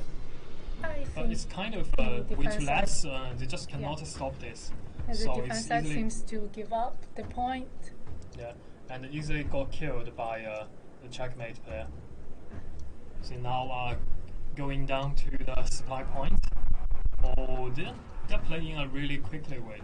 Yeah. And move from here to there, and without any hesitation. Yeah, and I say as a new team, they respond really quick, and we can see a lot of good teamwork here. Yeah, a lot of good teamwork there, and I'm not sure if this is their plan. Yeah. But they did it quite, and they act like they planned to do this. Yeah. Anyway, the result is good. It's kind of a surprise for defensive side. And it's totally different from other games and other teams like when playing this map. Yeah. Yeah, they are just heading to supply point next to C because we knew that point is very important. Yeah. You need to make sure you have at least one supply point in the internal city, and this supply point is very close to point C. So if you play it, that means you will have your supply in time, and you can just like give a lot of pressure on the shoulder of your enemies. Yeah. And to take this point, I think the attacking side should have 1 or 2 heroes on the wall to set up artilleries to give some damage to the supply point. Oh, the checkmate, they're quite good. They saw it's not a very good chance to take over the supply point here because they saw the supply from enemies is coming on the way, so they decided to retreat from the supply point and then get back to the outside of the city and to do some supply and get back. Yeah. This is a very wise move. Because for now they still got the time and they have the destroyed wall to add the shortcut. Yeah. Oh, their play style is very aggressive, but very smart. Yeah, and also very smart. This is good. Yeah, now this time they coming from this way again, from the gap again to the internal city with a lot of troops on the way. And we can see the defense side are responding quickly. All gathered here. And for checkmate, they are climbing up the stairs and try to start attack from above on the wall. It's kind of good because on the walls it means you will have a very good view on the internal city, and you can gather set up information of the map and set some artilleries. Yes. Oh, this is good. And the checkmate, they're still trying to push in, but the defensive side they said no, and they use their units to push it back with the Nafa guards.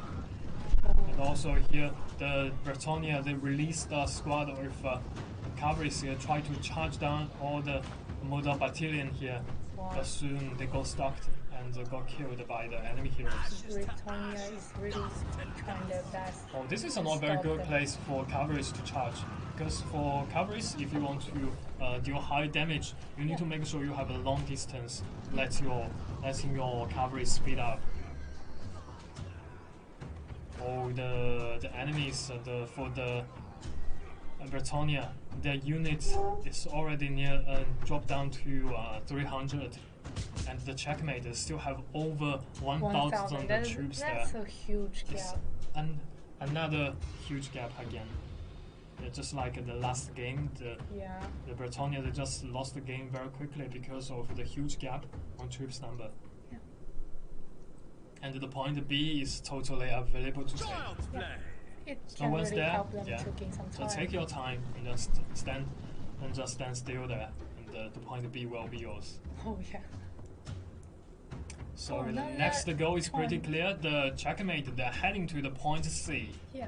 And with help of Chamberchat, and they can like push back a lot of enemies. Oh, but this they have to run, and only around the 300 units left. So for Bretonia, I believe there just won't be some high tier units, just some like pike militia, some low tier units. But for the another side, the checkmate, they still have cavalries, have some low tier, high tier units. Yeah. They just can sweep down the battlefield and clear all of the enemies here. Yeah, I think this is kind of their typical strategy to waste the enemy's forces, and the base will be theirs. Yeah, this is a kind of amazing game by checkmate. The two games, they just like beat down the enemies in a really quick way, and they still got like around 1,000 troops alive. Yeah, they really played smartly. Yeah, really played smartly, and like a real army. They just like they have their plan, and it seems like they will just like adjust the plan depending on the real situation in time, and that is a really amazing way to win the game. And now the supply point is totally available for them to take down. Only 177 troops alive. Come on. Yeah, and the grand stage, the final base is like a grand stage. The stage that you just cannot leave. Yeah. Because if you leave there, the enemies can come from everywhere, from every angle. And you just for the final base, it's a pretty difficult place to defend. Yeah, it's wide open. It's wide open and totally available for championship, and then totally available for all kinds of artilleries. Yes, that's true. Yeah, and also available for cavalries. So only around the 100 the low tier units, you just cannot defend some high tier we can see cavalry's charge. Troops of units are coming to the base. Yeah. Oh, this is not a good situation for the right side. It's a lot of model battalions. Yeah, model battalions here are trying to carve away. Oh, this kind of mask here.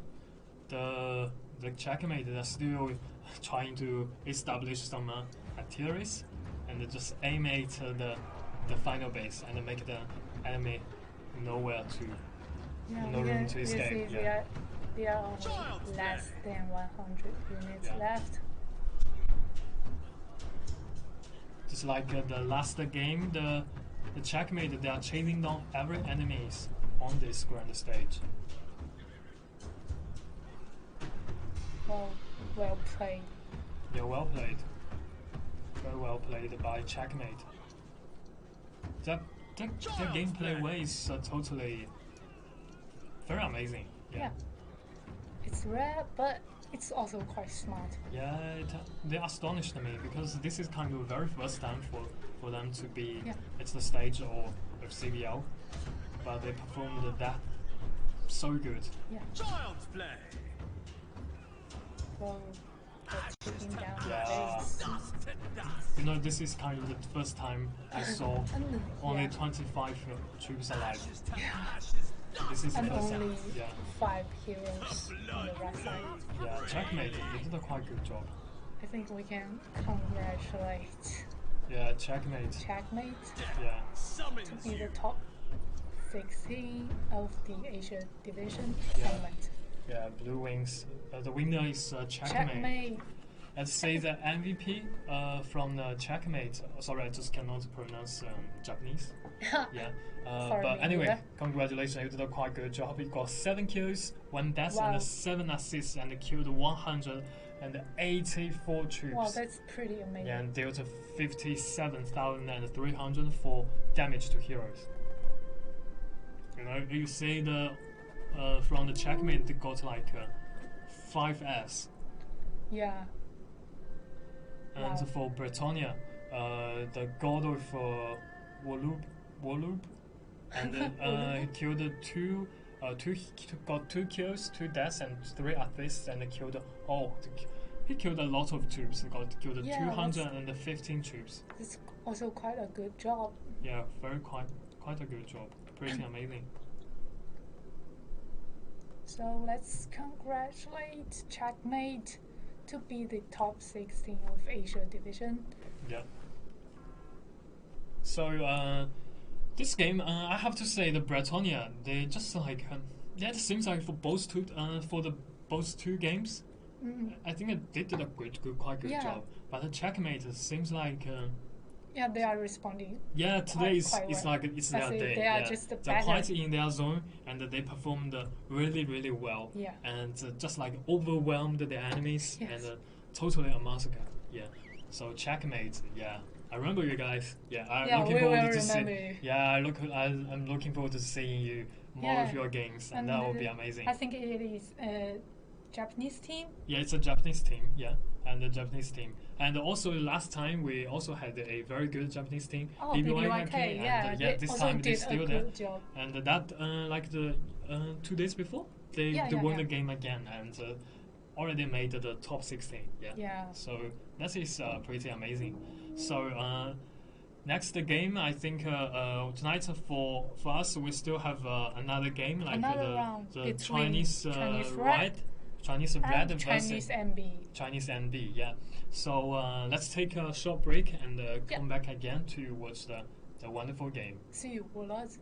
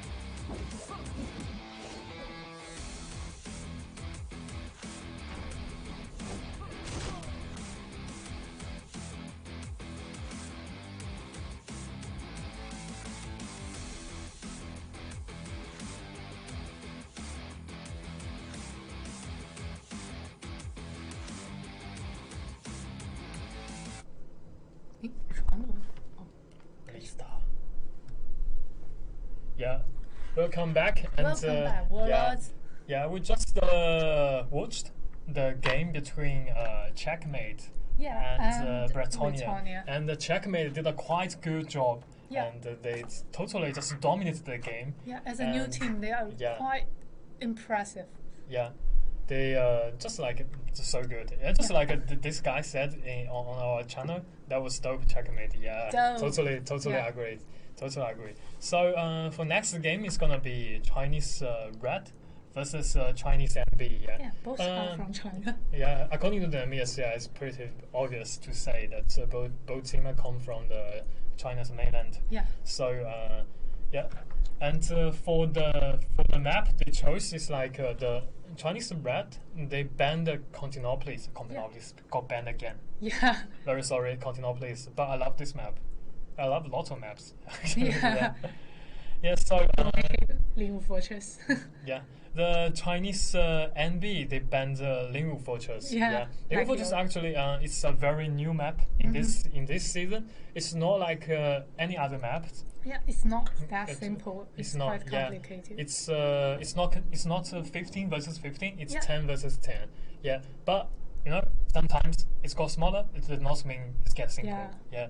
Because if you play with against the 10 players, it means you also have like only 9 players. So the communication will be good, but also be good for your opponent. Yeah. Yeah. They will have like easy to place some artilleries, easy to communicate with their teammates. Yeah. Yeah. That will be and the game speed will and also will be much more faster and quicker. Yeah. So the Chinese Red, they chose the map Heilongfield. Yeah, as the attacking side. As the attacking side, and the Chinese MB, they chose Warford. Its map is exactly the same as the last round. Yeah. So let's say if the Chinese Red or Chinese MB, they will do the same thing as Checkmate, because it's, to be honest, I never have chance to saw this kind of game, because the Checkmate, they just like totally dominate the game and killed all of the enemies on the map. They almost killed all the enemies units. Yeah, I mean all. That is totally, literally seen. All. Yeah. Yeah, that is pretty amazing and pretty crazy. So for this map, and we just watched the map Heilongfield. So this is also the very first map for the upcoming game. Yeah. So we can really see the difference between how our players play strategy in those two maps. Yeah. And it's worth mentioning that both Chinese Red and the Chinese NB are promoted from the Asia playing stage. Playing stage, yeah. So this season we just not like the season before. This season, the first time we held the playing stage in the Asia division. Yeah, Asia division. You have 2 ways to come on to the CBL stage. You also can get to the CBL by ranked battle. Yeah, but also you can like sign up to the playing stage and stand out. And just stand out and to be here. So this is quite good. Yeah. Yeah, they have already proved themselves that they are quite good enough to be in this knockout stage. So let's see how they can perform. Yeah. So let's jump into the map introduction. Heilongfield again. Just like the last game, the point A and the point B is very important, and they are also pretty close to each other. So for point A, last time I believe it's like the Bretonia. Yeah. They chose the way to start attack by point A, right? Yeah. Because point A is quite quickly. Yeah. Point A is pretty far away from the supply point. Yeah. But it's very close to point B. So if you start attack at point A, your enemies will come to support them teammates from point B. So let's say the team composition first. For the Chinese Red, this time they will be the attacking side. They chose their artillery is basically grip shots. And also you can say for both teams this time it's not like the last map and not last game. For both two teams they brought a lot of like tier 5 high tier units here. It's kind of pretty much And let's say how the game will take place. And for the Chinese red, they brought one hammer and 3 long shots and 4 short swords and 3 spears. For another side, for the defensive side, but in that team composition, I don't think it's like as tanky as Chinese red, the attacking side. It's kind of tricky. Yeah. Very hard to predict it. Okay, come on, and the very first game of this round is on. And Abby, you think the Chinese red, they will start attack from A or B? Oh, I think normally they will attack from the A point because A point is definitely a better choice for most cases. Yeah, for most cases, but also for the point B, it's also very good cases. If you can take the point B as soon as possible, you can take down you can take down the supply point. This is a great bonus. Great advantage in the game. So it seems like the Chinese red, they chose to start attack from the B, right? And now they have already destroyed the wall between B and A, and they now are commoning very quick, in a really quick way. So tonight's game, like the game speed is very fast. Yeah. It's very fast. Two teams, must, their gameplay style is very aggressive. Yeah, they must have practiced quite a lot. They destroyed the wall at the very beginning of the match. Yeah, that's totally stick to their plan. And the Nafa guards, and for the defensive side, they are pretty aware of the situation. They know what they should do. And here comes a squad of coverage from the back by Chinese red. It's a totally huge surprise for Chinese NB. And they kill a lot of units here.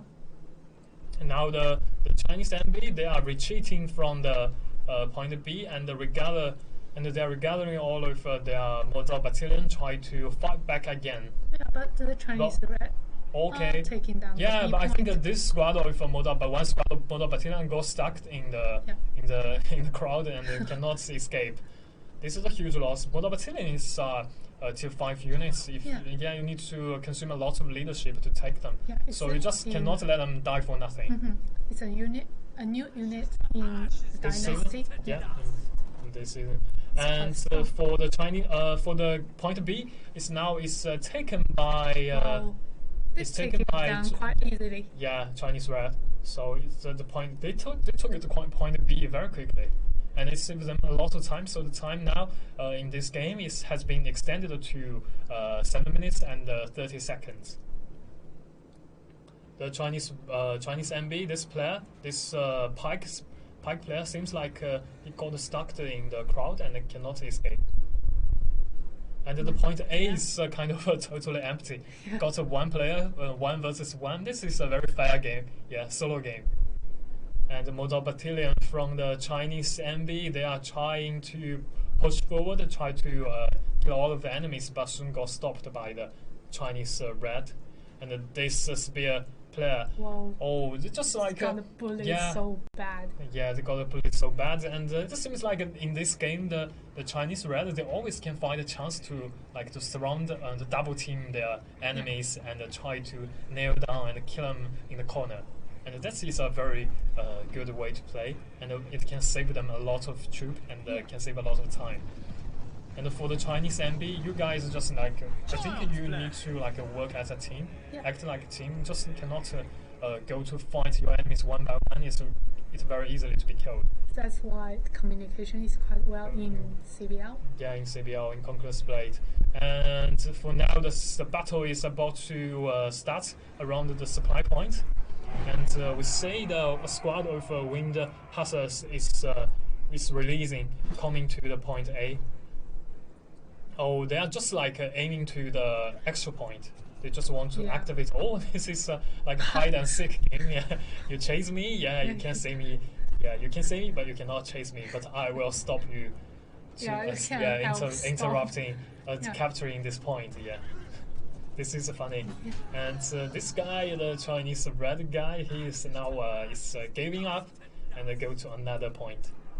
Yeah, that's also quite wise. Right decision. Yeah, just make a call to my teammates, so we'll come back again. Yeah. so just I will give up the game.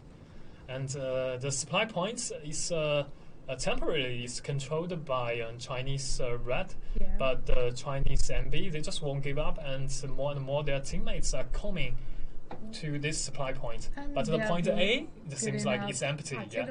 Yeah. So I think just don't waste the time on point A. Yeah, the point A is kind of you just cannot say it's impossible to defend, but very close to that. So I think for the Chinese MB, they need to pay attention to their C or the extra point.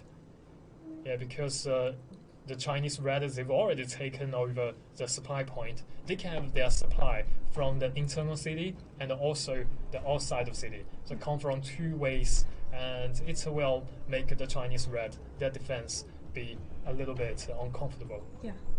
Oh, this Musket player is already set foot on the point C, but soon got noticed, and he is now trying to escaping from this dangerous place. Oh yeah. And but their teammates are coming on the way. Yeah, the teammates are coming on the way directly to the point C. Successfully escaped from. Yeah, this dual plate. Oh, okay. The extra point. It seems like the Chinese MB, they just won't give up the extra point so easy.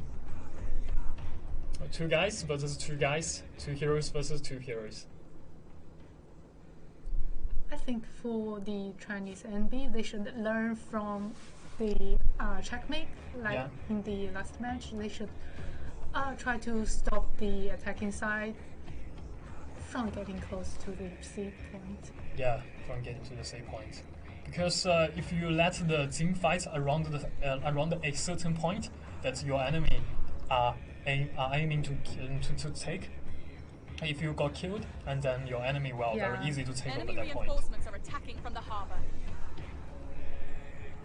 Well, the attacking side has successfully activated another troop. And also with the help of the chamber shed, the Chinese red, they successfully have taken over the extra point and also the supply point next to it.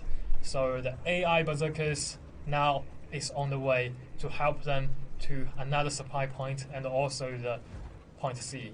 Yeah, you can see that not much heroes are here to stop them, not like the last round. Yeah, the Chinese red are taking huge lead in this game. Yeah. And also the troops numbers are pretty even. Yeah. No huge gap. But they have already taken so many points in the map.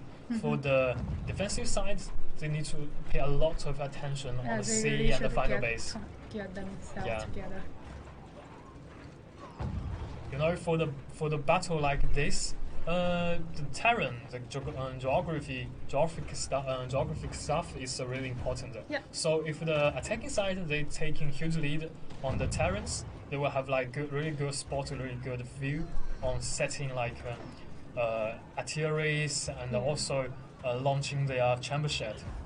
Yeah, because for the C point, you can't have cavalries come here to do some damage, so it is quite wise to build as much as artilleries to do some damage to the defense side.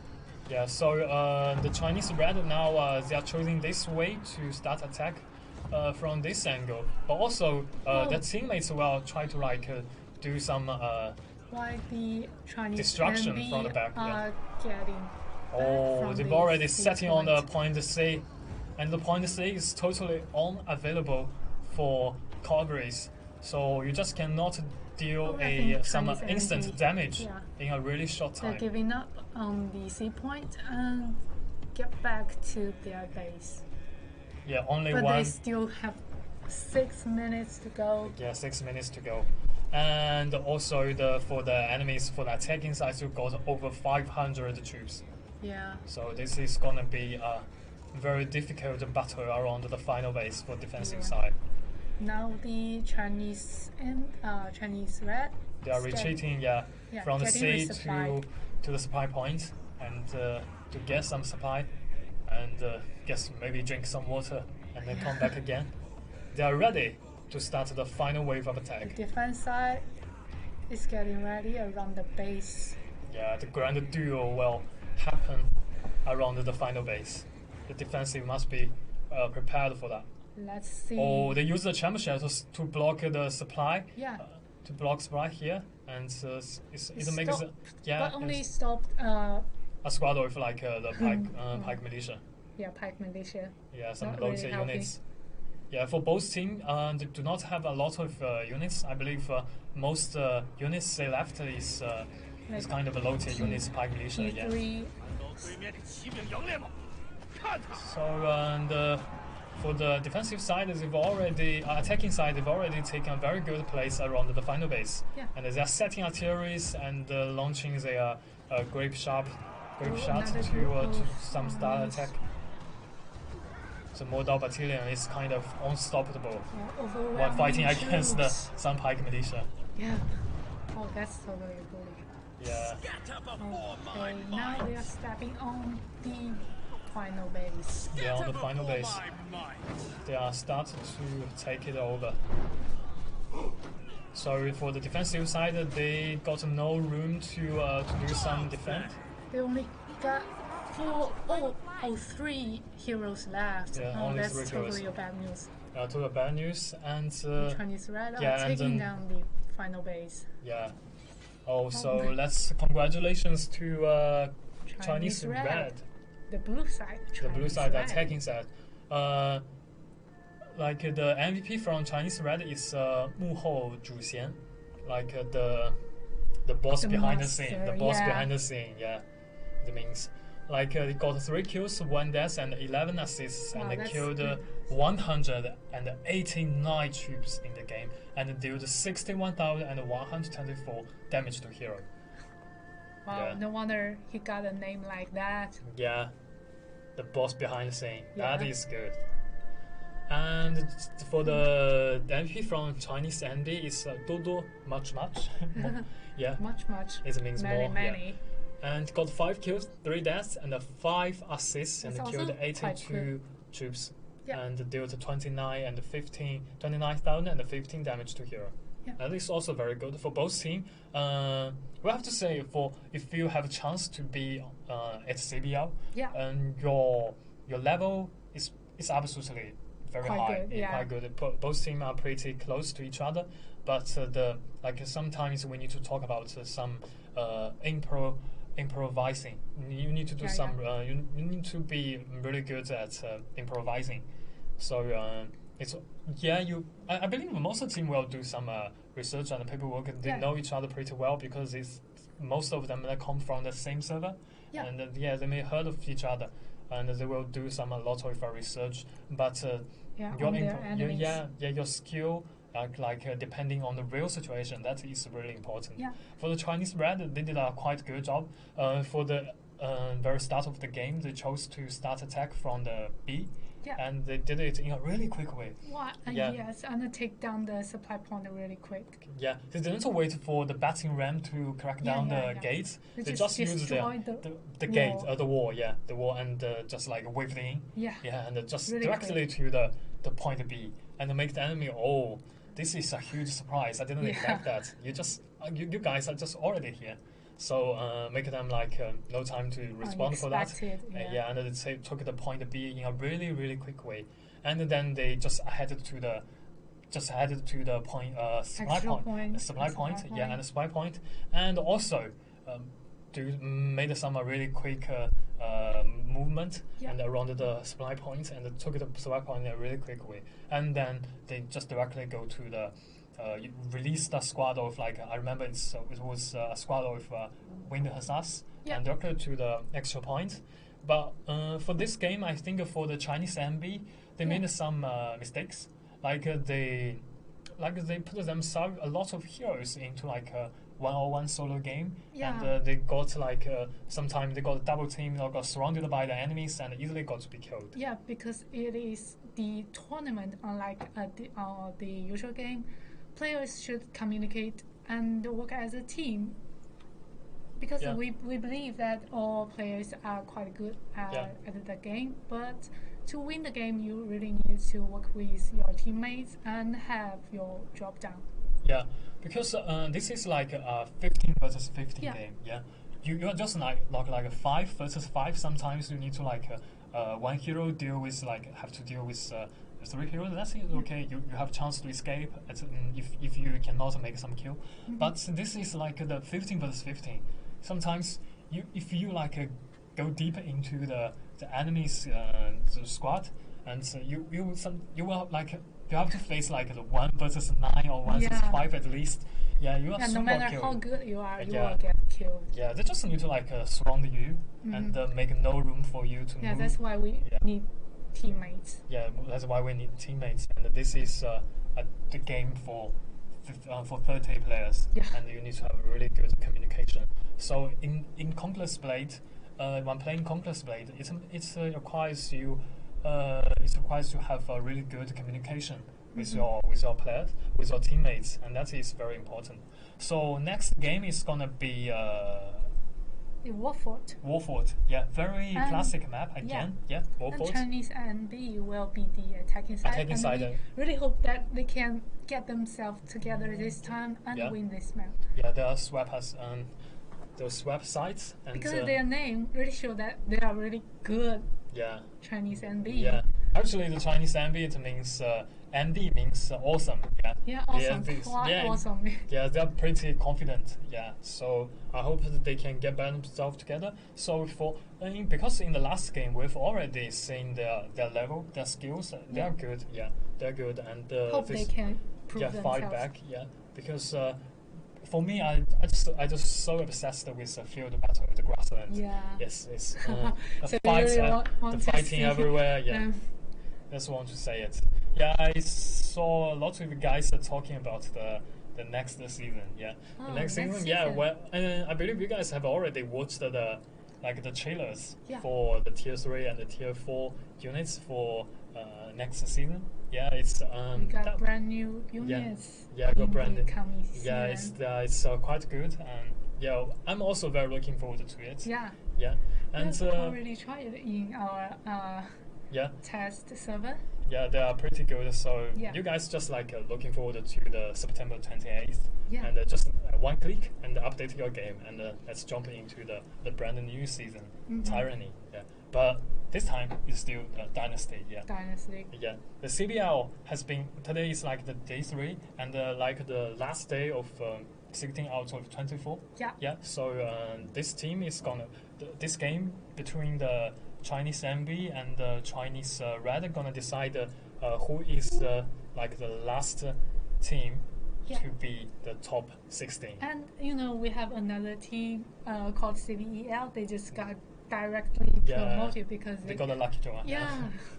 Yeah, that's his So let's see who can win this match and get the final but it's also I think it's not bad news for the team who have to to play before, because it kind of warm up makes them it's really helpful for them to get in their zone, and that is absolutely very good.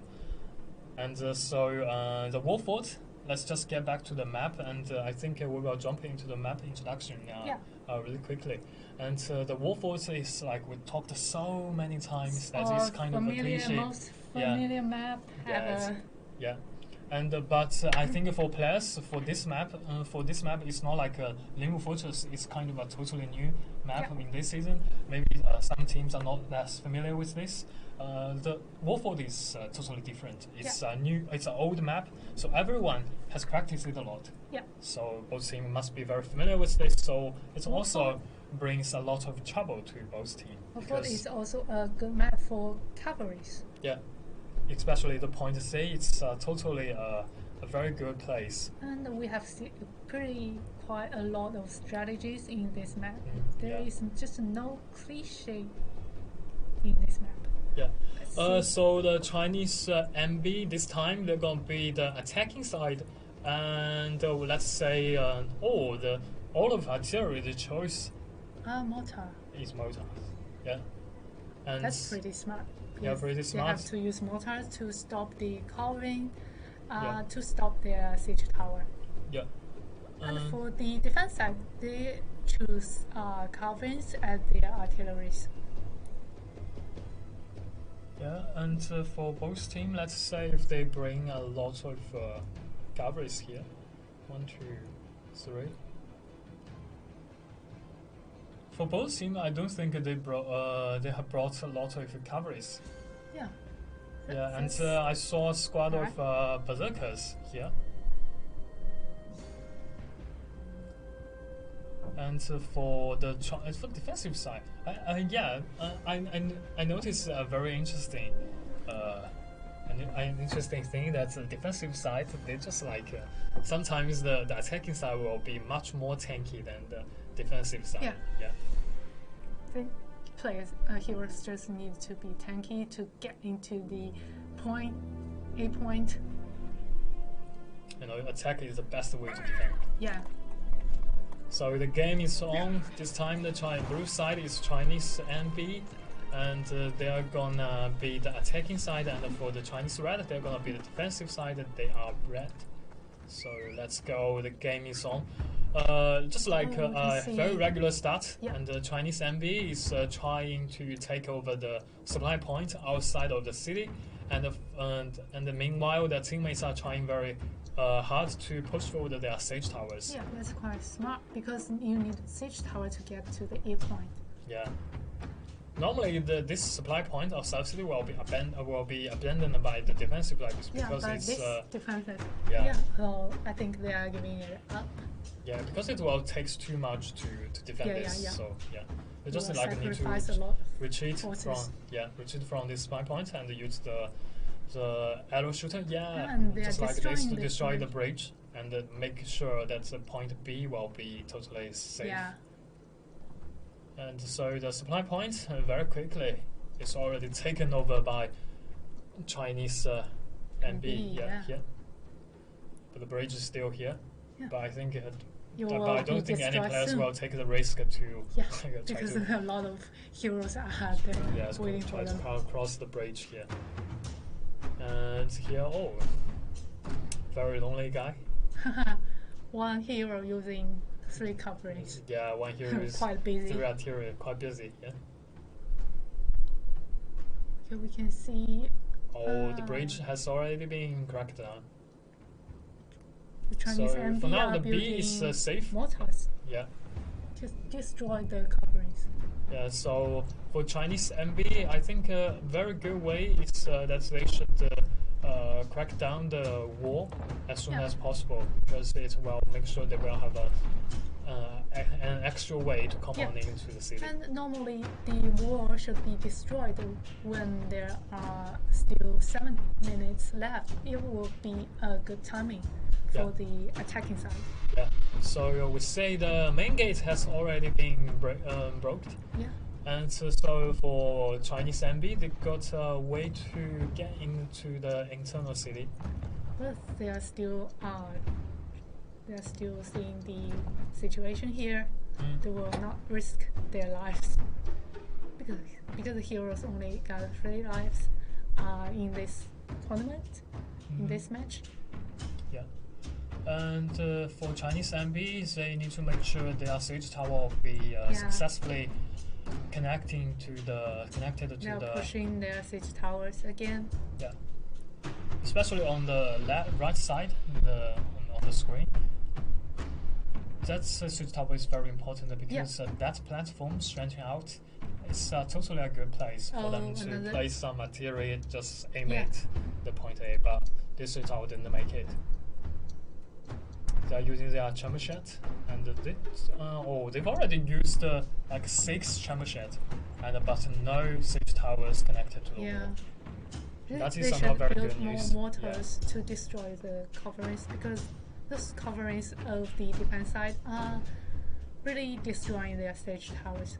Yeah, and also they have used like the 7 chamber shed, but for the enemies, for the opponents, the Chinese red still have like over 1,400 units there. Yeah. It's not very good news. For only 6 minutes left, they are still have no way to come inside of the city. Yeah. Maybe they should destroy the wall as soon as possible. Yeah. The Model Battalion is waiting for them. Yeah. In right behind the gate. Yeah, Chinese MB struggling with pushing for the siege towers. And we say on the right side, this tower is burning again. Yeah. They have to choose the ladders. It's a very risky way because certainly it's well got noticed by your opponent. Yeah. And they just need to kick it, and you will just fall off from the city wall. Or this siege tower still cannot make it. Very bad news. The time is ticking, talking. Yeah, only got 5 minutes. Yeah, another strike of chamber shed here. 8 chamber shed used. We can see a lot of heroes. Yeah. Are building mortars. They should build them earlier to stop the coverings. Yeah.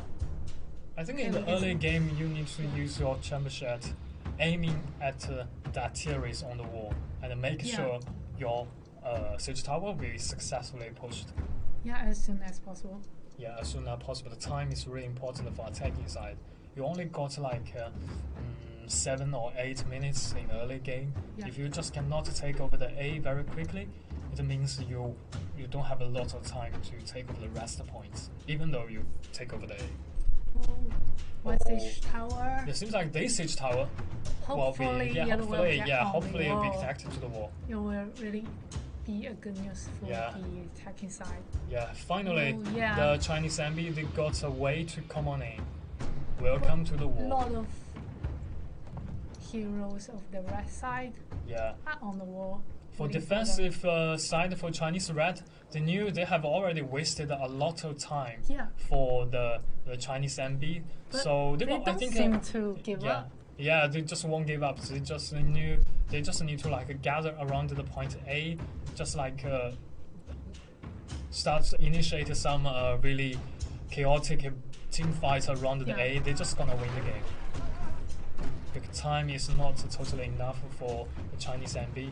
And they haven't destroyed that wall, so they don't really have much choice to get in the city. Oh, that's a nice shot. That really helped. Another chamber shot. The Mordor battalion successfully dodged from this source damage. But not this strike. Okay, the red team, the Chinese MB are coming from everywhere. Yeah. They're just aiming to take over the point A. So the Chinese red seems retreated. They retreated. They gave up at the point A. Yeah. But they've already wasted a lot of time for the Chinese MB. That is good. That is good news. Chinese MB still have more 200 units more than the Chinese red.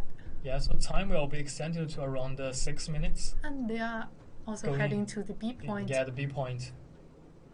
Because they really need the time now. Yeah, really need the time. You need to make sure they will have a lot of time, need extra time to take over the C. Because C and the supply point next to C will be very tricky to take over.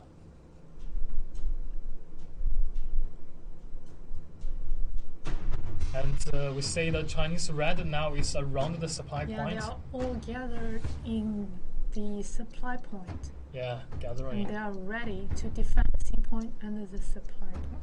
Yeah. Those 2 points are very important. Yeah. Because if you lose the C, it means you are about to lose the final base. Yeah, because we know the terrain of the time. The final base is so hard to defend. One Nodachi player is kind of wandering off the supply point and take a look outside of what is happening right now.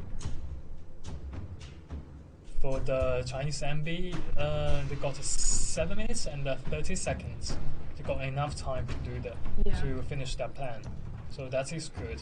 And because they have brought a lot of mortars here, so they just need to take a very good use of their advantage and setting up the mortars and start attack from long range and make sure the enemy will be really uncomfortable. Yeah, because shots from the mortar can, cross the wall and do some damage to the supply point. Yeah, if the time is really enough, so if the time is enough, the artillery will be the best choice. Yeah. Yeah, you just don't need to waste your forces. Yeah, your forces, and you just need to don't play flash in flash and take damage in a really safe place. And another 2 heroes are attacking. Ballista, Ballista, aiming at the enemies on the sea.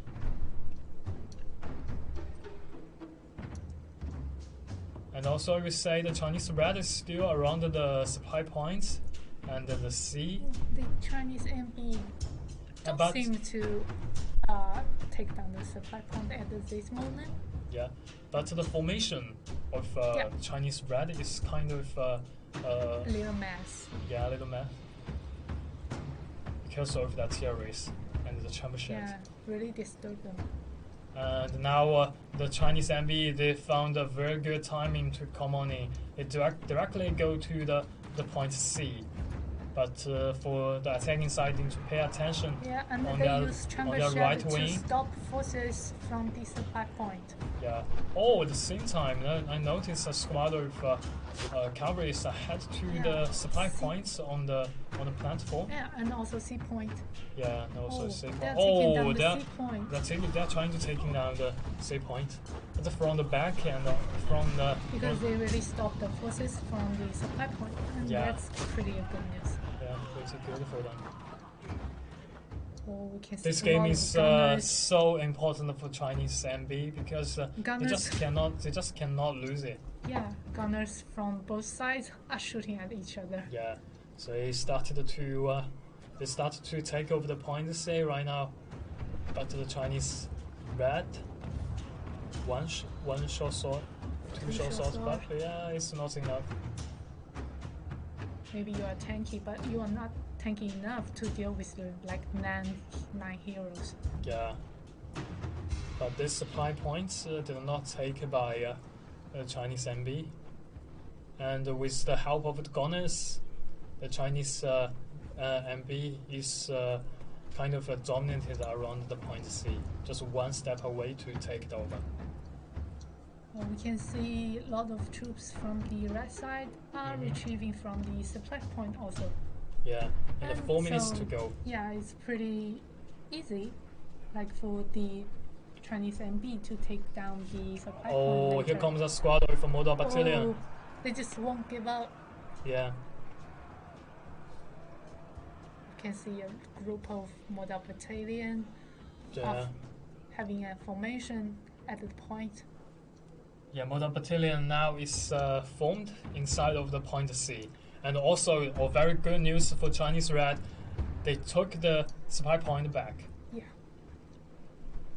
Okay, the time is talking 3 minutes and 40 seconds for both teams. They have over 1,000 troops alive. So it's for the unit number, it's pretty even for now because in terms of time, yeah. The Chinese Red, they are so ready for the upcoming wave of attack.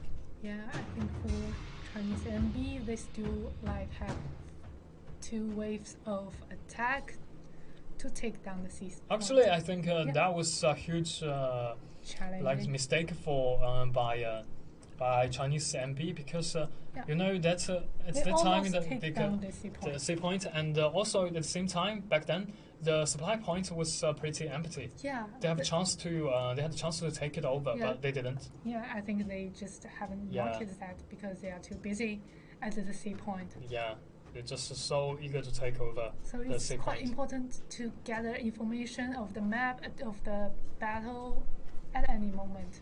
Yeah. And tell that to your teammate.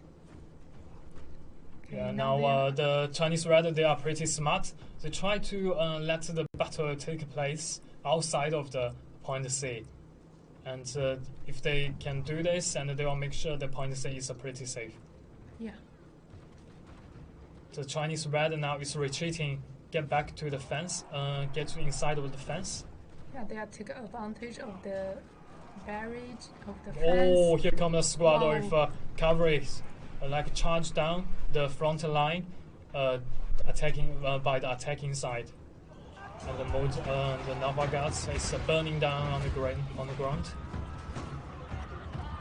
Okay, the battle, the team fight is totally chaotic here, and now more and more supply coming from the Chinese red is on this area. Try to stop the attack. Because they know the red side need to stop the Chinese MB at this moment. Yeah, this squad of Modal Battalion soon got killed by the Chinese Reds Modal Battalion, but here comes another squad of Modal Battalion. Like 2 squads. Yeah, like 2 squads. Yeah, but more and more teammates with Chinese Red are coming into the battleground and make sure their point C and their city is totally safe. Yeah, I think the Chinese Red are really the Chinese MB try to try to sneak into the point C, but the Chinese Red players already noticed it and they just won't let it happen. Yeah. Only 2 heroes against 4 heroes around the C. On the main gate, this squad of Modal Battalion totally blocked all of the attack from the outside of city. Time is not very good for Chinese MB. They only got 30 seconds.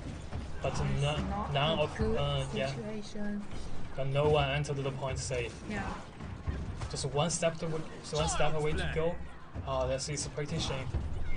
That was pretty shame. And the Modal Battalion is waving their weapons and killing all of the attackers on the main gate. Another troop of cavalries are trying to make to the C point. Yeah, but only got 5 seconds. Come on. Yeah. And it's just like impossible to make it again.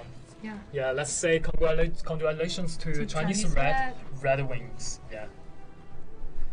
And the MVP from the Chinese Red is HM99. It got 2 kills, 1 death, and 5 assists, and killed 117 troops, and dealt 42,589 damage to heroes. Yeah, that's pretty good as well. Yeah, it's pretty good. And it's a spear player. And let's see the MVP from the Chinese MB. It's a player Yan Chen. Yeah, he got 3 kills, 2 deaths, and 3 assists, and killed 102 troops, and dealt 42,469 damage to heroes.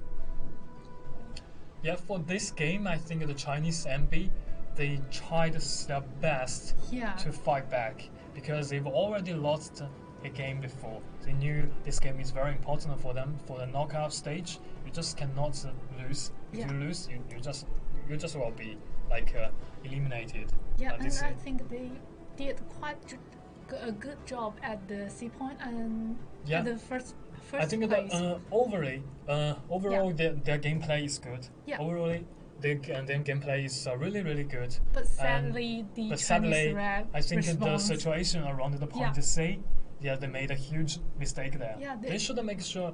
Like 99% occupied. Yeah, 99%. So close. Yeah, it's kind of. Really difficult for them. Like if you say the loading bar, like 99%, like, it stops. Oh, screaming! To take that place, but the Chinese side just won't let you do that. They just can't make it. They're responding quite good. They should have taken over that supply point. Yeah. If they took over that supply point, they will have a chance to fight back. So they don't need to retreat from the sea to the outside of the city and.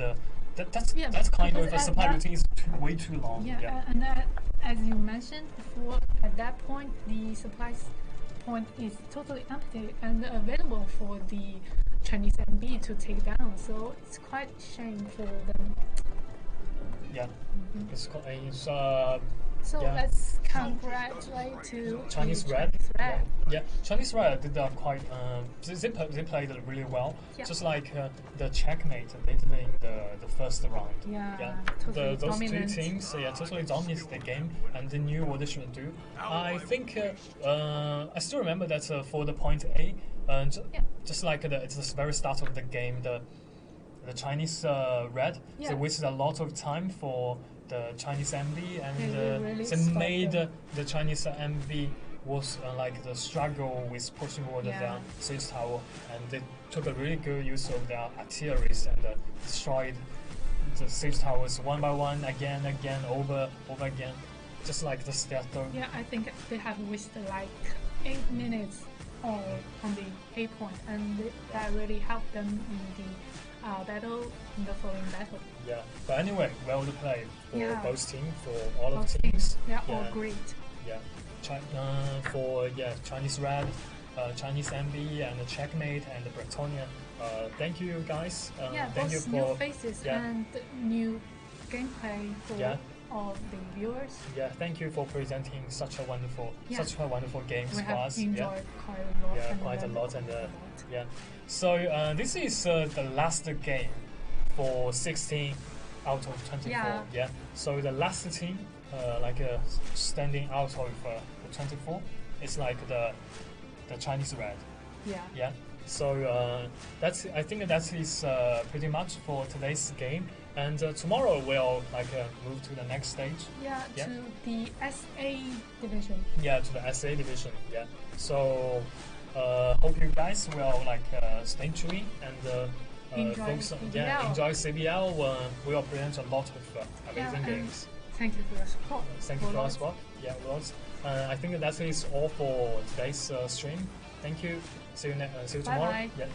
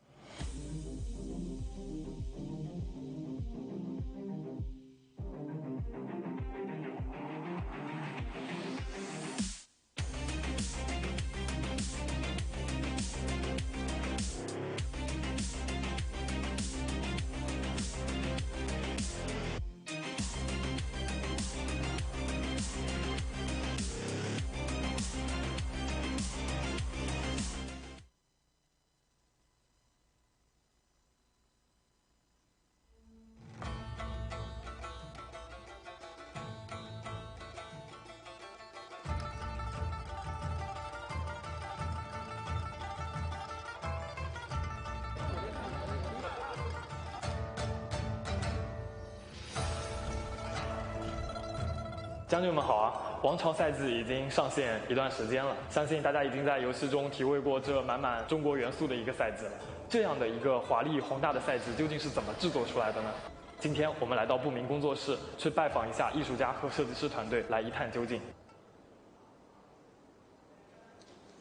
或者说你还有没有其他的要求，就类似于其他这种简单的可以。It's a huge task and challenge for us to make sure that every season is going to be appealing to all the countries. Even Chinese are going to be falling into Vikings, or Europeans going to be loving Chinese culture. 一个是皇城的这种唐朝的盛世，还有一方面是这个在边塞的这种荒漠和战争感。所以在设计角色的时候，武将时装会体现出这种强盛的感觉、华丽的感觉。我们吸取了大量的历史还原的资料。武僧是借鉴这个唐朝时候这个13棍僧救唐王的故事，陌刀是体现出皇城盛世的这一方面，而这个白守卫老兵他是有苍凉感。那通过扫描技术的话，我们更好的去还原它这种穿戴的一个结构，并且它的细节度跟它的还原度来更好的在游戏里面去体现，让玩家能身临其境，有种穿戴真实盔甲上阵的感觉。Tiny Dynasty, when we came up with this option, with the bright colors, with excellent music that is so attractive. So I think Tiny Dynasty was that uniting point for all the global market, for Japanese, for Asians, for Europeans to see the beauty of China. And we are so much proud that we made this decision. –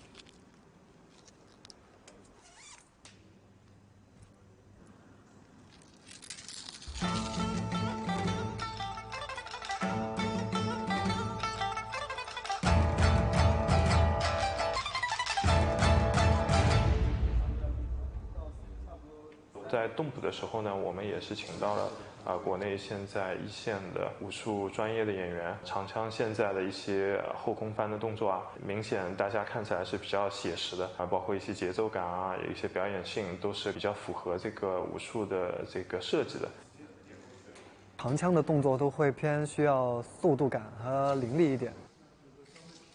所以我们选择了用动捕的方式来实现说，在尽可能的情况下，保证我们每一招、每一式之间的技能都能够相对完美的衔接上，以此来给玩家带来最好的一个流畅的战斗体验。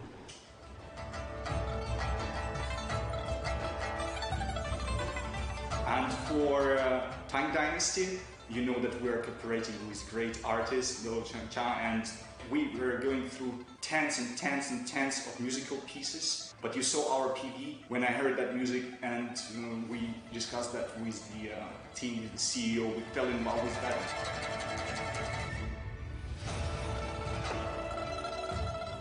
整个长安城它的规模非常大，有108个小坊。我们在游戏中其实是还原了西式，然后还原了演武场，还有一些小的一些功能性的坊的建筑，希望给大家带来一个繁荣的、鲜衣怒马的这么一个视觉感受。We are trying to give players a squad that is not only just a tool, but it's like their brothers, their leaders. We want players to be more and more attached. So definitely we are going to be adding more and more this personified direction to our units. And I hope that our players will be continuing playing the game from wherever you are. We're determined to be doing so. So thank you very much, guys.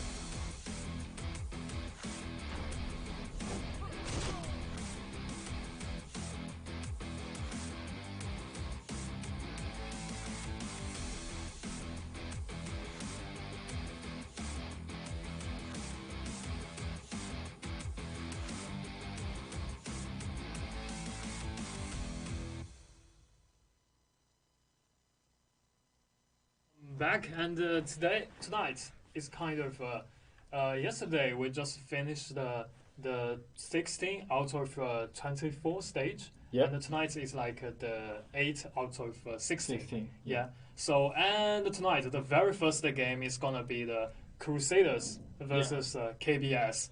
As a universally acknowledged the fact that the Crusaders has already won the Triple Crown. Yeah. At the stage of CBL, Yeah. and this time, absolutely, they are coming for the Quadruple Crown. Yep. Yeah. And tonight is kind of the day. Yeah, it's their kind I can of feel excitement. Yeah, you feel exciting. Yeah, because tonight. Actually, I think all the audience, if you watch the CBL a lot of times, and let's say the BP first, the Crusaders and KBS. KBS is a brand new face for CBL. Yeah. They are the team coming from Korea, and the Crusaders just banned Constantinopolis. Actually, it's quite common ban for Crusaders if you saw a lot of Crusader map. Yeah, but I think the map pool for Crusaders is like quite deep. They can play so many maps, and for KBS they just banned the Harbor City. Nice ban, actually. Nice ban, yeah. As we all know, Crusaders are very good at the Harbor City. Yeah. Like the first CBL or the second CBL, Crusaders actually were known for the Harbor City. They are like the king of the Harbor City. Yeah. And the Crusaders, they just chose the Warfort at their attacking map. Yeah. And actually, Warfort is... I feel like it's kind of similar to the Harbor City. Both Chinese style. But it's much more bigger than the Harbor City. Yeah, definitely. And KBL, they just chose Helonfield. Yeah. And the Crusaders in this round, they will be the attacking side first. Yeah. And the KBS will be the attacking side at the second game. Yeah. Yeah. So for the Warfort, we've already saw the great performance by Crusaders last season. They performed really well on Warfort and also Helonfield. I can say almost every map they can play really good. Yeah. And the KBL, we didn't say their game before. Yeah, it's a very new phase for CBL. Yeah. And also, it can be some the potential threat to Crusaders because you never know what your opponent will bring to you. Yeah. So for Crusaders, they comes for the fourth crown, and KBS, I think their goal is pretty clear, and they want to make as far as they can go. Yeah, sure. And that is the main reason why teams come to CBL. And also, we kind of expect the KBS can do something like defeat the Crusaders. Yeah. Possible, right? Crusaders for now, they feel like the unkillable Demon King in CBL stage. Yeah. So many teams want to beat them, but they failed at the end. Yeah, they are really, really strong for sure, and you have to make every movement very, very carefully during the game. Yeah. Otherwise, you can defeat the Crusaders. Yeah. Right. And this time, our member just asked the captain of Crusaders, last season. About what is your goal, Crusaders? Last just said champion. It's very simple, as last season. Okay. It's pretty simple and very powerful. Yeah. Yeah. And today is kind of the day 4 for CBL stage, CBL Dynasty. And today we just released the seasonal trailer. For the upcoming season Tyranny. And I think our director will just show the trailer later on. Yeah. And for the very first game, Warfort, as we know, it has 4 points. Yeah, but it's not as simple as only the 4 points is not everything. The supply point next to C is also very important. Yeah. Because as the attacking side, you need to make sure you should have at least one supply point in the internal city. Yeah. And also for the defensive side, they need to make sure that the attacking side cannot take that point. Yeah. Because they have to guarantee their point C is pretty safe. because the grand stage, the final base, is kind of a little bit difficult, very difficult to be honest, very difficult to defend, because it's kind of a grand stage. You can just like you'll be just stuck there, and then you can just not live there.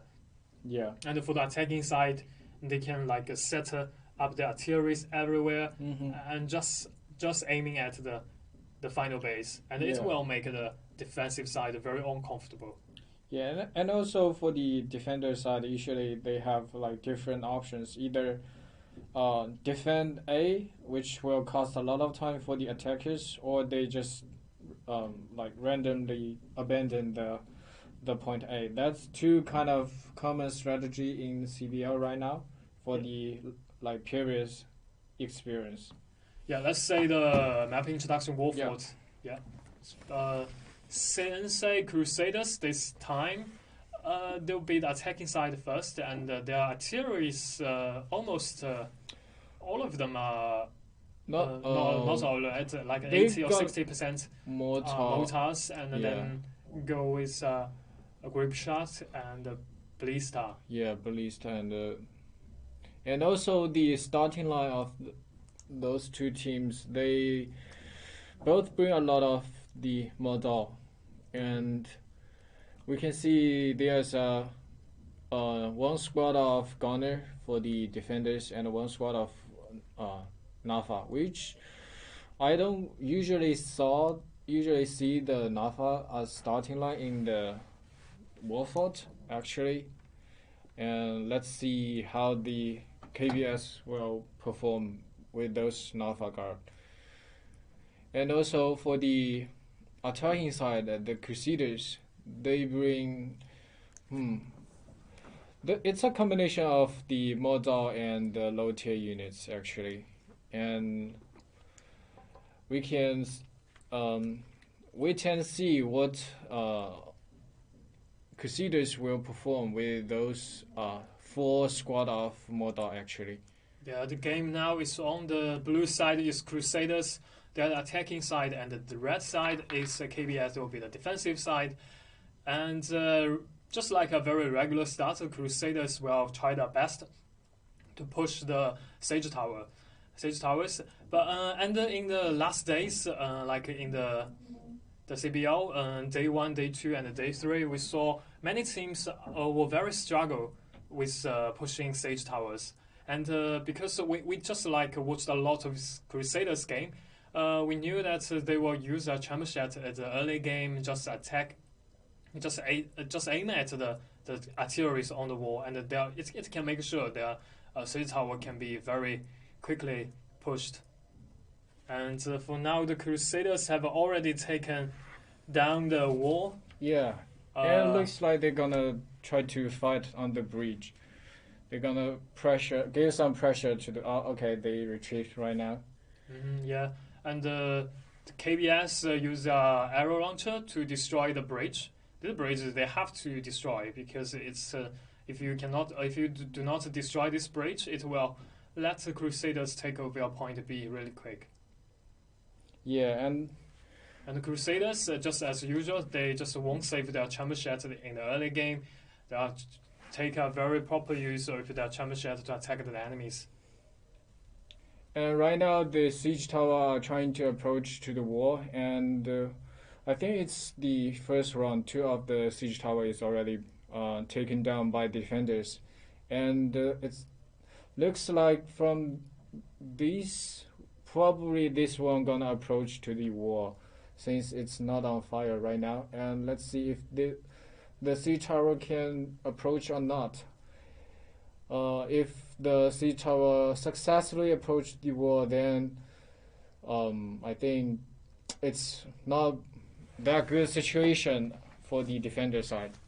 Yeah, that's actually a little tricky tip for players, because we normally say Crusaders, they can push their Siege Tower really quick, because for Crusaders, they just won't use some low tier units to push the Siege Towers. If you because we know in the daily matchmaking, we will just assign some low tier units to push the Siege Towers. We just want them to be like something like a sacrificed. But in the pro game, if you use some low tier units, it will make your game be really struggled, and you need to make sure your siege tower can push. Yeah, and also like the Crusaders never hesitate to use their championship or arteries. They just use those to destroy your default artery or your artery you set up. That which will give the defender a lot of pressure to destroy the siege tower. And once the siege tower approach the wall, it will save you a lot of time. Yeah. And the Modal battalion now is on the siege tower right now. They are waiting for the good time to come on in. The siege tower is already connected. And also the point A seems like the defensive side, they just won't give it up right now. And they're still wandering around the point A here. Yeah. The Crusader heroes now are entering the walls and try to give a test on point A. And on the left side, the siege tower also connected, and their teammates are coming on the way. And also, like one warlord was shooting down by the KBS, which is a kind of good start here. And also, the Crusader trying to do something here. They set up the mortar and the ballista, trying to control the situation, and they are trying to take down the point A right now. And the gunner from the Crusaders gave a lot of pressure to the back side of the KBS. And we can see that the KBS, they are hiding the units behind the house, which will avoid the arteries from the Crusaders. With the help of the gunners, Crusaders and Modal battalions, and now it's coming to the point A, but KBS is already pretty ready for that. Their Modal is also there, and the team fight is about to initiate. With the Chambershed, the Chambershed will give a difficult, a hard strike to the Modal battalion of KBS. The team fight now is initiated. The Crusaders with their Modal battalion are come to the point A, and the Nafa guards, doing a lot of damage here, and they're taking down the units from the defenders' side. Yeah, the KBS, they are really smart. The sword situation is really not good for them, and the most of them are trying to retreat back to the inside of A. And it seems like the Crusaders just like they are pushing forward smoothly, and they kill a lot of heroes from KBS, and the Championship just won't save it and use it to give their enemy a hard strike. Yeah, and also like both sides they are used the Nafa guard on the wall, which a lot of units are dying here, and also we can see that the units lost from two teams are quite even right now. Even though the Crusader killed like 9 warlords from the KBS, which is quite a lot right now. Yeah, the point A now is taken by Crusaders. Crusaders is taking lead in this game, and they will have a really good view on point C and also supply point next to C. They can set up tiers, but we can notice the walls between the supply point and the point A is not destroyed. So it makes, but that's fine. The Crusaders already take the point A, and also at the same time the point B is taken by Crusaders here. Only two players there, and no one to disturb. Yeah, and right now the B is controlled by the Crusaders, and they are waiting for another step here. They're regrouping here, and they're trying to. I think the next target is obvious for the supply point here. Yep, they are regrouping here. I'm wondering if they will set up the mortar on the wall to attack the supply point. Usually that's their kind of common strategy at this situation. Yeah, the point C is with heavy defense. The KBS, they paid a lot of attention on the point C, and also their supply points next to it. The Crusaders, they'll be very patient to wait for good time. And we notice one spear guy from Crusaders. is kind of observing the point C and try to say what is going on there. Yeah, and also we can see from the defender side, they are getting around the supply point, and only few of the warlord are like trying to support the point C. And right now the Crusaders are still gathering on the wall, and I'm not quite sure what will be their next move. Yep, they set up the mortar, like we mentioned, and the units are stepped into the battlefield. Probably not.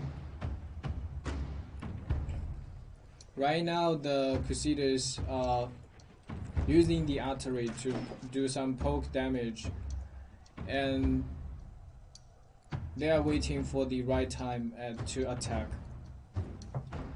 And if the defender want to successfully defend the Crusaders' attack, they have to be aware of both sides of the attack. Like, I mean, the front and the back. Usually, we can see there's several squad of cavalries which will attack. Usually, will attack from the back side of the supply point, give them a surprise attack. And also, right now, the Crusaders are heading to the supply point right now, and we can see the mortar and the gunners are doing a lot of damage here, and they trying to set up the artillery to do some additional damage, and the Nafa God are doing damage as well.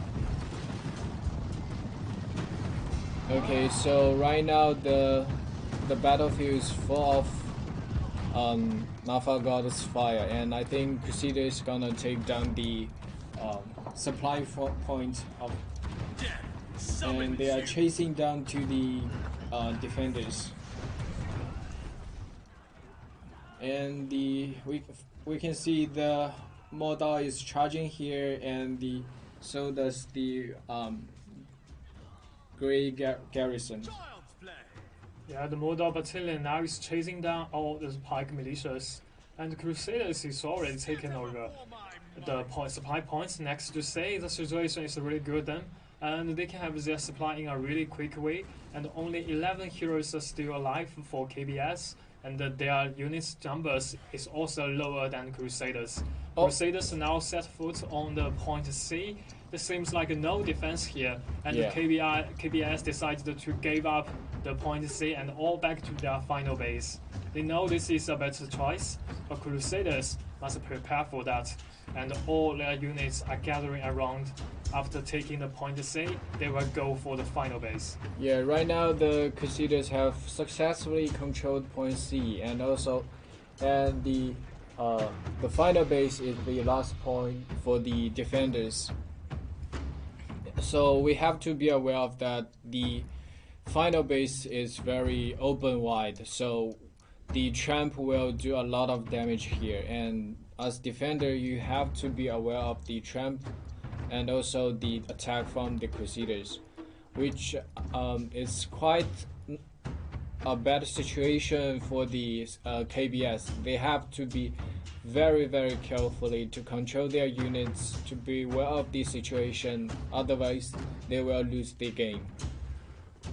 And right now the Crusaders are gathering around here, and they are trying to attack. They're about to attack, and we can see the cavalries and the mortar are gathering around. The Mordor battalion is really terrified, and they say that a bunch of Mordor battalion, so many squads of them, are coming to approach the final base, and all the KBS players around the final base seems like they need to have a really intense fight here.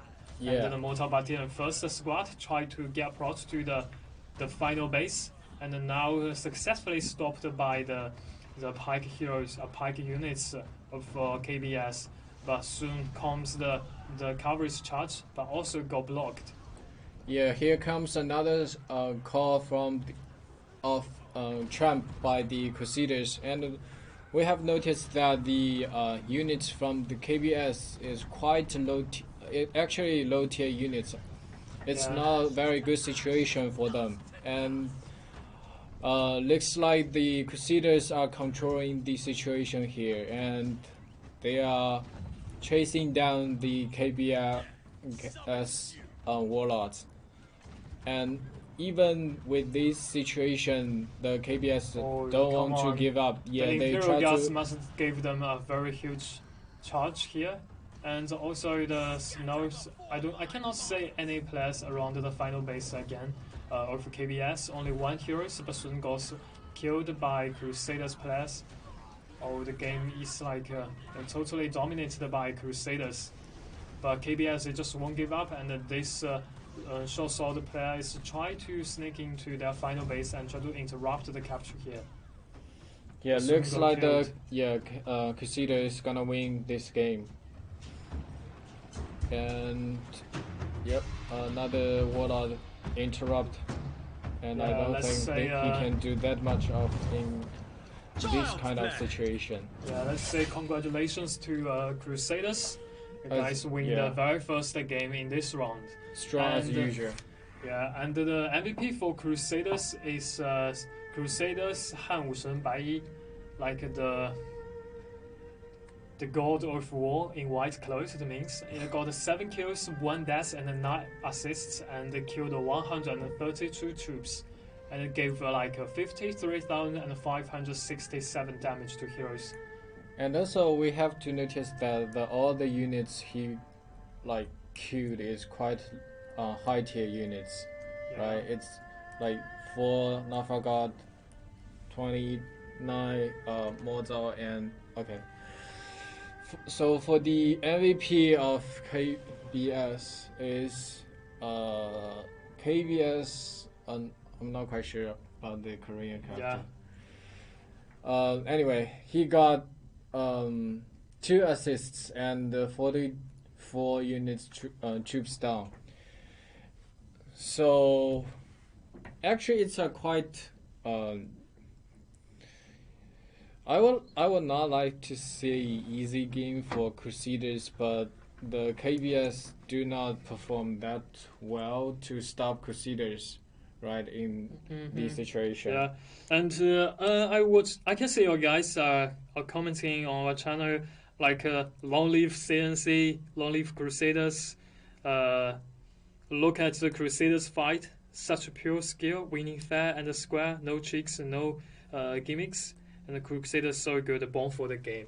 Yeah, actually, I feel the same. Yeah, but we need to we want someone to give some pressure to Crusaders, and that will make the Crusaders much better. And just like the Kilim said, we will see KBS on their map pick. Yeah, next map is gonna be the Helonfjord, and it will be the KBS map, and they will be the attacking side this time, and the Crusaders will be the defensive side. But in the last season, we watched a lot of Crusaders games, and I think in the finals for CBL Asia, the Crusaders won the champion in the map Helonfjord.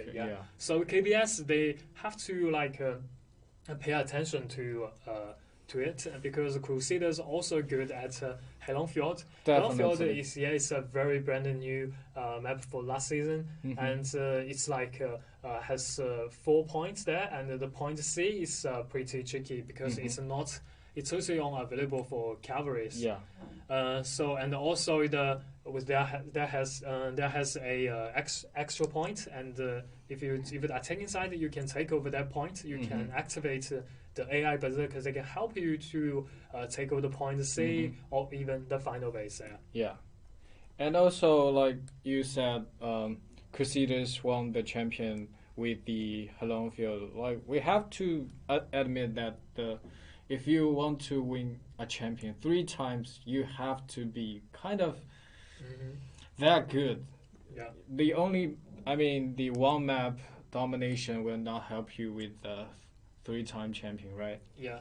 But in this time, CBL just like I just streamed yesterday, just like the team checkmate. They I remember they were really good, and they played like on the War Fort is totally different from other games, and they like invented some new strategies, new stuff there, and they were just like responded to the game in depending on the real situation. We want a team like that can give Crusaders some pressure, and also KBS next map is their map.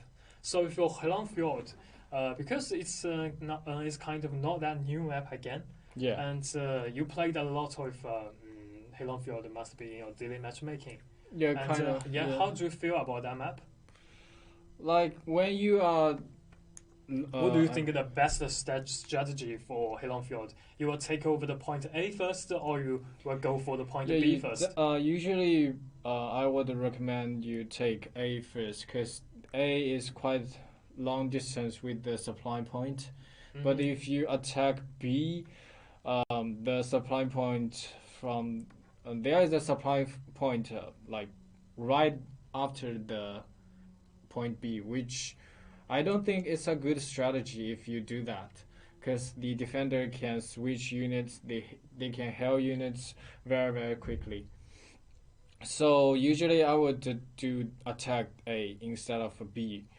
And also I would like to use Berserkers in this map. It's kind of give you the feel, like it's just fit the situation, fit the map. It fits the situation. It's very suitable for this kind of situation because this is a Viking map. And also I will go for the point and normally when I play this map I will go for the point B because the supply point is next to B, and also like next to B the city walls, the walls can be destroyed, and also the main gate of course it can be destroyed by the battering ram. And if my team can have a chance to destroy the main gate and also the walls, I can have 2 ways to come on in. And with the help with some the cover by my teammates from point A, and they can just like drag the distract the attention of enemies from point B, and then I can take over the point B really quick. But it requires a very good communication and teamwork. Yeah, sure, definitely. Yeah, and after taking the point B, we will have like a very good chance to take over the supply point, and then directly go back to the A. And also 2 teams. I will split my teams into 2, and 1 for the extra point and 1 for point A, and that will make the enemy very uncomfortable because if I just like activate the extra point, the enemies has to go back for their point C, and that will make the point A be a little bit empty and a little bit easy to take. And after that, I can take the point A, and my time will be extended, and I have a lot of time to stick to my plan. And that is a very good strategy. I think the Crusaders did the kind of the same thing for last season. And so let's say if the KBL will if they can invent some new stuff in this map, and we expect something new with KBS in this situation. Like those maps are quite well played by all the teams right now. So if the new teams come into the league, they can bring some new stuff. That would be very interesting. And also like give some pressure to the Crusaders. I mean, guys, do something here. Like it was very nice to see the new challenger to challenge the old champion, which will be very, very exciting. And even though maybe the game is like very, very brutal, I mean. And also, we expect the KBS will perform well, and both of us wish them best luck in the next coming match. For next season's the units, we just like saw 2 units. Like the first is like the outriders, like riding a horse, and you can throw your spear, and it explode. Explode. I love explosion. I love explosion.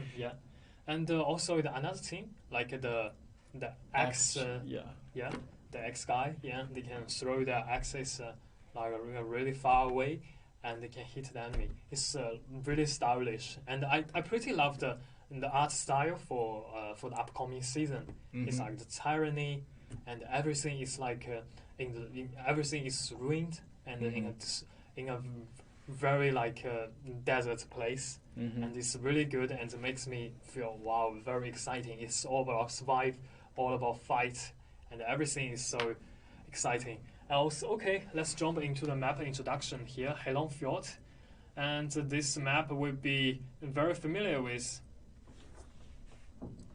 and this is absolutely the very key point for this map, and this is the extra point. Yeah, and it's quite.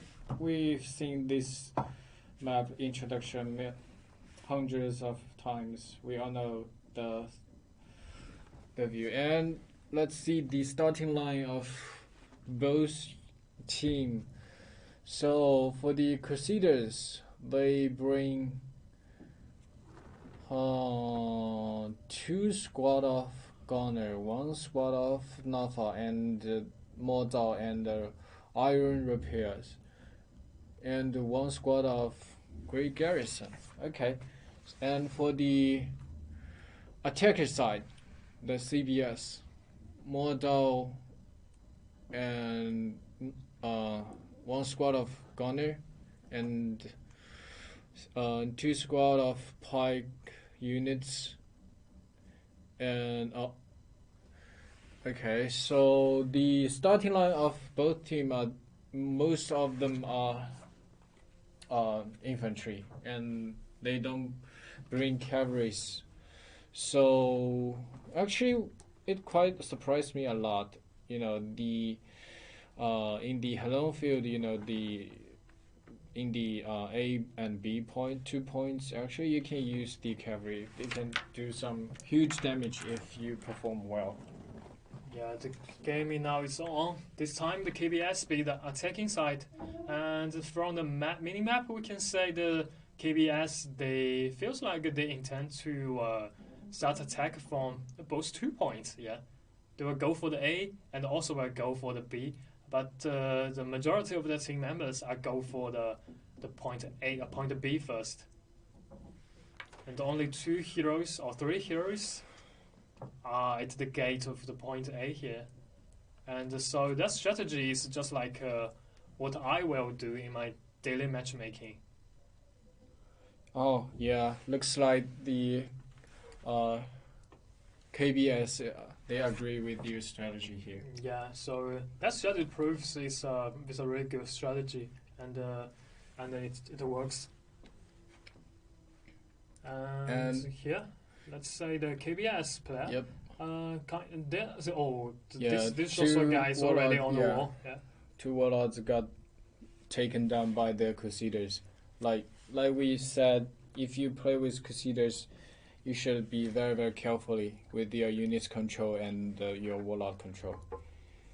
And so the KBS is trying to attack from the climb duty wall. Actually, that's quite interesting. Never saw the team would climb duty wall to do the attack in the Heilong field. And right now they are the gunner from the KBS is doing damage, poking damage here, and Crusader, okay, they killed another one from the KBS. And KBS, they've already in the internal city, and the 2 heroes leading their team, leading their units, are already on the point A here, on the point B here, and they are trying to start taking over the point B. And the Crusaders, and they are far away, observing the point B, and will they do anything about it? I don't think Crusader will come to the point B again, and they will like retreat all of their team members to the point A, because the situation around the point A is really good for them. They can kill a lot of enemies around the point A. Yeah, and as we can see, the KBS, they are retreating right from the A right now. They don't want to do that much of things. And also from the point B, the Crusaders are coming back. Crusaders came back and successfully controlled the point B again. So for now, no points are taken by KBS, and the time is less than 5 minutes. The time is still enough, I have to say. The KBL still have a chance to go back, and now the KBL players are all of them are outside of the city, and they are regrouping together again and try to start the second wave attack here. Yeah, and also we have to be aware of that the Crusaders killed a lot of warlords. A lot of heroes. Yeah, in just in the previous fight, and in the in the CBL, the heroes only have they have limited death, so players have to be aware of that. Yeah, you can only respawn like 3 times. If you die too much, and you just cannot respawn again, cannot go back to the game. Yeah. Okay, the time comes to less than 4 minutes, and both two teams has over 1,100 units. The units number are pretty even, and for the KBS, they still have like a 12 Chamberset, and it can deal a lot of damage to Crusaders. And the Crusaders, their point B and the point A are pretty safe right now. It's totally controlled by them, and like 2 heroes of Crusaders are leading their Imperial Guards come outside of the point A and try to make the enemies really uncomfortable here. Yeah, and also like I said, this squad of cavalries just charge down the Mordor battalion and come back again, but the Mordor battalion cannot die too soon, and they're already inside of the point A. But Crusaders gunners are constantly strike on the point A here. Yeah, the Mordor is still alive and already inside of the point A. The Crusaders just won't give up their point A because they know the time is only less than 3 minutes. If they can hang on there and defend their point A, they will be the winner, and they can end the game in a really quick way. Yeah, and also like a lot of heroes was killed by the Crusaders. The attacker, the KBS have to wait their heroes to respond. Otherwise, with limited heroes attack randomly, that's really not a good idea. Yeah, because according to the design team, when designing this map, they plan to make the game is really friendly for long range units, and so there is many good spots for placing long range units. And the Crusaders, they found a really good spot for placing their gunners. And you say on the point A, and their gunners, they did a lot to help for them. Yeah, definitely. And the time now is less than 2 minutes. The KBS must be speeded up and come to the internal city and take over the point B first, because this B is already one step away to go. They can take the B in a really quick way, but Crusaders knows the B must be their goal, so all of defense now around the point B. The B is like unbreakable wall here.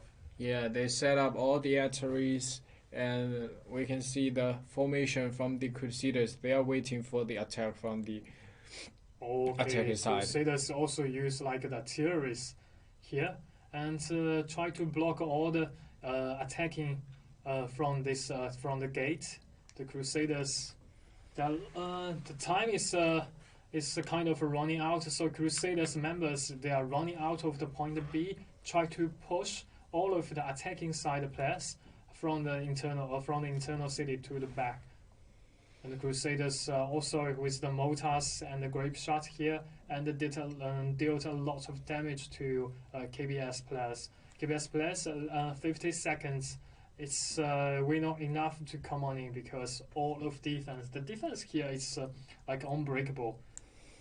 Yeah, with that much of units, the model, it's not very good. Just randomly attack into the gate, and we can see the Crusaders are chasing down all the heroes from the KBS.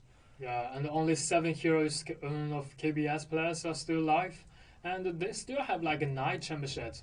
Like just like in the last game, like the Crusaders as the attacking side, they will like use their championship in a really quick way, and they won't save them in the early game. I think that is a very good example for the attacking side teams, because you can the championship is used for winning. Okay. You just cannot save it up to the end of the game. Mm-hmm. The KBS, the MVP from KBS side is sorry, I just cannot pronounce Korean, but you performed really well, got ranked A, and also got 3 kills, 1 death, and 2 assists, and killed 86 troops, and dealt 39,157 damage to heroes. For the Crusaders, Han Wushen Bai. Same guy the from same the guy, last, last and match. got 4 kills, no deaths, 7 assists, and killed 112 troops. Yeah, and actually for the second place of Ahan, I saw him.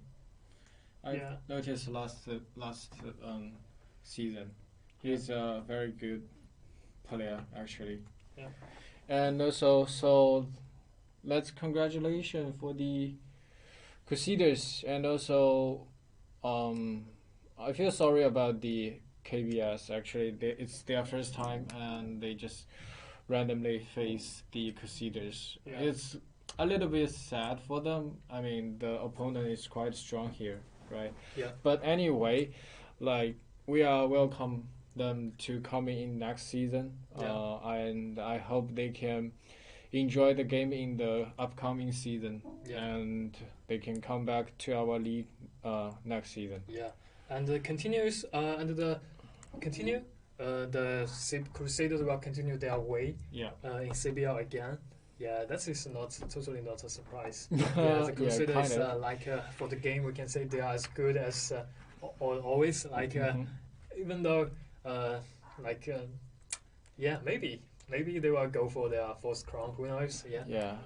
So let's take a short break, and we'll come back for the series 2, the next round. Yeah. See you guys later. See you guys.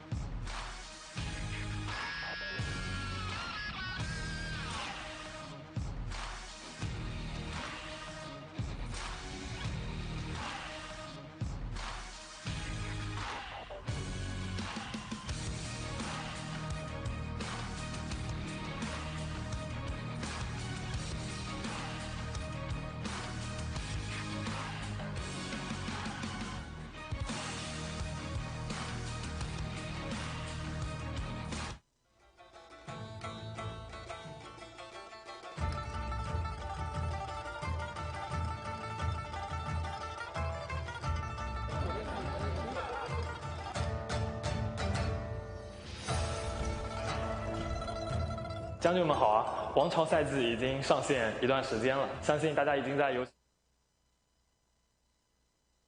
这样的一个华丽宏大的赛制究竟是怎么制作出来的呢？今天我们来到不明工作室，去拜访一下艺术家和设计师团队，来一探究竟。或者说你还有没有其他的要求，就类似于其他这种简单的可以。It's a huge task and challenge for us to make sure that every season is going to be appealing to all the countries. Even Chinese are going to be falling into Vikings, or Europeans are going to be loving Chinese culture. 一个是皇城的这种唐朝的盛世，还有一方面是这个在边塞的这种荒漠和战争感。所以在设计角色的时候，武将时装会体现出这种强盛的感觉、华丽的感觉。我们吸取了大量的历史还原的资料。武僧是借鉴这个唐朝时候这个13棍僧救唐王的故事，陌刀是体现出皇城盛世的这一方面，而这个白守卫老兵他是有苍凉感。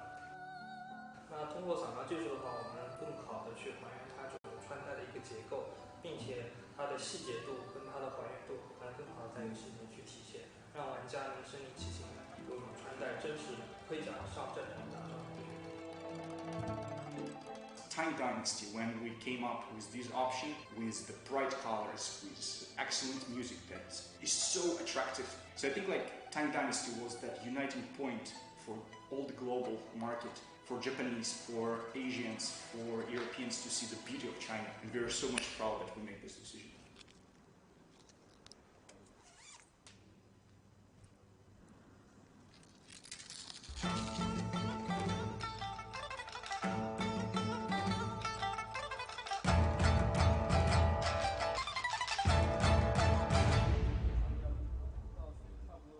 在动捕的时候呢，我们也是请到了国内现在一线的武术专业的演员，长枪现在的一些后空翻的动作啊，明显大家看起来是比较写实的啊，包括一些节奏感啊，有一些表演性都是比较符合这个武术的这个设计的。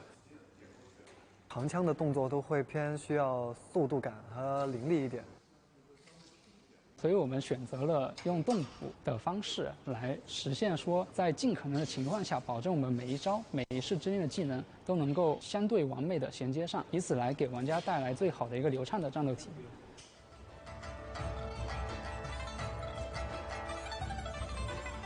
And for Tang Dynasty, you know that we are cooperating with great artists, Lo Chang, and we were going through tens and tens and tens of musical pieces. But you saw our PV when I heard that music, and we discussed that with the team, with the CEO. We fell in love with that.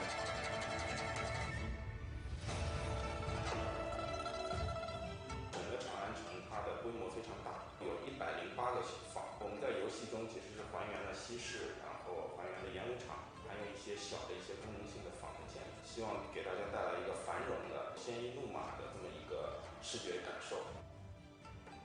We are trying to give players a squad that is not only just a tool, but it's like their brothers, their leaders. We want players to be more and more attached. So definitely we are going to be adding more and more this personified direction to our units. And I hope that our players will be continuing playing the game from wherever you are. We're determined to be doing so. So thank you very much, guys.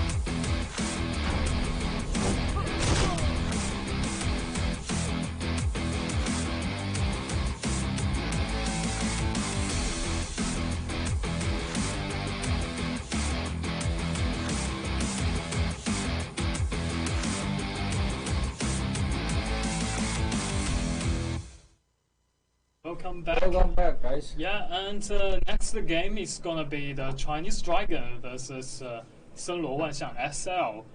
Yeah, both two teams are brand new faces for CBL stage, and we in the last round we just watched the wonderful game presented by Crusaders, and the next games are two.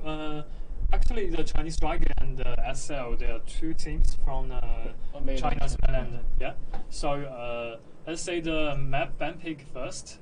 For the Chinese Dragon, what map they will ban? Yeah, let's see the ban from the Chinese manga. Okay. Lingwu Fortress. Yes, pretty new map for this season. Yeah, for the season Dynasty. And the SL, what map they will ban in this round? Lingwu Fortress. Actually, Lingwu Fortress. Okay. Hello Field. Hello Field. Yeah. Yeah. The Sen Luo Wanxiang, they banned the Hello Field for this round.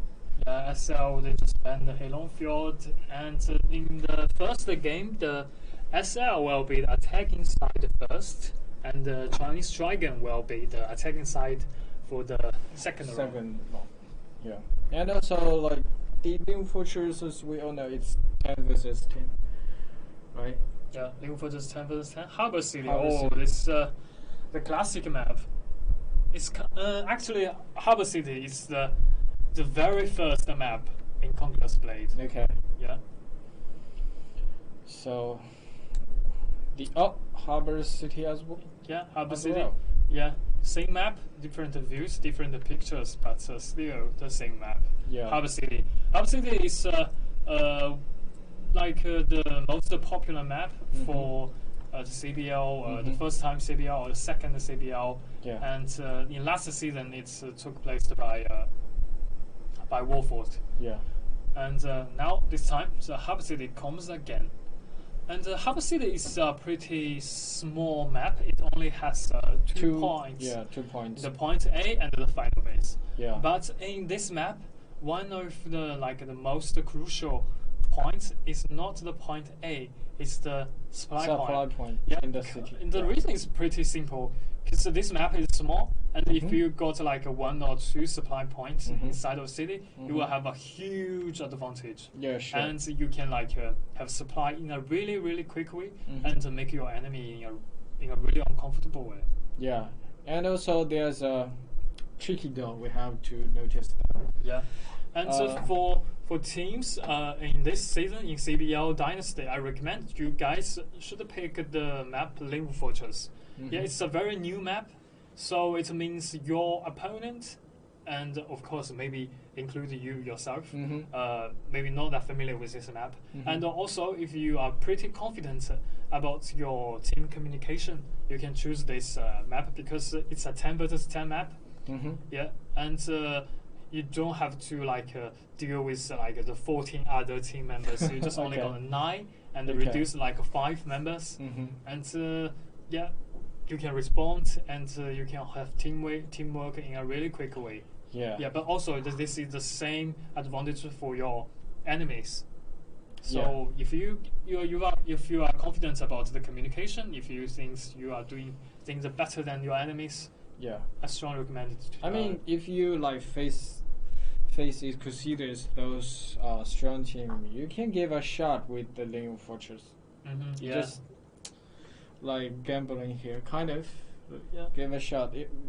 If you can like perform well, you probably can win the game and give them a surprise attack. Yeah. And so back to the Harvard City, like the tricky doll. I mean, if you can like perform well, use the tricky doll well, you can use the cavalry to do some surprise attack at very beginning, which will give you a huge lead in the game, right? Yeah.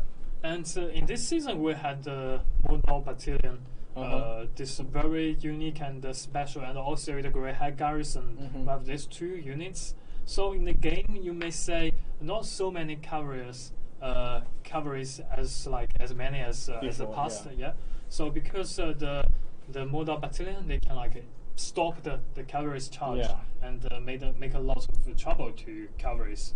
So Modal is definitely kind of the most popular units in this time CBL. Most team will bring them into every map, and Modal will do a lot of help to the attack or to the defense there.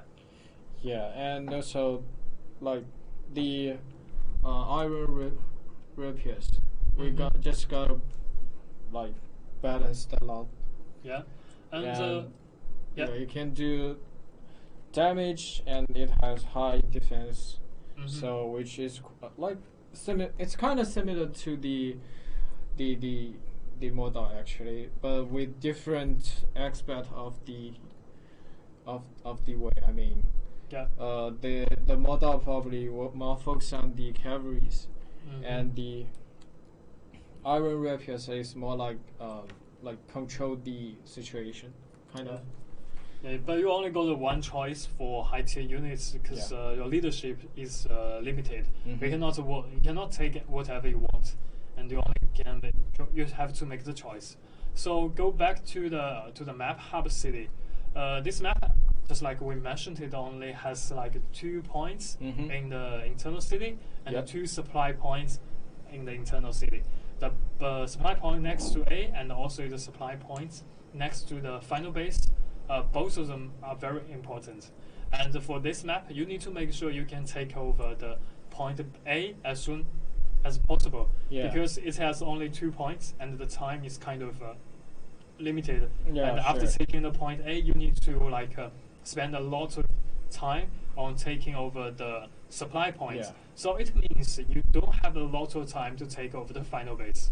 You should take over the A and the supply point next to A as soon as possible, and that will save you a lot of time to finish your plan to take the final base. Or the final base, like the time is way too less, and so it just will make your plan be a little bit disordered. Yeah, and also like once you claim the point A, you actually do have 2 options. Either, I mean, for the supply point, you have 2 options. Yeah, and for the teams, just like in the last game, we can say Crusaders, they just won't save their championship. So for Harbor City, especially in Harbor City, because you should take the A and the supply points possible. So you should use your championship in a really quick way. Just don't save your championship and make good use of them. Just attack the enemies on the wall, and also most important, the artilleries. Because if you destroy the artilleries, you can make sure your siege tower can be successfully posted to the wall, and you can start your attack in a really quick way. And this time, the SL, the blue side, the attacking side, and also the Chinese Dragon be the defensive side. So let's look at the starting line of both teams. Like we said, the Modal is actually quite popular in this season, both team they choose a lot of squad of model, and actually as defender they use a lot of iron rapiers, and two squad of gunner and one squad of Nafa as starting line. And for the attacker side, yeah, some combination of low tier units and the model, and yeah, one squad of iron rapiers and one squad of gunner, and also one squad of pike units. And as SL, I just noticed that they brought a lot of low tier units at the beginning of the game. It can be easily to be predicted that they will use those low tier units to push the siege tower. But sometimes it's not a very good thing, because if you using some low tier units to push the siege tower, and the defensive side, they can use their artillery and also use their long range units to just shoot these low tier units and make your siege tower stopped. Yeah. And that will be a lot of trouble to take over the first point. Because in this map, the time is really important. The first matter matters a lot. And also, if you want to do that, I mean, use the low tier units to push the siege tower. I mean, you don't want to hesitate to use your tram shell right now they use the tram to attack the default artillery to destroy the artillery, which will give them the siege tower a take breath to approach some inch. I think even though the siege tower is already on fire, I don't think this round will successfully approach to the wall. And 2 trample was caught. Actually, 3 round of tram was caught by the attackers. Yeah, and this siege tower is already got destroyed. But for the right side, the siege tower is still pushing forward. It seems like it has chance to get in the wall. And the main gate is breached, and so for the SL, they have chance to come inside of the city and make them a new way. Those 2 siege fires already on fire. I don't think they gonna make it this round. Probably we have to wait another round for the siege tower. But it's very hard to say. On the one siege tower is it's so close. It's nearly get to the wall. For now, it seems like no team will take use of the tricky door there, because in this map we normally see that is a secret door. That door now is a totally a public secret. Everyone knows that, and they will take use of that. So for now, it seems like the SL they don't have plan to use that kind of way to get inside the city. Yeah, and from the map we can see the defender, they are aware of the tricky door as well. The heroes pay attention to the tricky door. I think if there's someone want to sneak into the city, they will be noticed and they will respond very quickly. Yeah, and those 2 siege towers are burning again. The SL, they just cannot save the championships anymore. Just use their artilleries. Yeah, they do it. You guys are doing the right thing. Just use artilleries or long range units or championships, whatever it is. Just aim at the artilleries or enemies on the wall. Make sure your siege tower will be pushed. Yeah, and also we can see that most pro teams, they prefer to use the mortar in the game. That is because if you use mortar, you can set up different angle, which you can hide your artillery someone else, then attack the place where you want to be attacked. And also I think it's the second round for the right side of the siege tower, right? And it's the 3rd round for the left 2 towers. And we can see the 3rd round tower is already on fire, but let's see if the we have it has shown us that those 2 siege towers are taken down as well. The 2 siege towers falling into pieces again, and the SL feels like a sorry struggle to get inside of the city. And still they use their mortars to attack the enemies on the wall. But the Chinese striker seems like they successfully dodged all of the damage there. And still 1 siege tower, there's still hope, but it's on burning.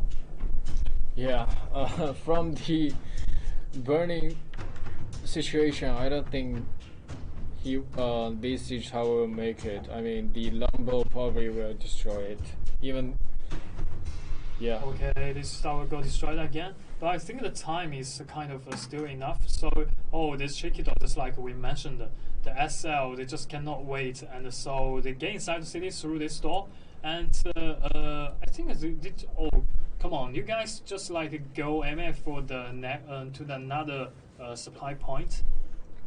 Yeah, because usually we get inside the city with some cavalries. Yeah, also this time the SL, they also brought some cavalries here, but cavalries cannot go upstairs.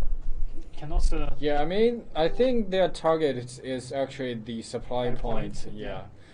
They try to use the cavalries and the mortar combination to control the supply point. Yeah. And if the supply point was controlled by the attackers, this will give them a huge advantage. They can either attack the point A, or they can give them pressure. Yeah, give them pressure. To set up some artillery to give the pressure to the defenders. Yeah.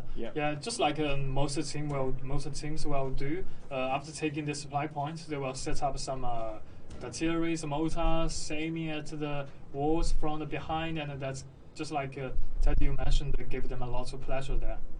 And for the SL, after taking over the supply points, they have switched their units, try to climb up the walls.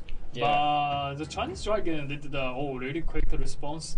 With the mortar battalion, they come down from the walls and try to nail down all of the enemies here. Yeah, and also the defender, they use a lot of heroes and a squad of units to control back the supply point. Okay. Yeah, and I think it will give the attacker advance on the wall. Actually, if the attacker can attack the wall right now, I think it's good for them, because a lot of heroes. For the Chinese dragon, the Nafa guards with the mortar battalion, that's the ace band. That's his total ace band. Also on the walls, Imperial Guard found a really good angle to charge down the mortar battalion and other units here. Finally they got a siege tower successfully pushed to the wall, and then find another chance to get inside of the city. So it will make the team members around the supply point a little bit comfortable, because in the front face, in the front line, the team members are helping them. Yeah, and also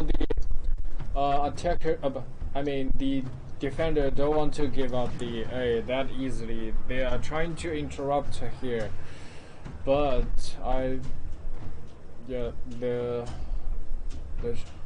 sword shield guy is trying to and also the DB, they're trying to do something here to interrupt the control of the attacker side. Yeah. Okay. Come on, from the behind the supply with a Chinese dragon now on the way, and point A is not a safe place to stay. So for SL, they need to get all the team members to help them again. All these so big lots of units will die here. Yeah, it's not a good situation for the attacker side. Yeah. And another tram was caught by the attacker, which will do a lot of damage. Oh no! It's got blocked by the wall. Yeah. And it's really hit for nothing. And from the back, another squad of Model Battalion from the SL, they come to help their team members around the point A. Yeah, it's the combination of Modal and Nafa. We can see that it's quite a strong combination actually. Yeah. Even though the point A cannot be protected, cannot be controlled again, the Chinese Dragon, they still waste a lot of time for the SL. Yeah, that's pretty good news for them. The randomly interrupt the point A is not that good strategy right now. I mean, because they absolutely gonna lose the A. Yeah. Again, the time has been extended to 7 minutes again. And the supply point, good news for Chinese Dragon. They still hold the supply points. Yeah. But now it seems like they are retreating from the supply point to the final base or another supply point. I have to say that it's a not very good move. It will just make their supply point pretty empty and very easy to take by SL.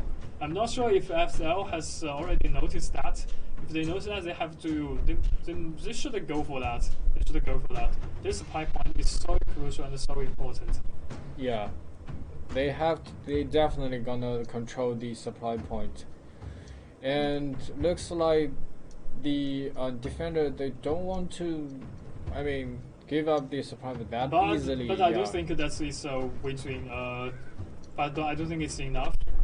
This is kind of ambushed, but in the front line, the front face, the enemies, the attacking side, they will have like a wave of attack come from the front face. Yeah. And those units number are totally way too less.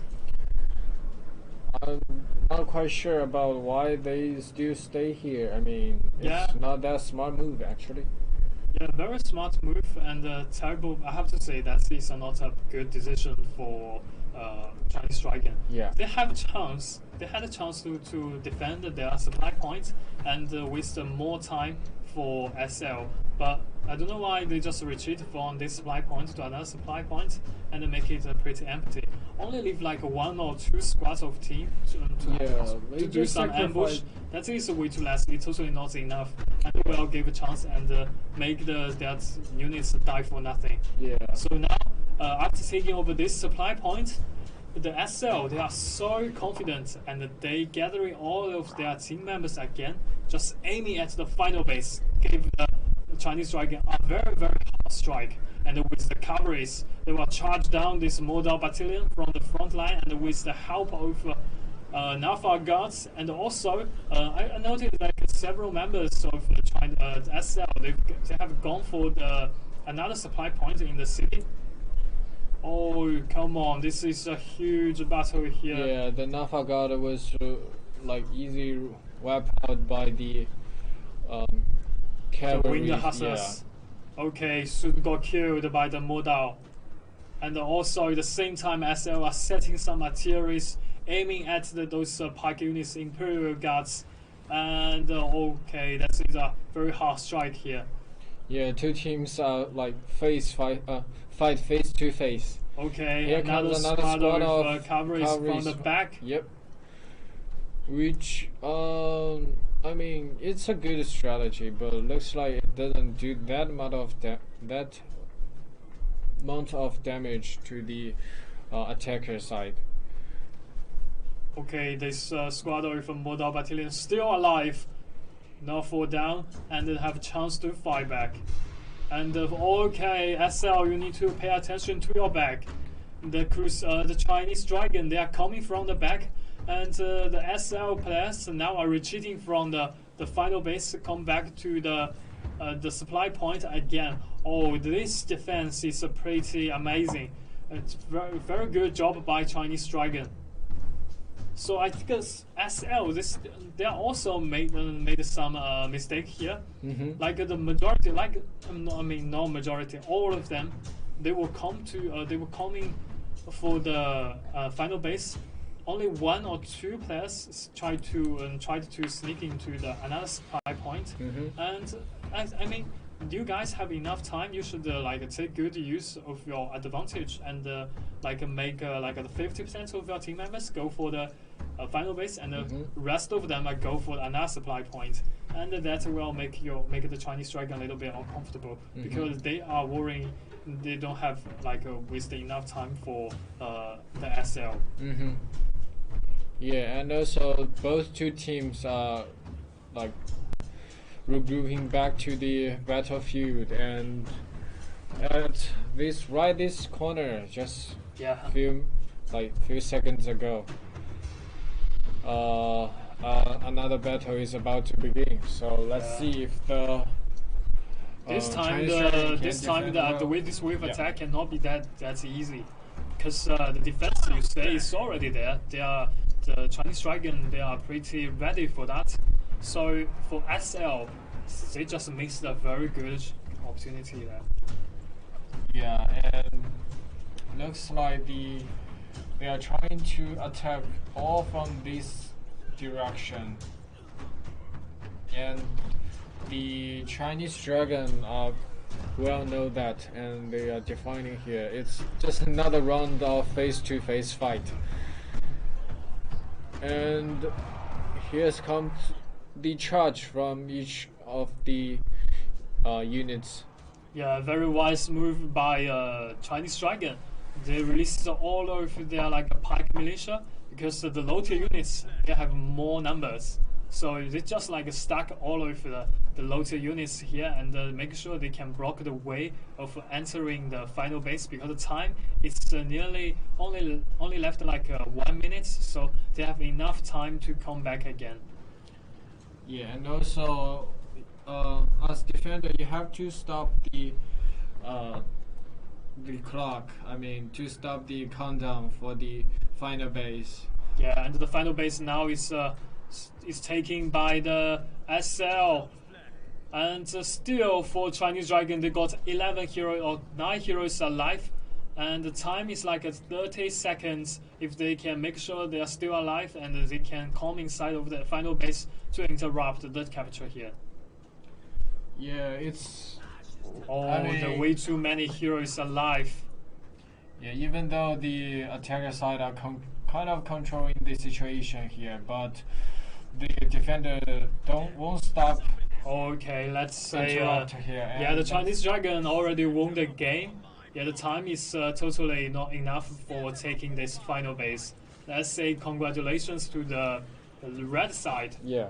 Let's say congratulations to Chinese Dragon. Chinese Dragon, GG. Yeah, GG, good game. And SL, the MVP is Zaus. He got 2 kills, 2 deaths, and 13 assists, and killed 178 troops. Yeah, and also let's see the MVP of Chinese Dragon. Oh, I noticed that on the second place, SL Gui Pi, he got 8 kills, no deaths, and 12 assists. And also for the Chinese Dragon MVP, 我又来了. I'm coming again, it means. Back again, bro. Yeah. And he got 2 kills, 2 deaths, and 4 assists. And he killed 143 units. So actually both teams performed quite well. Yeah, I mean, it's quite a close game. Yeah, this is a very wonderful game and a very good game. But for both of them, they made some mistakes. For the Chinese Dragon, they could have ended the game in a really quick way, because they wasted many time for SL. They just didn't let them push the siege tower so easy, and they defended the point A really good, and they still hold, and they still can control the supply points next to A. But somehow they just abandoned the point A and gave it up, and they leave 1 or 2 elite units. I remember some cavalries and model battalion left there, and died for nothing. That is not a very good thing. Yeah. And SL, after taking that supply point, they go for the final base, and none of them went for another supply point. Yeah, that is also a very huge mistake. because if you can like make some trouble around another supply point there, and it can make the enemies around the final base be very uncomfortable, and it's just like totally distract their attention from the final base. You can have a chance to win the final base. Yeah, but they did not. And also for the last wave of defense, the Chinese Dragon, they did a really good job. Yeah. Yeah, they knew how to like protect their final base, and just like especially like to the last 1 or 2 minutes, they released many squads of low tier units, just pike militia, because low tier units they have way more numbers than the high tier units. They just like stuck all of the attacking side like out of the final base, and make sure their heroes are still alive. They can just like come on in and come out, and just like to interrupt the capture them. And that is very good. Yeah. And for next map is also Harbor City again. Yeah. So in this in last game, both sides I think they made some mistakes. So for the upcoming game, same map, different sides, maybe they will like revise and correct what they did, and do the right thing and to win the game. So for SL, next game is pretty important because this is a knockout stage. If you cannot win the upcoming game, you're just gonna be eliminated. Yeah. Yeah. But for both teams, and I think that they are pretty close. Yeah. Sometimes you will make a good choice. Sometimes they will not. So for both teams, they just like need to get back themselves together again and try to win that game. Or you guys have to go for the grassland. Grassland is a totally different story. Yeah, if you go for the grassland, it's all about fly everywhere. Yeah. And you have to like have some really brutal team fight there. And in grassland the strategy is good. The strategy is important, but also your skill is also very important there, and all about your mentality, I think. Yeah. And also like because both two teams they picked the Harbor City, which means they are confident with their Harbor City map. Yeah. So in the next match, I mean, as defender, they must know very familiar with this map as well. I mean, so let's see if the SL can perform well as defender. Yeah. And actually, we said that that tricky door is no longer a secret door again. But from the last game, we can say the attacking side still can take good use of that tricky door and get inside the city, take over the supply point next to A. But in the last game, the Chinese Dragon they responded really quickly to that. And after like noticing that supply point is already taken over by the SL, they just like released so many squads of defense of units to take down the supply point again, take it back to the control. And that is really good. So for this game, the Harbor City again, and no more introduction because we just saw a very beautiful game on this map, Harbor City, and this time we were just switching sides. Yeah, I'm kind of excited to see both two teams. I mean, because in the last season they are very very close. So what if they swap attacker as defender, defender as attacker? So let's see the starting line of both two teams. As defender, they Gunner, Iron Rapiers, Modal, Nafa, and some Pipe Militia. Actually, 3 squad of Pipe Militia. And for the attacker side, they didn't try to use the high tier units at the very very beginning. So only 1 squad of Iron Rapiers, and the rest is low tier units combine tier 4 units. Yeah. So for the Chinese Dragon, it seems like they will do the same thing, as the SL did in the last game, they will still use some low-tier units to push the siege tower. Yeah, I still don't think that is a very good choice, because for the last game, they must know that, because it's the thing what they did, what they have done to the SL. They waste a lot of time for SL, and so this time, if you're still using some low-tier units to push the siege towers, and it will just take a very long time to claim the point A. Yeah, and also right now, just as usual, the siege tower will be pushed by the attackers, and also the defenders will use the default arteries to fight back, to trying to destroy the siege tower. Yeah, here again. And so, just like we mentioned in the last games, don't hesitate to use your champ. It will help you destroy the default artery, and also it will give some pressure to the defender side.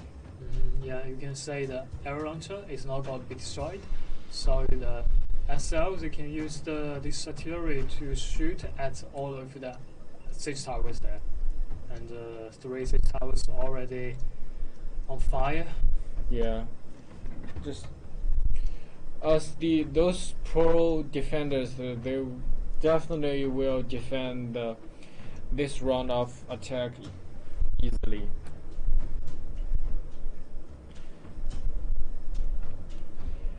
And also, we have to wait to. Yep, the siege tower was taken down by the defender side. And right now, there's one defender was hit by the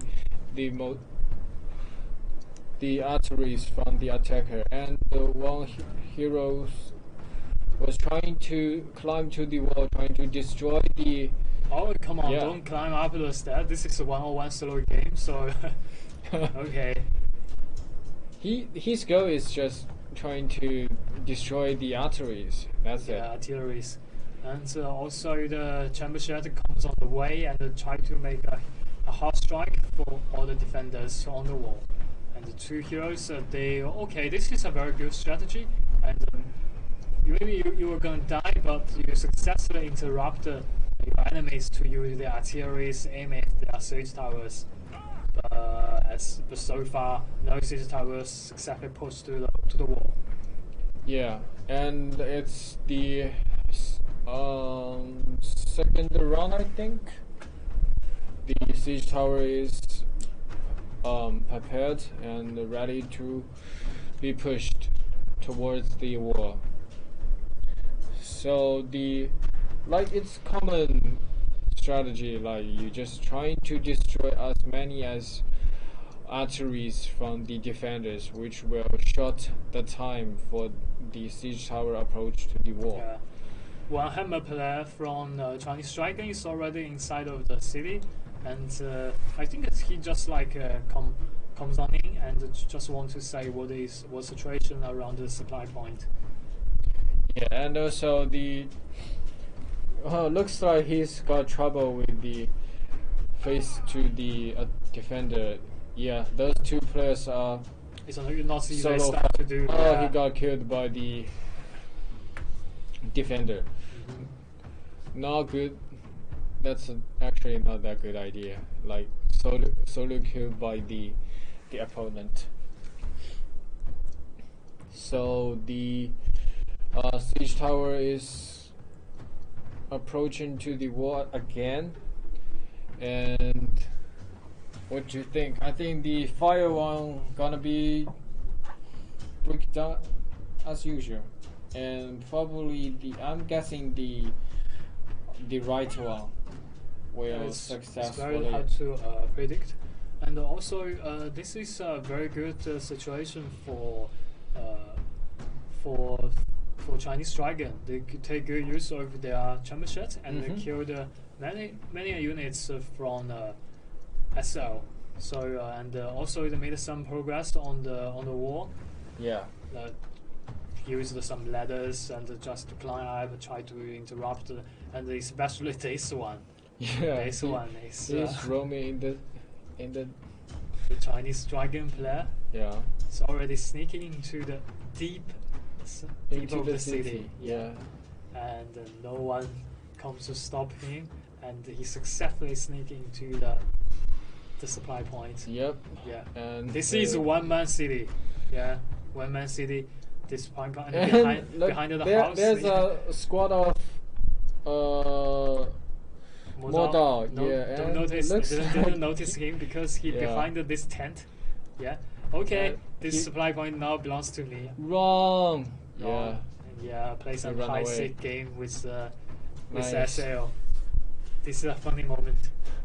Yeah. Actually, that's nice. Distract the attention from the defender side. Yeah, even though it just won't make a huge trouble to defenders, still good. Yeah.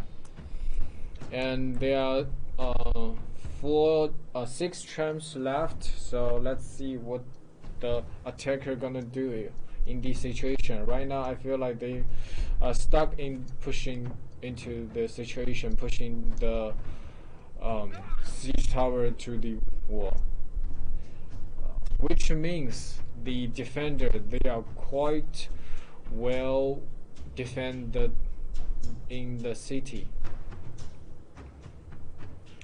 Come on, Chinese Dragon, do something here. Yeah, like less than 7 minutes, still struggling with pushing the siege towers. And the gunners now are already on the wall, aiming at siege towers. The tower is gonna be destroyed again, and soon it got stopped. So just like I mentioned, sometimes you just cannot use some low tier units to push the siege towers because it will be just very easy to get killed. Yeah. Another round champ was caught by the attacker. They're trying to stop the gunner from on the wall, and the siege tower begin to push by the attacker as well. Yeah, less than 6 minutes here. Looks Seems like probably he got a chance here. Yeah, if they successfully connected to the wall, they have greater chance to come on in the city. Oh, so close. So close. And the time is running. And there's another one. The only hope. Yeah. I mean, not the only hope.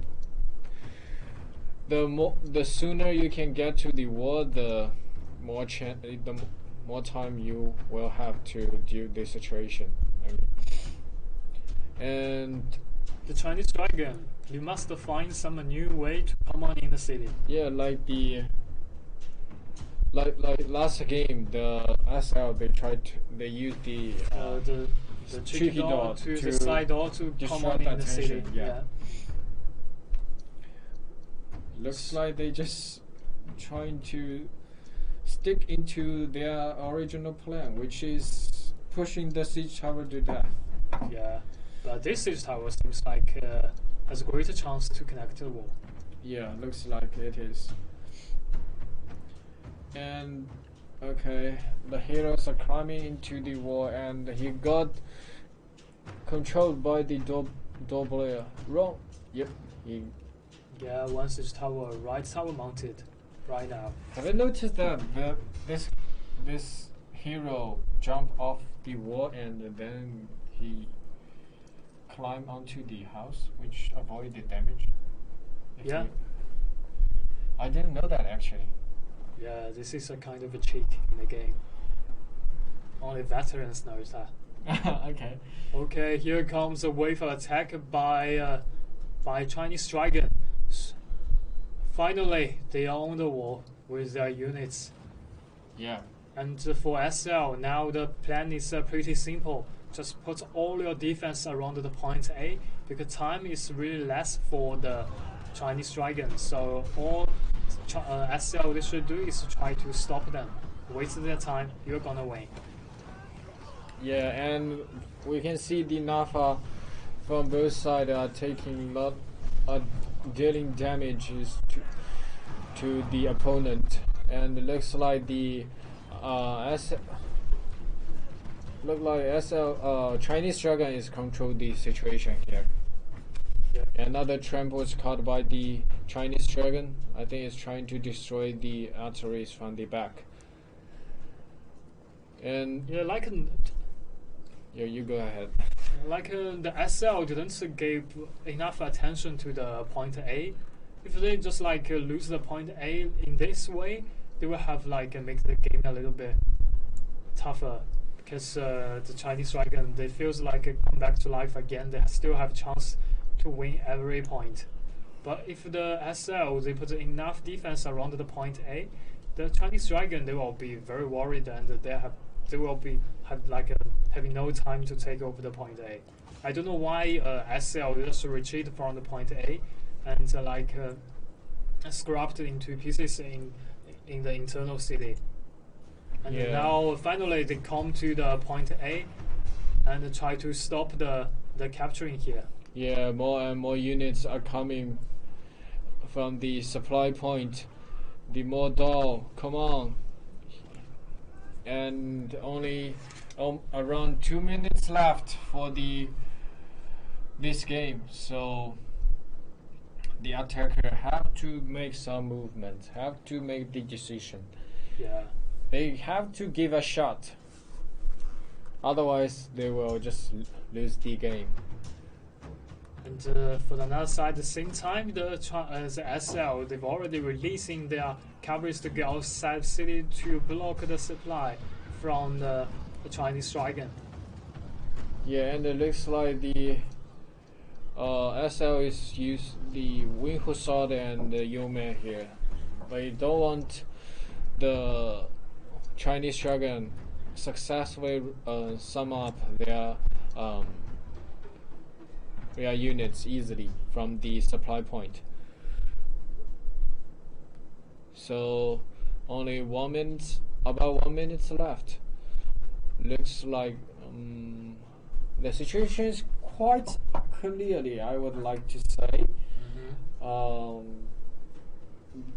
The attacker had a lot of trouble here, and I don't think they're gonna call another round of attack in this game. So I believe it's GG for SL. Both two teams, they defend the Harbor City pretty well. Yeah. So for SL, they have a great chance to win this game. Only 13 seconds left, and the Chinese Dragon in this game, I have to say they performed not that good, because they made a lot of mistake. I knew that's like a lot of teams. They were like for most of the team though, people will rely on siege towers. But like after like 5 minutes or 4 minutes after pushing the siege tower, you found no chance to push it forward. You should find another way to come on it. Yeah, sure, definitely. So yeah, congratulations to SL. The Red Wings Chinese Dragon, the MVP is Atlan. He got no kills, 2 deaths and 2 assists, and killed 58 troops in this game. Yeah, and also let's check the MVP for the SL. Actually, Chinese. Okay, let's see the MVP of SL. Ye Yu Hanfeng. He got 2 kills, 0 death, and 4 assists, and also 49 units down by him. Yeah. So, what you think? Like those two teams both. Yeah, before that, I have to say I love his name. Okay.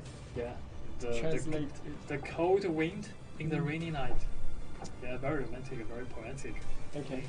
That's a good name, yeah.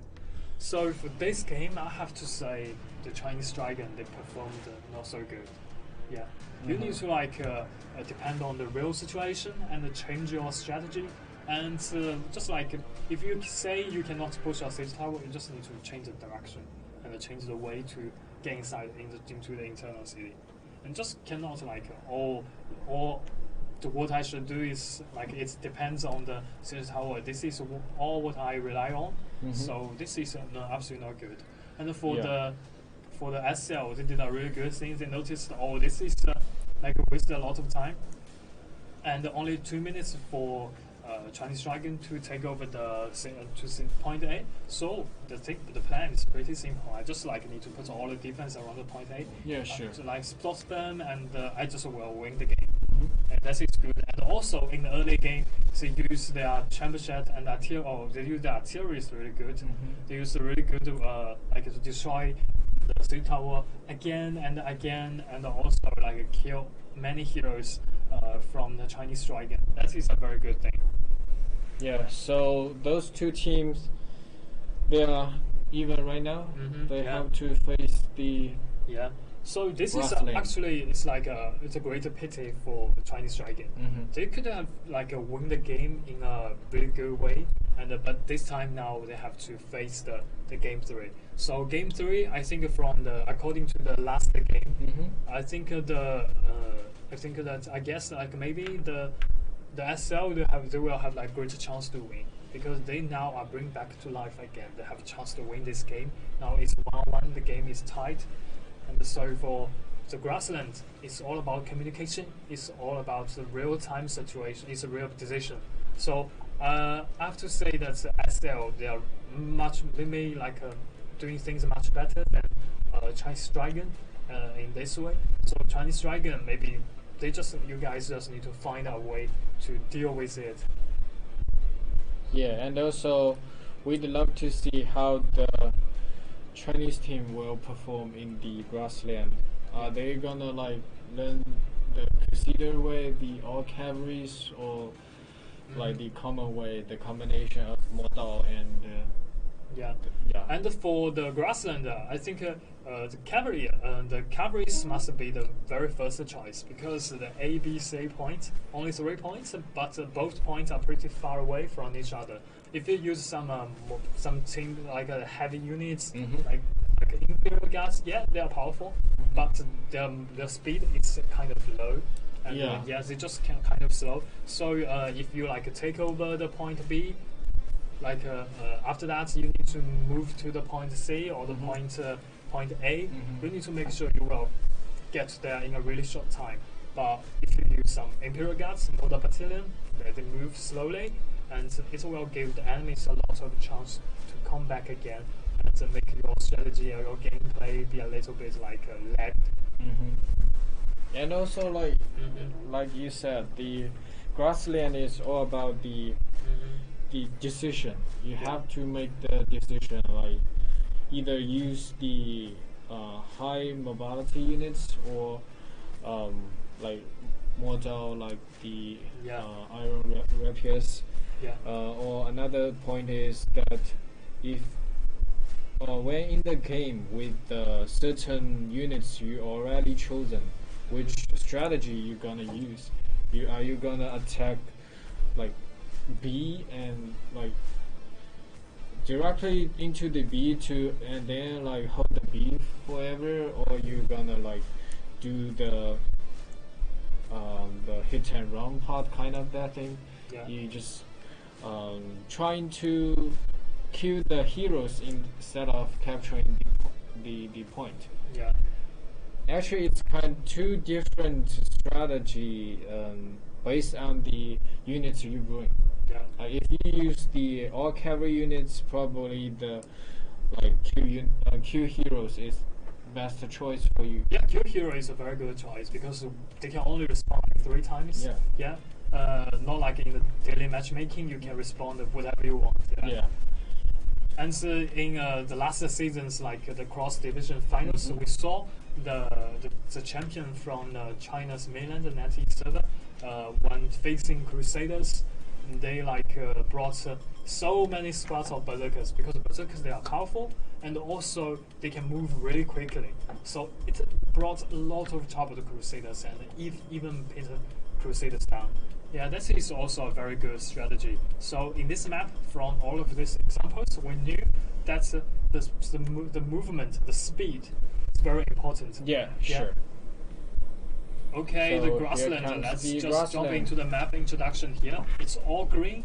It seems very environmentally friendly, but it's totally outset to it.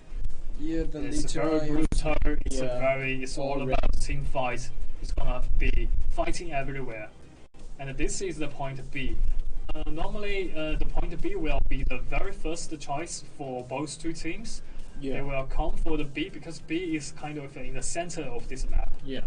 Yeah, the Chinese Dragon, they are the blue side, and the SL will be the right side. And for both two teams, as the starting line, both teams lost a lot of high tier units here this time. So it's in the early game, there must be a very intense team fight about to take place. Yeah, and also from the starting line on, so those two teams are using the combination of cavalry and infantry. Yeah. Yeah. So they don't gonna use the all cavalry units. Yeah, and for the SLs, it didn't bring a lot of cavalries, not just as much as many as the Chinese Dragon here. Yeah. So this is you cannot say this is a bad choice because if you want to defend, if you can take over the point B or point C, whatever the point it is, yeah, you can take the first. You just need to like fill up with your pike or heavy units inside of the point, and you have a greater chance to protect it. And we can see that SL they bring a squad of Nafa here. I mean, probably they guess the Chinese Dragon will bring a lot of the model units, and so if that is the case, the Nafa will deal a lot of damage to the model, and if this squad of Nafa can perform well, probably it will change to the situation of battlefield. Yeah, so just like a very regular start, both two teams are coming for the point B. They meet in the center of the map, and for the Chinese Dragon, they go for the point C, and SL they go for the point A. So after taking, so it feels like now the point B is gonna happen very intense team fight there. Yeah. And, the Chinese Dragon is already inside of the point B with some heavy units like a model battalion there, and some pike units. Yeah, the grape shot cannon from both sides are doing a lot of damage, and I'm kind of wondering where is the Nafa. Oh, okay, here comes the Nafa doing damage to the opponent. And the Chinese Dragon, they released their cavalries from the back. I think they will just go for the back to start attack from the back. Gave the SL a huge surprise there. Yeah. But so here comes one squad of Yume attack from the back, and actually it's not that efficient attack, and we can see the Nafa is doing damage, but I don't think it's that much of damage as I expected in this game. He probably got shut down by the grape shot cannon. Yeah, and the point B now is start to be taken over by Chinese Dragon here. Yeah, and but not so many units left in the point around the point B. So SL, their team members and with their units are coming to the point B, try to take it over. But soon, with less, it's got killed. They are got killed by the Chinese Dragon. And only like one or two cavalry still alive, but soon they all got killed.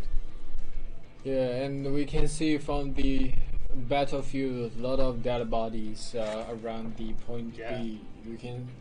That can tell you how brutal the situation is. Yeah, and the privileged point B, the bodies everywhere, but it belongs to no one. Yeah, and both two teams are still trying to control the B here, and it looks like SL is take a small advantage, but sooner got destroyed by the Chinese Dragon, the Wing Hussar, dealt a lot of damage and gave a lot of trouble to the SL. Yeah. So the Wing another attack from the back. Yeah, but Wing Hussars just like a one squad and charge for nothing. So the Model Battalion from the SL comes again into the point B. So just like fill up the point B with the Model Battalion and stuck there and make all of the Chinese Dragon players way out of it.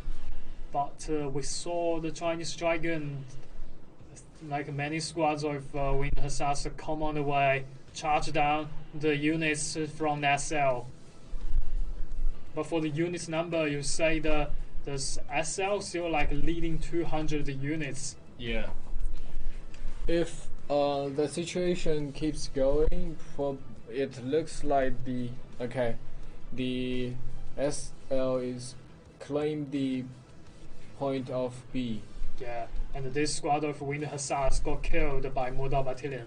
The SL, they did a really good thing because they set up an artillery, set up a grip shot around the point B, just aim it in the center of the point B and made a great trouble to Chinese Dragon.